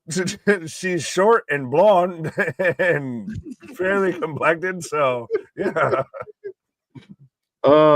Ladies and gentlemen, thank you for being here tonight. If you haven't noticed, we just hit the 4-hour mark live. So Right. we appreciate everyone for being here. If we haven't gotten canceled before, I think I'm fast tracking us towards that. There might be some edits on this one. No, it's I hope everyone out there is having a wonderful weekend. Apparently, there's Gronk. What? How do you did? And here's my Gronk. And here's my Gronk. What's the breaking news? Gronk and Shaq should do a cop show. like an odd couple detective show. We know that's not real Shaq. Right. Gronk, I'm so sick of your shit. You need to throw me the ball. I'm sick of this. Yeah, knucklehead. Like, what the fuck is that show? That is hilarious. Imagine that as a shark, as a fucking Shark Tank. Fucking, right. Military insurance and Papa John's are staring you down the pipeline. Oh, do you want to invest? Dude, I'm telling you, that's that would blow up for sure. Right. Go ahead. No, I was gonna say Kirby saying no bathroom break matches. Well, motherfucker, I think there might have been bathroom break times. Oh, speaking of bathroom break times, Nick taking a pause for the cause, folks. We are in intermission at the boxing show where we are still getting ready for Paul and Tyson. Apparently going midnight, which again, not quite sure why we got to wait, but Tony chiming in. I just saw some highlights. Shinsuke Nakamura came back tonight. That is cool. I like his look. I'm all about it. I'm sure people out there aren't going to love it, or some people are going to think it was silly or whatever they want to say. But ultimately, for my money, like I said earlier tonight, it answered two questions really quick for me. One, what is LA Knight going to do? Is there going to be somebody that kind of pushes him, because he hasn't had the deepest of storylines kind of going on with his belt? And what is Shinsuke up to? We got both those questions answered in one quick move tonight. And I like it. We've seen Shinsuke around for a long time. He's kind of evolved over the years, and this is the next evolution of Shinsuke. So for my money, I'm all for it. I think it works fine. This lady, she works for the Raiders. Was Nick is it his ex-wife? That's crazy. In the meantime, I will tell a joke. Is it appropriate? The other day, a girl was drinking orange juice, and I told her, "Gee, orange, you smart, get it?" A knee slapper, Christian, a knee slapper, my guy. Paul is an idiot for agreeing to this, and he just looking at payday. If he wins, he's gonna get that. Gonna get shot on. If he loses, he's gonna get shot on even more. You know what though, AB? Again, the money is astronomical, hard to turn down, hard to deny. But I think beyond that, we talked about it earlier. Like him getting slapped in the face by Mike Tyson, it was a dream come true for him in a certain way, right? So you got to give credit where credit is due, in the sense of, yeah, you know what? He might. A lot of internet people might talk about what a shit dude he is because he lost, but for him, he stepped in the ring with Mike fucking Tyson. So for my money, it's win-win for him. And he doesn't give a shit. I mean, he's living his best life. And again, we can talk all day long about the Pauls and their less than squeaky clean personas. But at the end of the day, they don't give a shit what any of us think. They just keep going to the bank. I can't believe they're just going to sit around and talk for 30 minutes. Like, who does that? Shin going after Eli Drake title. I think Shinsuke for the U.S. title against LA Knight's great. A really strong heel, a really strong baby face. I like it. I think the matches will pay off nicely. I'm all for this. Shaq is vibing 100%. Cedric got my. I said the exact same thing, man. I mean, I am definitely drinking Prime right now. There you go. Paul's got my money. He's got a lot of people's money, by hook or by crook, my guy. Why am I listening to Cedric the Entertainer? Like, is this Barbershop 3? What is happening? Is he even contributing any thought? If you missed the story here, it was Mayweather versus McGregor watch party at Buffalo Wild Wings, Times Square, and I met a dude meeting girls everywhere.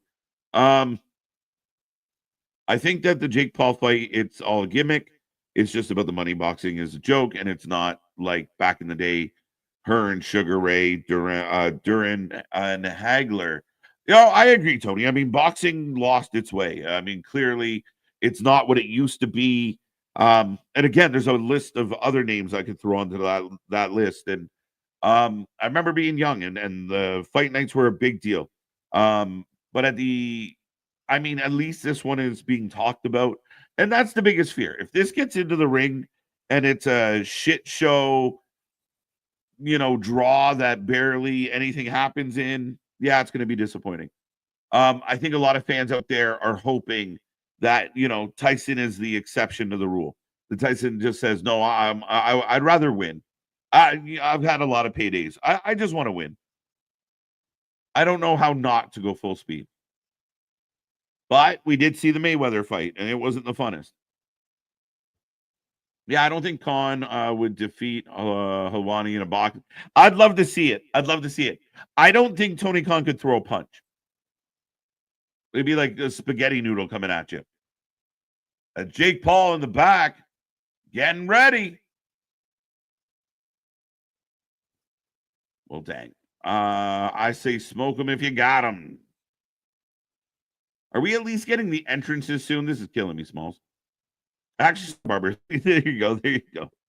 I like that movie. Don't get me wrong. I just, and I'm sure Cedric's got some good points. I just had no idea he was a boxing guy. Well, what do I know? By the way, the funny thing happened, which is the party everybody was booing at Floyd Mayweather, which is hilarious. Well, it was expected. The Mayweather fights used to be a must-see. Oh, they were unreal. And again, I mean, it's still amazing. I know money. Oh, speaking of money, Mayweather. Or speaking of money, do fucking nothing. You'll do fucking nothing. Right?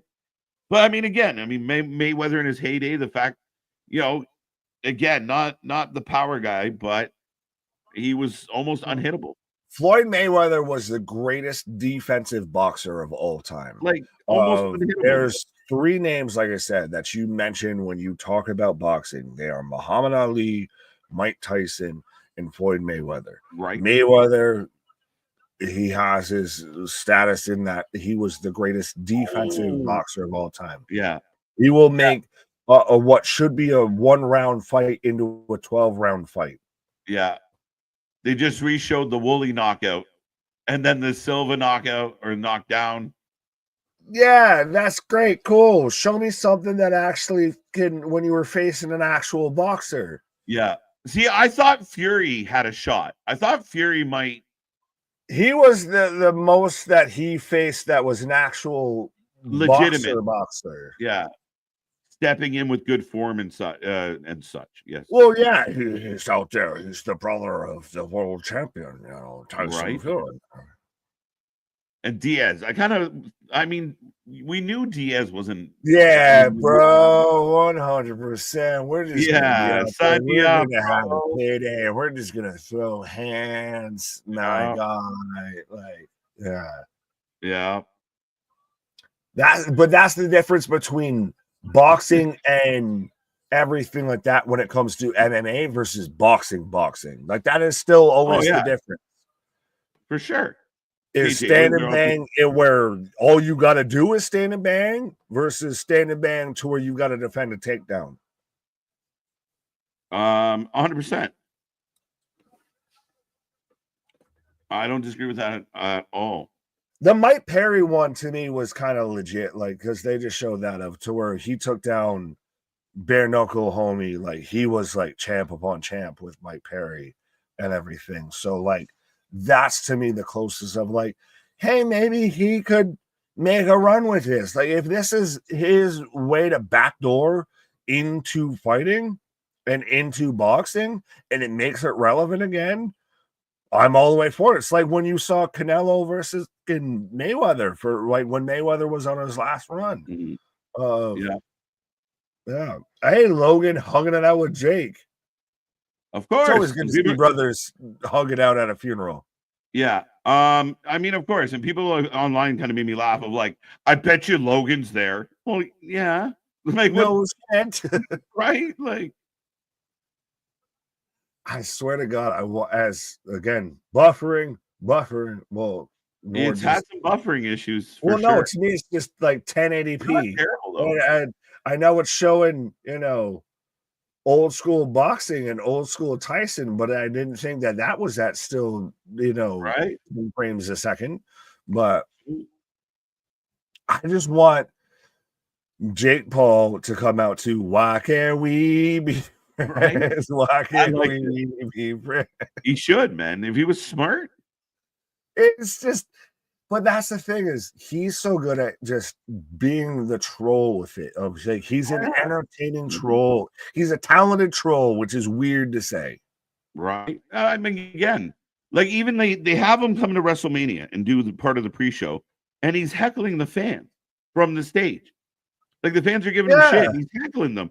I'm like, I'm waiting for him to be a tag team with his brother. 100%. If they brought in Jake when he's done doing this shit and teamed him up with his brother, it would be a fucking nightmare. You think Dom Mysterio gets heat? Strap in for this guy. Fucking brawl for all. You gotta beat Jake Paul in a pretend boxing match. Can you imagine? Right. It's still so though, like they're showing all the highlights of Tyson. And again, Tyson was a force of fucking nature. Like it's still it's so funny though to think about how like calmly we talk about Mike Tyson right now and how now he says all, you know, these really poetic quotes and everything. You know, when you're favored by God, that means you're favored by the devil too. And everything. But like he says all of that shit now, but you forget how much he was a fucking murderer. Like he was the son of Sam just with boxing gloves, and we just let him out there. I'm surprised Don King didn't roll. I'm shocked he's not sitting front row with out of his grave. Yeah. Right, with a little right out of it, right? Like just sitting there with a little American flag, happy. Looks like a troll doll just popping up. Who thinks Jake Paul is coming out with a prime truck or a rock band performing his entrance? I don't. Sorry, Christian. No, but I did see. I saw it on one of my pauses there and everything. Of like, I guess Jake Paul's whole attire is all like diamond. Like he's literally coming out with quote unquote the most expensive attire that someone in boxing. Yeah, so wait, so he can blame it like Deontay Wilder of it sandbagged him and it threw him off and everything. Now they're showing the replay of the Roy Jones Jr. fight, which was not great. Oh yeah, not great. Well, and somebody said it best, and it looked like your two uncles fighting at the barbecue. Right, a little bit. Right, and still, you had flashes of both of them. Felt like if they really wanted to uncork some shit, they could have uncorked something, but they chose not to. Right. Again, much like was Cedric the Alexander, like Cedric the Entertainer, Cedric the Alexander.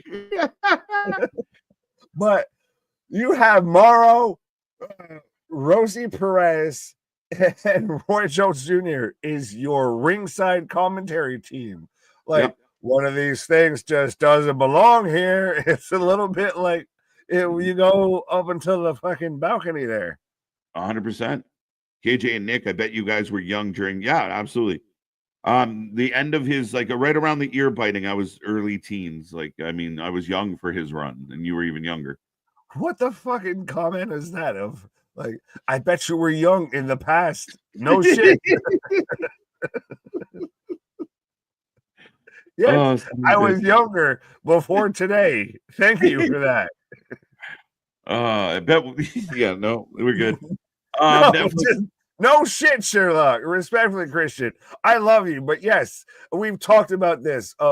I remember convincing my dad to buy like one Tyson pay-per-view, and I think my dad bought more WWE pay-per-views than he did Tyson pay-per-views. Like I remember specifically getting SummerSlam '98, where you got Hell Bell, or I'm on out. No, it was Highway to Hell and everything. You had the little gate and everything.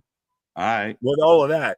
That's more memorable than watching the Tyson fight that we bought, because that was like, let me go and get a slice of pizza. Dun dun, fight's over. Well, we are getting intros of some kind at this point. One in the not Michael Buffer. Award-winning recording artist Tori Sexy Kelly. Red performing your Star Spangled Banner. I thought it was Nelly Furtado. Oh, I was waiting for, like I said, I was waiting for a Sexy Red just to spite everybody. Right. The Thrill of the Manila. Classic, obviously. Tori Kelly. Before my time. I'm not sure who Tori Kelly is. She's living her best 90s, early 2000s life. Yeah, right? KJ and Nick are like Mork and Mindy, age backwards. Wait, what? No, Benjamin Button. I prefer them. That's going back. No, we're like Statler and Waldorf and everything at this point a little bit. Or we're Johnny and then Nick Diamond from Celebrity Deathmatch. All these good fight. Good night. We're the most obscure of the obscure. Like, what? Who? Most extreme elimination. Yeah. Get I had to think about it, but I got there. There you go. Nick's Benjamin Buttons. I for halfway thought that Big Dog said I was Benjamin Buttons and I was going to fight him. He's more like Benjamin Pottins. Listen here, Severus Snape. Yes, that's why they did push this fight back, which is good. It allowed us to be here with y'all for it. Right. Well, yeah. Who would have thought? Who would have thought? Who would have thunk it? And right now, Tyson with the blood clot issues and everything, which absolutely. All that said, maybe he sleeps him in the first 2 rounds. I'm saying third, but it's not. If not, then it's. Could it still be dusty finish of like let me just fucking rake at the fucking tables here. You saw the thing. He's shaking hands of fighters of like, I bet you $1 million that I'll be him. And then, even then, even if he loses all them bets, he's making millions, billions, cajillions. As they're showing all the celebrities in the house. Shang-Chi and the 10 rings. Hey. I bet you he's wearing a condom ring. Dude, bro. Sorry. What made you think? 10 rings. If it's we ran out of fingers on this one. Right, all the rings. Hey, Scarlett Johansson.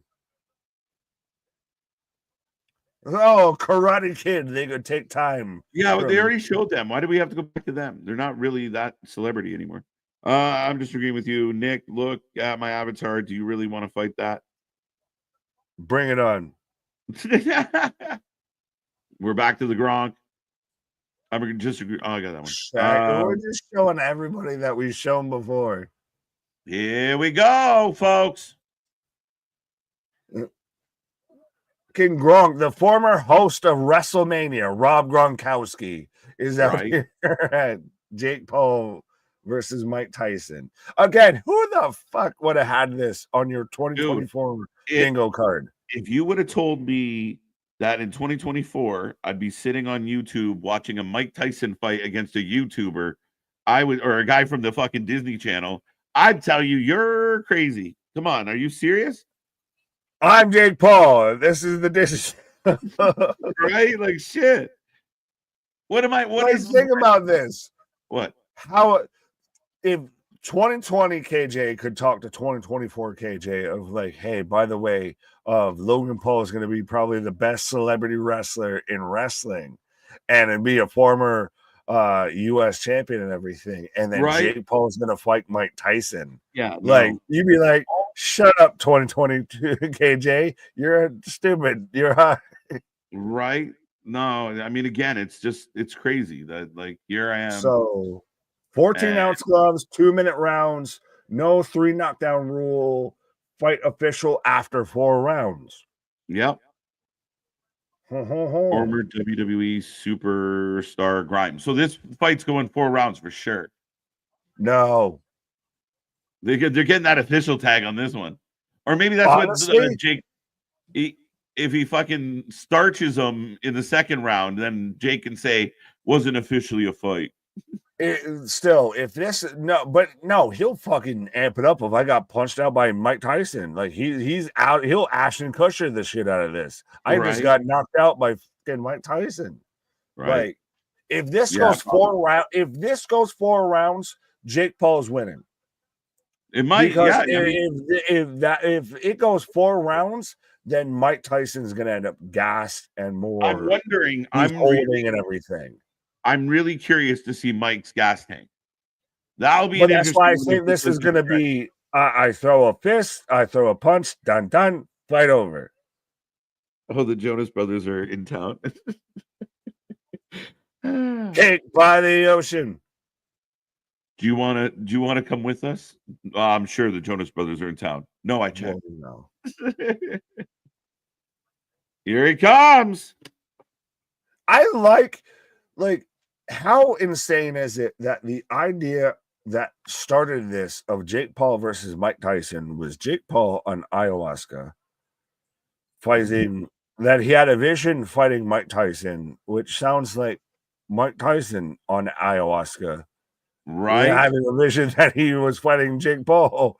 Like this whole thing sounds like a face tattoo. Oh, I know, but I'm pumped right now, bro.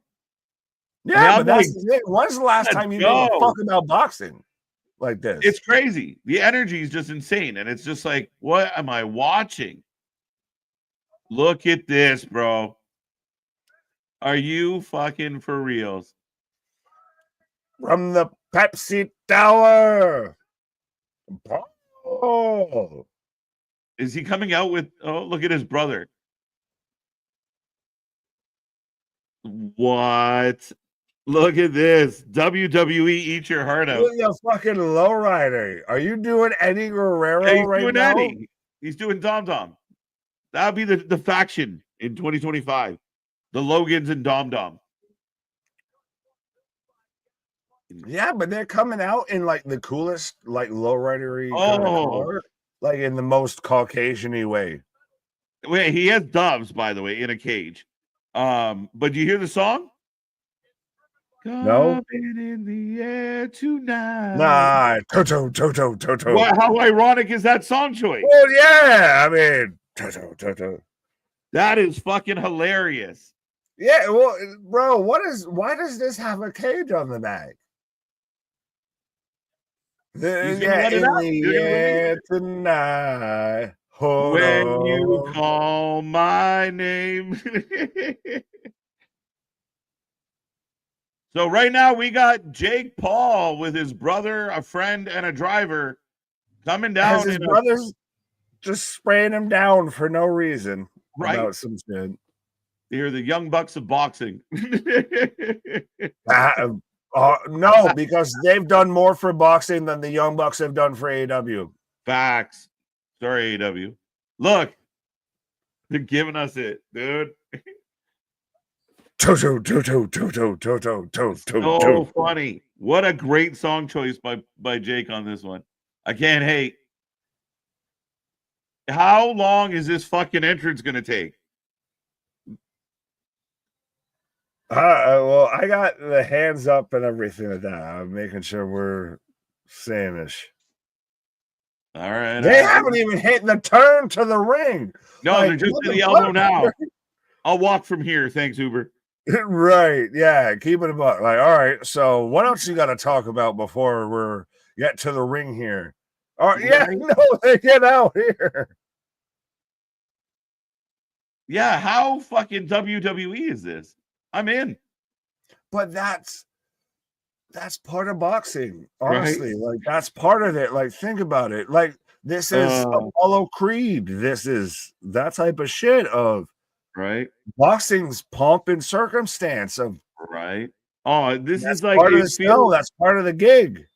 It feels like Apollo coming to the ring, right? Coming to Part America. of what sells you into the fight game is the Pageant. entrance and the pageant. right. Think Yeah. about it. Corner and everything. Oh, 100%. 100%. It was all fucking pageantry. Let's go. Jake says emo. Now I picture Mike just in the dressing room getting ready, and then hears the music come on. He's like, son of a bitch. Like, Just he's in the locker room talking to like an interview. I fucking love this song. Toot toot toot toot toot toot. It just punches him out. Why is Jake coming out to Mike Tyson's music? It's genius. That's why. It's a mind game. I'm still waiting to hear Mike Tyson come out to like time for some action. Like what in the Dredrick Tatum are we about to get here? And Mike comes out with a tank. Right. Riding his tiger, actually.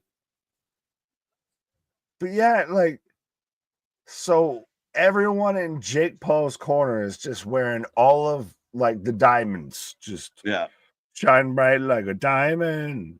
It's too funny. As they delay so they can set up the next batch of pyro. Right. 7,000 what days? What? Over 7,000 days since his last sanctioned fight. 7,097 days between sanctioned fights, inducted into the International Boxing Hall of Fame in 2011. Right. The fact that he could come back after all this time and be this dynamic, this much of a draw, no matter what the circumstances are, that's something else. Not a lot of people do that. Well, and just how fucking scary did you have to be that you can take that long of a time off and you're still this scary? Like we know you're not peak, coming out but to you're DMX. still terrifying. Man, on the my form is impeccable. My defense is impregnable. Let's go. I'm actually pumped. I didn't think I'd be this excited.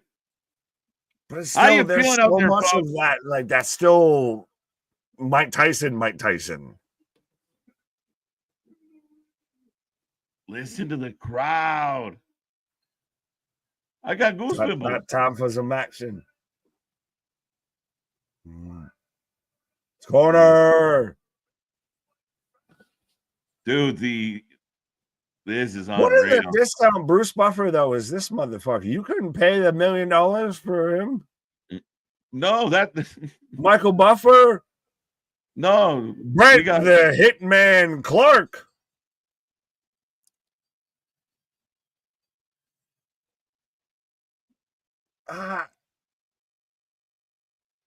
On one hand, is this vintage Tyson or is this? What do you mean?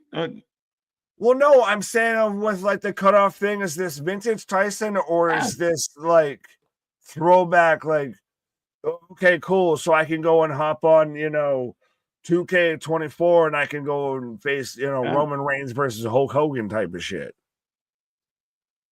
Like he's got to come out with this. He doesn't have an alt attire type of shit. I have no idea how to answer what you're asking. Fair enough. I think we'll see it within the first couple rounds here. I didn't know. Is it vintage or throwback Tyson? I don't know what you mean. Well, no, because it's one of those of like, is this Tyson of like, this is Hogan coming out of he's wearing, the red and gold and everything one last time type of shit. Or is this Tyson paying homage? No, I mean, this is just like I think if it's more down that vintage line of like this is this is one of the greatest ever, but at a different time in his life, like at a different point in time. And it's not a throwback. It's not just a homage. It's I was a young troubadour right? when I rode in on.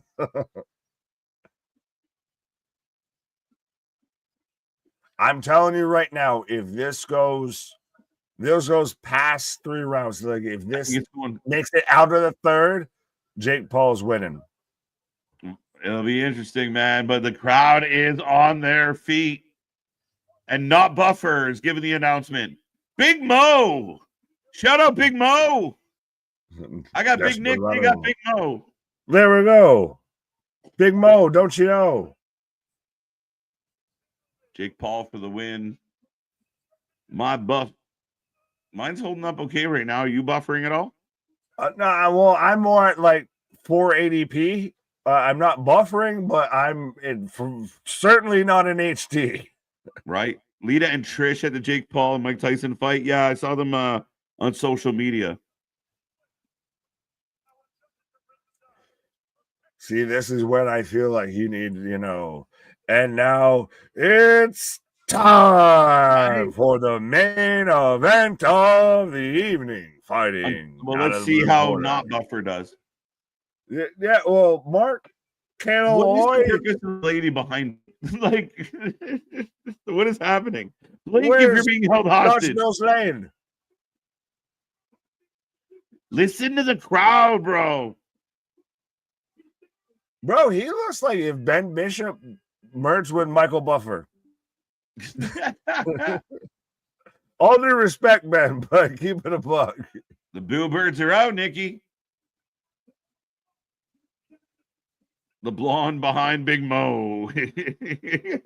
Like, just stand there. Don't move. Right. So you got the intro for Jake Paul right now, because I don't want to touch nothing if we're perfect. Don't touch nothing. I'm not touching nothing. I'm still in like 270p right now. So a content creator fighting out of Dorado, Puerto Rico. When the fuck would Jake Paul ever be fighting out of Puerto Rico? Didn't they move there? Why? I bet you Tony Hinchcliffe might have something to say I'm sure about that. I'm sure it's some tax thing or dodging taxes or just dodging all the people that want to kill them. Right. Listen to the crowd. Did you shuffle? Just saying. We want Buffer. I don't think people are getting mad at the Buffer, to be honest. No, I think they just don't want their stream to buffer. I think their stream's buffering more than we got Michael or Bruce buffer. Right? Listen to the crowd, bro.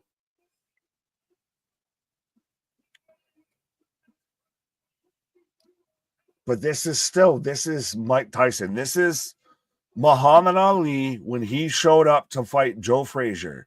I can't even fully fucking say that. That's sacrilege. No, because I can't compare Jake Paul to Joe Frazier. No, I mean, this is one of those. But no, I'm saying if this is Mike Tyson being Mike Tyson, and this is about to be the most Mike Tyson we've seen in about 20 years of Mike Tyson being Mike Tyson. You hope, but he's still a 54-year-old man. But still, this is a Liger, man. This motherfucker, he swings one way and just hits you and connects. Night, done, fight over. We're about to find out. Time for some action. Time for the energy in that building right now. Fucking the energy here right now, like you even said, this is Goose Pimples on a WrestleMania type level. Well, yeah, I mean, dude, it's a packed building. Like, it is packed. Fucking goddamn, Ben, back Let's up. go. Get in that chat, folks. Throw some flames in there if you're pumped. Give us something. Right. You got 2 minutes to let us know if you think that this match is gonna last past the first 2 minutes here. I'm so curious how this starts, man.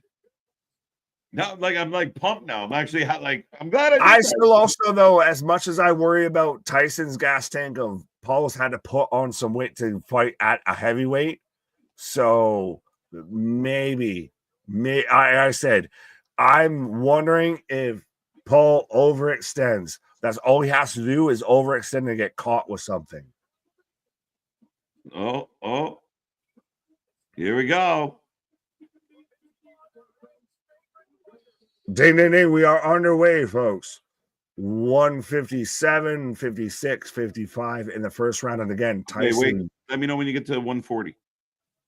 Okay. I'm at 148, 147, 6, 5, 4, 3, 2, 1, 40.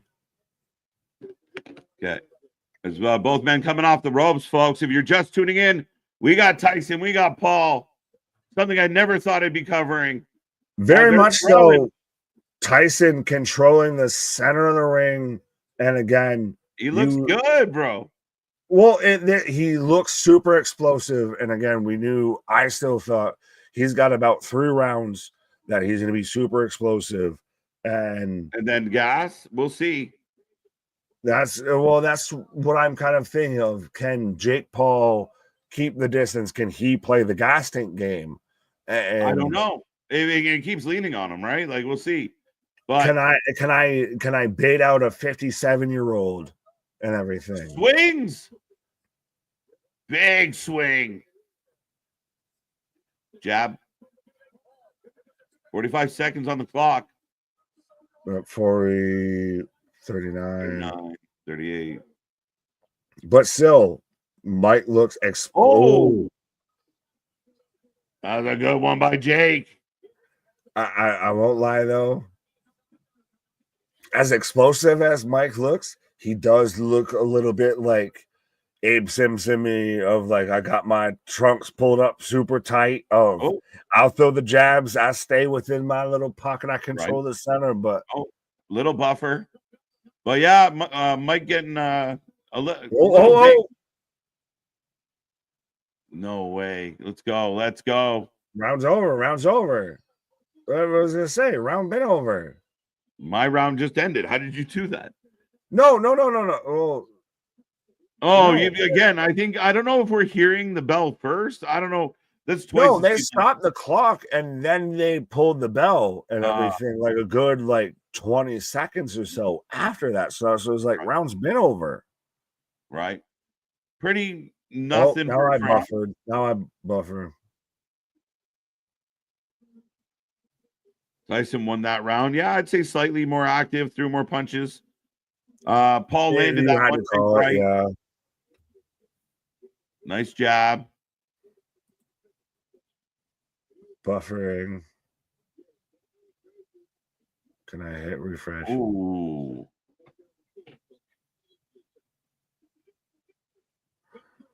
I'm still at 99% buffering, so can I hit refresh? Sure. Okay. Round 2 off and running. 154. I have Mike in the 148, 46, 45. As Tyson. Let me know when you get to 26. I don't know.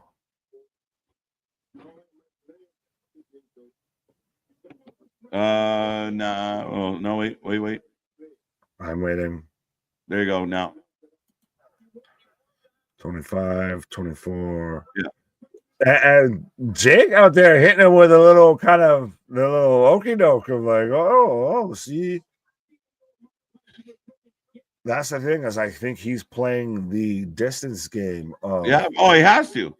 Well, and Mike's got to rush in every time if he's going to get a flurry.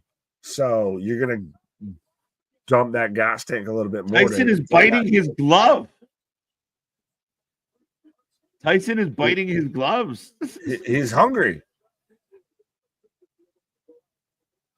He's hungry. He's hungry. Like, yeah, 58. His hand speed's so incredible. Yeah. But this is almost. I wonder if this is like George Foreman out here type in the ring shit. Maybe. It's a really good showcase, but I don't know if 58 translates right now. No, but dude, listen to this crowd. Like, it's insane to me. 10 seconds.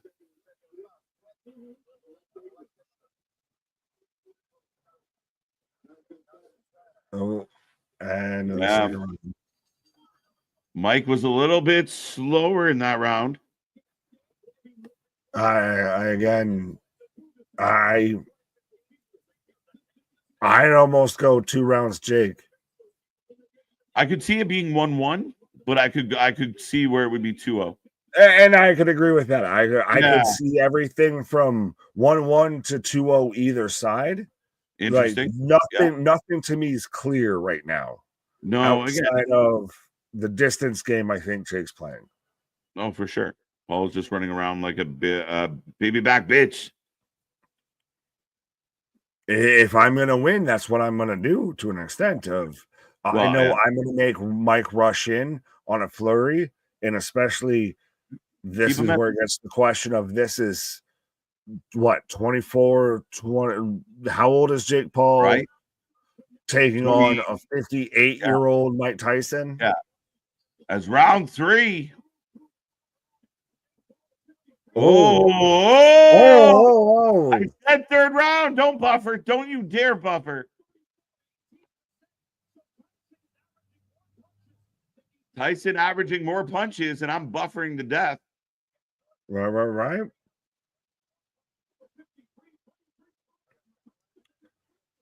Tyson got a good one there. See, this is. Ooh. Well, Jake had a good kind of flurry of jabs there, but that's the thing is you don't want to get caught up in that contestant. You see it even like in MMA of like you want to just ride out and let's see where this tank lies of like how long can if I've got a better engine. Tyson got wobbled there. I'm at 129. I'm at 102. I didn't touch anything. 59, 58. 121. Do you want me to pause? Yeah. 52. Little jab. Oh, turning into a good round for Jake. Mike's not looking good at all as I'm at 101. I'm waiting for the 52, but yeah. It's Mike will still have his flurries. Now. Go. Okay. Mike will still have his flurries, but yeah, Jake's got the better reach and the better. Jake's a better modern boxer than. Well, and I wonder. I mean, again, with Mike's age, what's it like taking shots, like good shots? And again, yeah, that's the thing. Is this is still like the one interviewer asked of like when are you gonna have fight an actual contender versus a gimmick, and it's not a disrespect to Mike or anything, right? But this is not this doesn't jump Jake Paul up the fucking boxing standings as far as an actual title contendership right now. Cool, you beat up a 58-year-old Mike Tyson. Yeah. It drew all the monies and everything like that. But as far as being an actual boxer, this doesn't do much. Oh, he's in rough shape here. I told you we got out of the 3rd round. So I'm like I said, I will stand by this now. If it's made it past the 3rd round, Jake's winning. Yeah, no, he looks like he's he literally looks a little jello legged and definitely looks like he's feeling it a bit from my vantage point right now, Nick. Oh yeah, they've got the ice pack on him and everything. 100% of this is still 58-year-old Mike Tyson versus 20-something-year-old, 30-something-year-old Jake Paul. Of this to me, this is really cool, but I would now, Jake, can you do this versus somebody that's an actual not even a top 15, like not Mhm. even a top 20, like a top 25, top 30, contender in boxing, and make it entertaining and Yeah. pull this in. But we're getting it. Oh, wait. Oh, we're trying to figure out the start of the third round here. Here we go. Right. This looks like a fucking Creed movie of like when they simulated in Rocky Balboa. If you simulated in Mike Tyson at senior citizen age, this is probably how he'd fight. I feel another right hand by Jake. it is still scary though with Mike because at like any moment he lands like 2 punches, night. Jake circling around with the jab and the little hook. Right. Nice combo. They really have Rosie Perez on like ringside commentary. So your ringside commentary is Mauro Ranallo, Rosie Perez, and Roy Jones. What the fuck?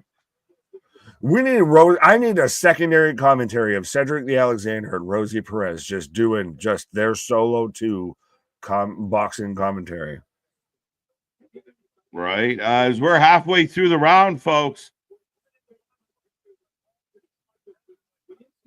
All of a sudden, Tyson not moving around too sharply. Jake looks scared. I think cautious might be the better word. I'll point you to death. It's one of those of I don't have to end you. I will just kill you by 1,000 flesh wounds. Right. Cedric the Alexander? Yes. You see, Jake's not an Alexander. I'm a conqueror. I'm from Sonny Liston. I'm cut from their club.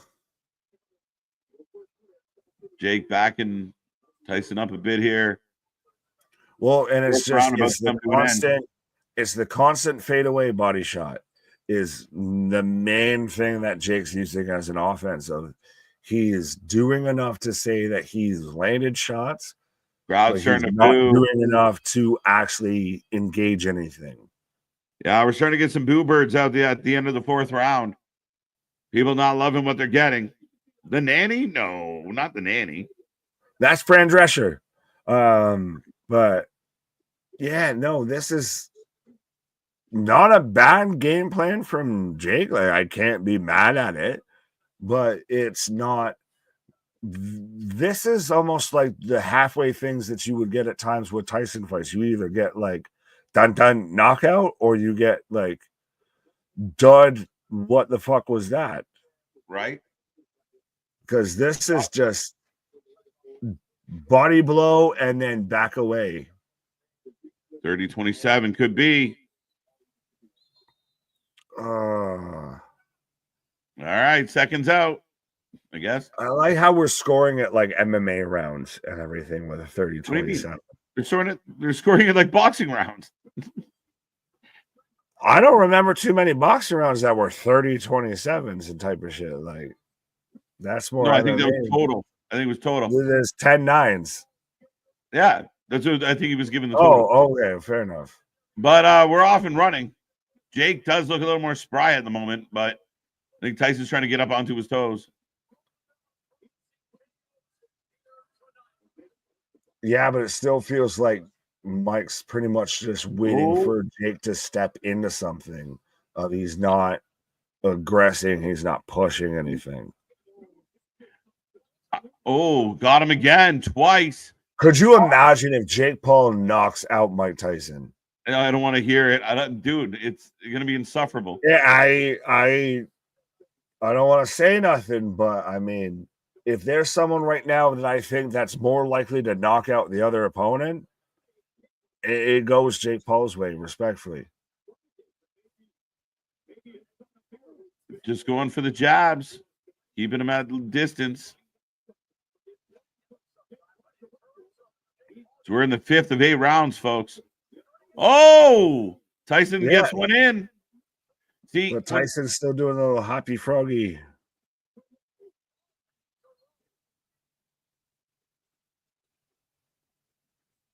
Yeah, but Mauro's saying Paul's Angelo, but he's got the size, he's got the stature, and right now he's just walking down Mike Tyson. Like, right now Mike Tyson has foregone.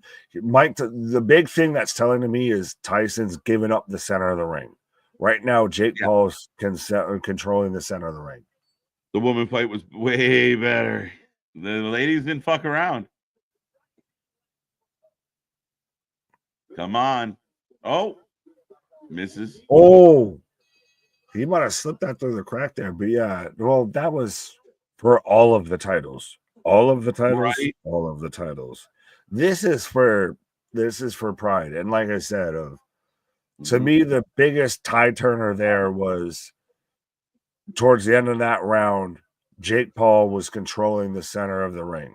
It wasn't Tyson anymore. He had moved him off that perch to where Tyson was now circling as Jake held court. So right, that to me is We're getting a couple replays here. Jake Paul definitely carrying the way on this one, but nice left by Michael right on the button late in the round. So Jake wags his tongue at him after getting popped. Yeah, I went from 480p to maybe 720. But we are on our way with round 6 out of 8 as I'm at 151. As again, both men meet in the center of the ring and everything. Right. But again, it's a lot of posturing. It's not a lot of throwing. It's not a lot of traction. Oh, Jake stepping in 1-2. Mike tries to counter. 126 on the clock. Right. I'm telling you now, and I'm saying this early enough so we can all just accept it and come to grips with it. We're gonna hear Jake Paul talk about he just achieved his childhood dream of he just beat Mike Tyson in a boxing match. All right, so Tyson's corner is pretty happy. With what? The payday? He's in control. Oh no, wait, that's Jake's what? His bowels? Guy. Sorry, it was Jake's guy. Oh, hey, I was like, God damn. You're like, Mike Tyson's corner, really happy of what? The payday? Yeah, well, yes.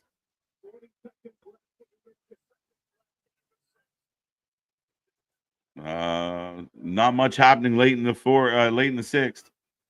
But again, this is what I said earlier of this is how Jake would win this fight of he's just gas tanking Tyson of I will just do enough that I can get through this. It's surprising because we've seen Logan do this. Logan in his few boxing matches, he'll do that because he has the size, he has the reach that he can just keep people at a distance and move the fuck away. But Jake's normally that little, he's the firecracker that'll pop off with something, but I think he knows that in that exchange, I don't win that. So right. Isn't that announced? Yes, it's Mauro Ronaldo, John. Yes, sir. Russian pirate site working better than Netflix. That's hilarious. Being that they would be pirating Netflix. So weird. Round 5 fight. We don't condone nor enhance or support, but I mean, if it works, you do you, boo-boo. There you go. People got to realize this could be Mike. It should be Mike Tyson's last fighting. He's damn near 60. I respect that he's doing. I mean, I'm not mad at him at all for doing what he's doing. We all thought the Roy Jones fight was his last fight. Yeah, but I mean, I think this one's it. But it's fun. This has to be.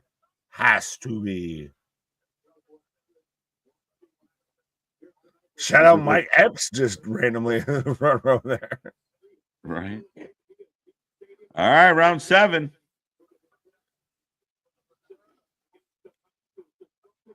Oh. Mike Tyson. At this point, you've got to, if you're Mike's corner, you have to put him to sleep. Otherwise, you're not winning this. He's got you on points. Oh. I'm still waiting though. That's the thing, is it's still the fucking thing with Mike Tyson. If at any moment he hits a hook and it's Right. night. Oh.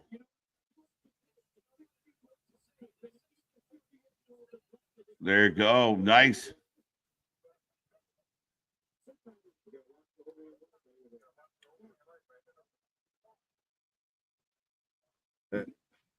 Back and It's forth still- about half of the round in. Right. 103, 102. But still, again, Jake's just playing the distance game of I'll throw my jab, I will, throw a body punch and then maybe come over the top with it.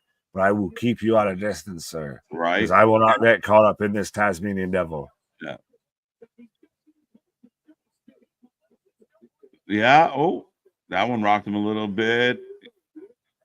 Goes back to the body. Tyson's just waiting for a chance to get in, but Jake in and out, in and out, in and out. Well, I know my views kind of shifted on it, but even the commentary team's kind of views shifted on it of like how even at 58 years old that he's still in this, like that they're like they moved from like where Mike Tyson should have been the favorite to now it's like, can you believe he's still in this? Like type going of the discussion. distance.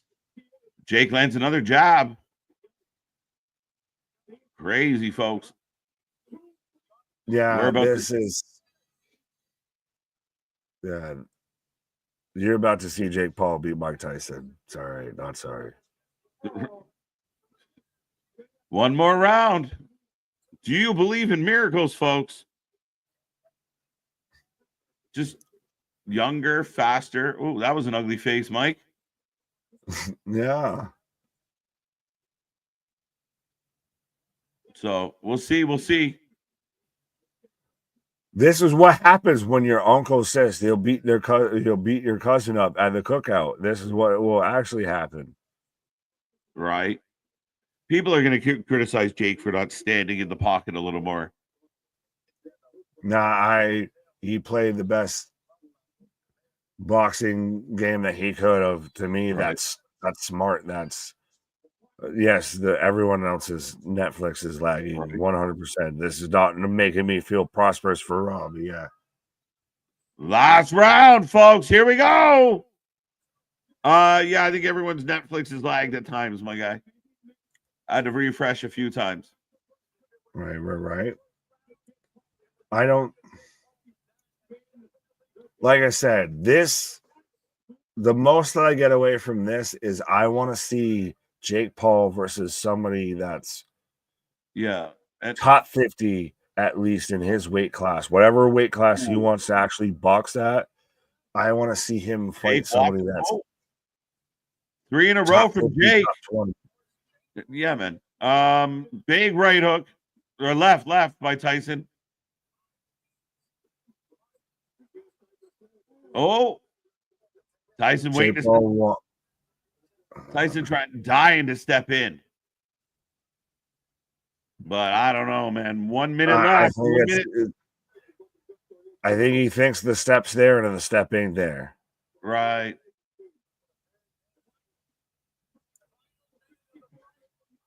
He went the distance. I know people aren't going to be happy about it, but you got to give Mike some credit. Jake's going to eat shit for playing it. I don't want to see Jake Paul versus anyone. He's a pure garbage. He killed actual boxing. No, I think he revitalized it, to be honest. I know that the Paul brothers are shitheads, but I got to give credit where credit's due. Well, I mean, again, the question will become, will the next fight matter this much if it's not a Mike Tyson? Well, that's where come on, Mike. That becomes the question of how much are you actually into boxing or are you into the spectacle? Right. Because I'm gonna be honest, as we're at the end of this fight right now, of Mike Tyson showed all of his 58 years, 57 years, what have you, in that of everything that was. They're showing love to each other. Yeah, he very much came out. We all wanted Mike Tyson to be Mike Tyson, and Mike Tyson was all 58 years old there. Yeah, no, not. I mean, everybody was hoping for fireworks. Sad seeing Mike like this. I mean, I thought he did all right considering. Like, I mean, again, people, oh no, I mean, it wasn't the greatest of fights. A lot again, people ask the question of like, well, how legitimate was the fight? But again, they just kept him at distance. But honestly, like, We're rich, as man. much as it wasn't a great fight, we haven't given a shit about a fight like this since Mayweather McGregor, since Mayweather Pacquiao, and everything like that. Like, boxing Well, has Mayweather gone Pacquiao quite a might bit. be Like, maybe at most Deontay Tyson Fury. But yeah, right. What were you gonna say? Sorry. No, as they're taking off the gloves, we're gonna get the official count. And then Nick and I are about to hit the 5-hour mark live, folks. We are back all week long with all your favorite wrestling. We got more coming your way. Go check out the merch store. Go check out all of our social media. We're now on Threads and Blue Sky and Yellow Rainbow and Learning Tree. We're under it all. We're on Tubi. Right? But go check us out there, folks. And we're gonna get they're calling it 78 to 74. But we'll get the official announcement coming up in a moment. But we all know where it's going. MVP, no tables, 0 out of 10. So, folks, you give us your ratings for Mike Tyson versus Jake Paul. Right. Yeah, this is the end of Mike. If this ain't this should be the end of Mike. Yeah, I think he just did this one fight for the payday. And that's fine, but I don't think he was trying to make a career of it. No. But I think it's just really, to me, it's really interesting because we all expected Mike to come out the way his Instagram reels showed Mike coming out and everything. And that was not the Mike that we got. We got all of 58, 62-year-old Mike Tyson. But I mean, I figured that was the biggest part of all this is the fact that, I mean, again, he still hits hard. He moves quick for his age. He'll bust up those pads all day long. But when you have a guy who's under the age of 30 that's got the length and can just use his speed to keep you at distance, again, I mean, that was Jake Paul was in a win-win situation. He just beat a legend. He had nothing to lose and everything to gain. But now I just want to see if Jake Paul is going to actually try and be a boxer. Now throw your hat into the fucking mix and everything. Let me see you on like an ESPN 2 fucking, 2 a.m. fucking fight night type shit. You just kind of pointed out the problem though. Like a lot of the these are the big money matches because not a lot of the boxers are a draw right now.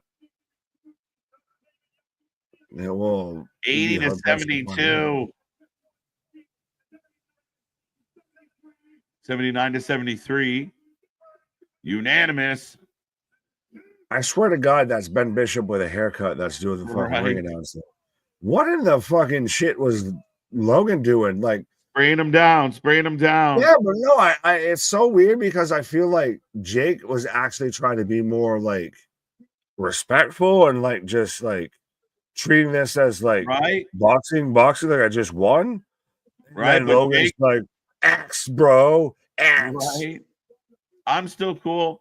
But Jake Paul beats Mike Tyson. Unanimous decision, folks. What is life? Right.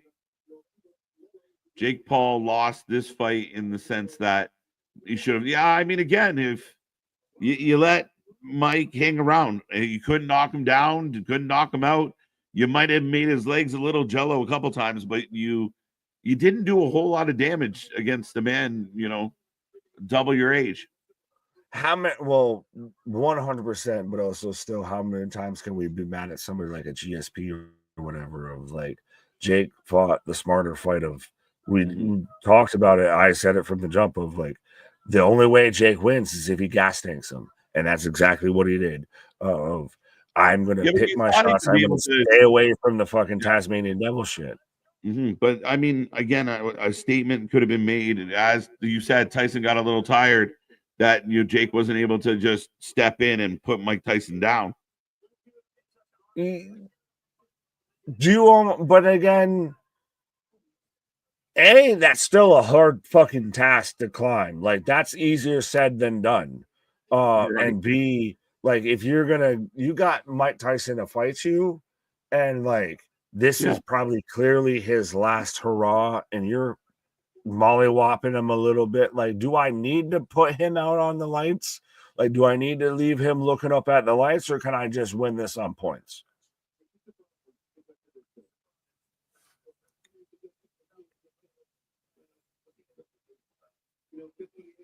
I came to fight after I smacked him in the face. Right. Nobody can beat Jake. Logan was putting baby oil on him. It was like I didn't prove nothing to anybody, only to myself, says Mike. But hey, if you're Mike Tyson, what the fuck you gotta prove, really? Like, you're still win, lose, or draw. You're one of the baddest men on the planet. Like, when you say baddest man on the planet, Mike Tyson is at the front of that goddamn list. Right. Win, lose, or draw.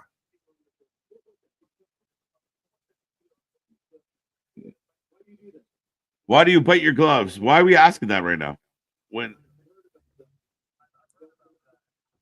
they told me to bite my glove instead of his ear. You're right.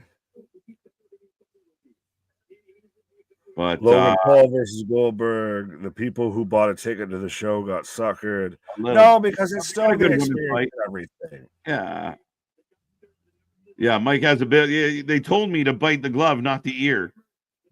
Right. I gotta fix here. Right. If you know boxing, look at then you know the Sorry, go ahead. No, go ahead. I was just shocked by the positive babyface Jake Paul. Well, that's why even I got annoyed a little bit with his brother there. I think that he halfway wants to actually treat boxing seriously. He seems to have a vested interest in boxing. And that's a rare thing, especially with a guy of that stature and that draw, to take an interest in something that's for the longest time been a dying thing. Oh, Mike, do you want to do this again? I don't know. You should have just said hell no. Depends on the money. Go do a podcast. Go eat some edibles. I don't think it's the last time for me, bro. Mike Tyson saying, I want to do this again. Why? Cha-ching, cha-ching. I'm rich, bitch. Yeah. But you're already rich.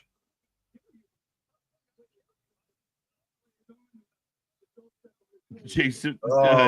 See, Logan. And why does Logan have motherfucker? I'll kill you, Mike. No, shut up, Logan.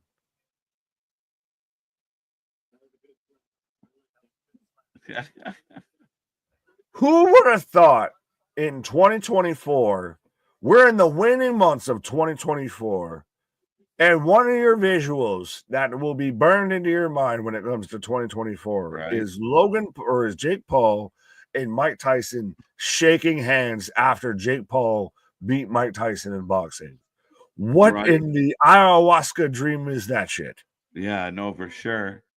Imagine Mike Tyson shows up at WrestleMania and KO. Yeah, right. Let's go. Does it again? I remember 14. I know how to do this shit. Right.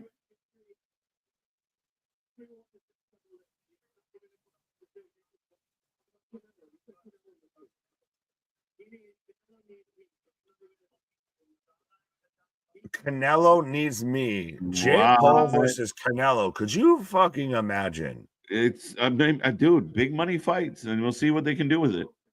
But he has to get mollywopped then. That's the thing. I don't know. Right, well, that's the biggest draw, and that's the biggest curiosity. Jake Paul has become the Conor McGregor of boxing. Right. You don't know, he should lose, but you're interested as fuck that he might win. For sure. What, dude? 5 hours, 8 minutes, 3 shows. We rock and fucking roll. We appreciate everyone who's still hanging around. Long stream. We love it. We appreciate it. It's been a fun one. even though now the boxing might suck, but we never do, Nick. Right. But another fun one. We got all your content coming your way. If you haven't seen the Wing of the Ring or any of our other original content, go check down below. Make it a part of your days away from us, and we will be back as we cover more live wrestling than anybody else out there. We appreciate everybody. That's it, man. What a crazy night. The amount of things I watched crazy in 2024. It's nuts. Like all in one night, I got to see like Roman and KO and all this nonsense, and then I feel like Danny after the dentist there. What is real life? But yes, I will say this because we won't be here during the weekend of Let's Go Buffalo. But our shit is real. Our shit is raw. Our shit is all authentic. When he talked about that wrestling, but about that for life with it. I'm Nick Diamond. Good fight. Good night. Nice. But ladies and gentlemen, we'll see you on the flip side. Happy weekend.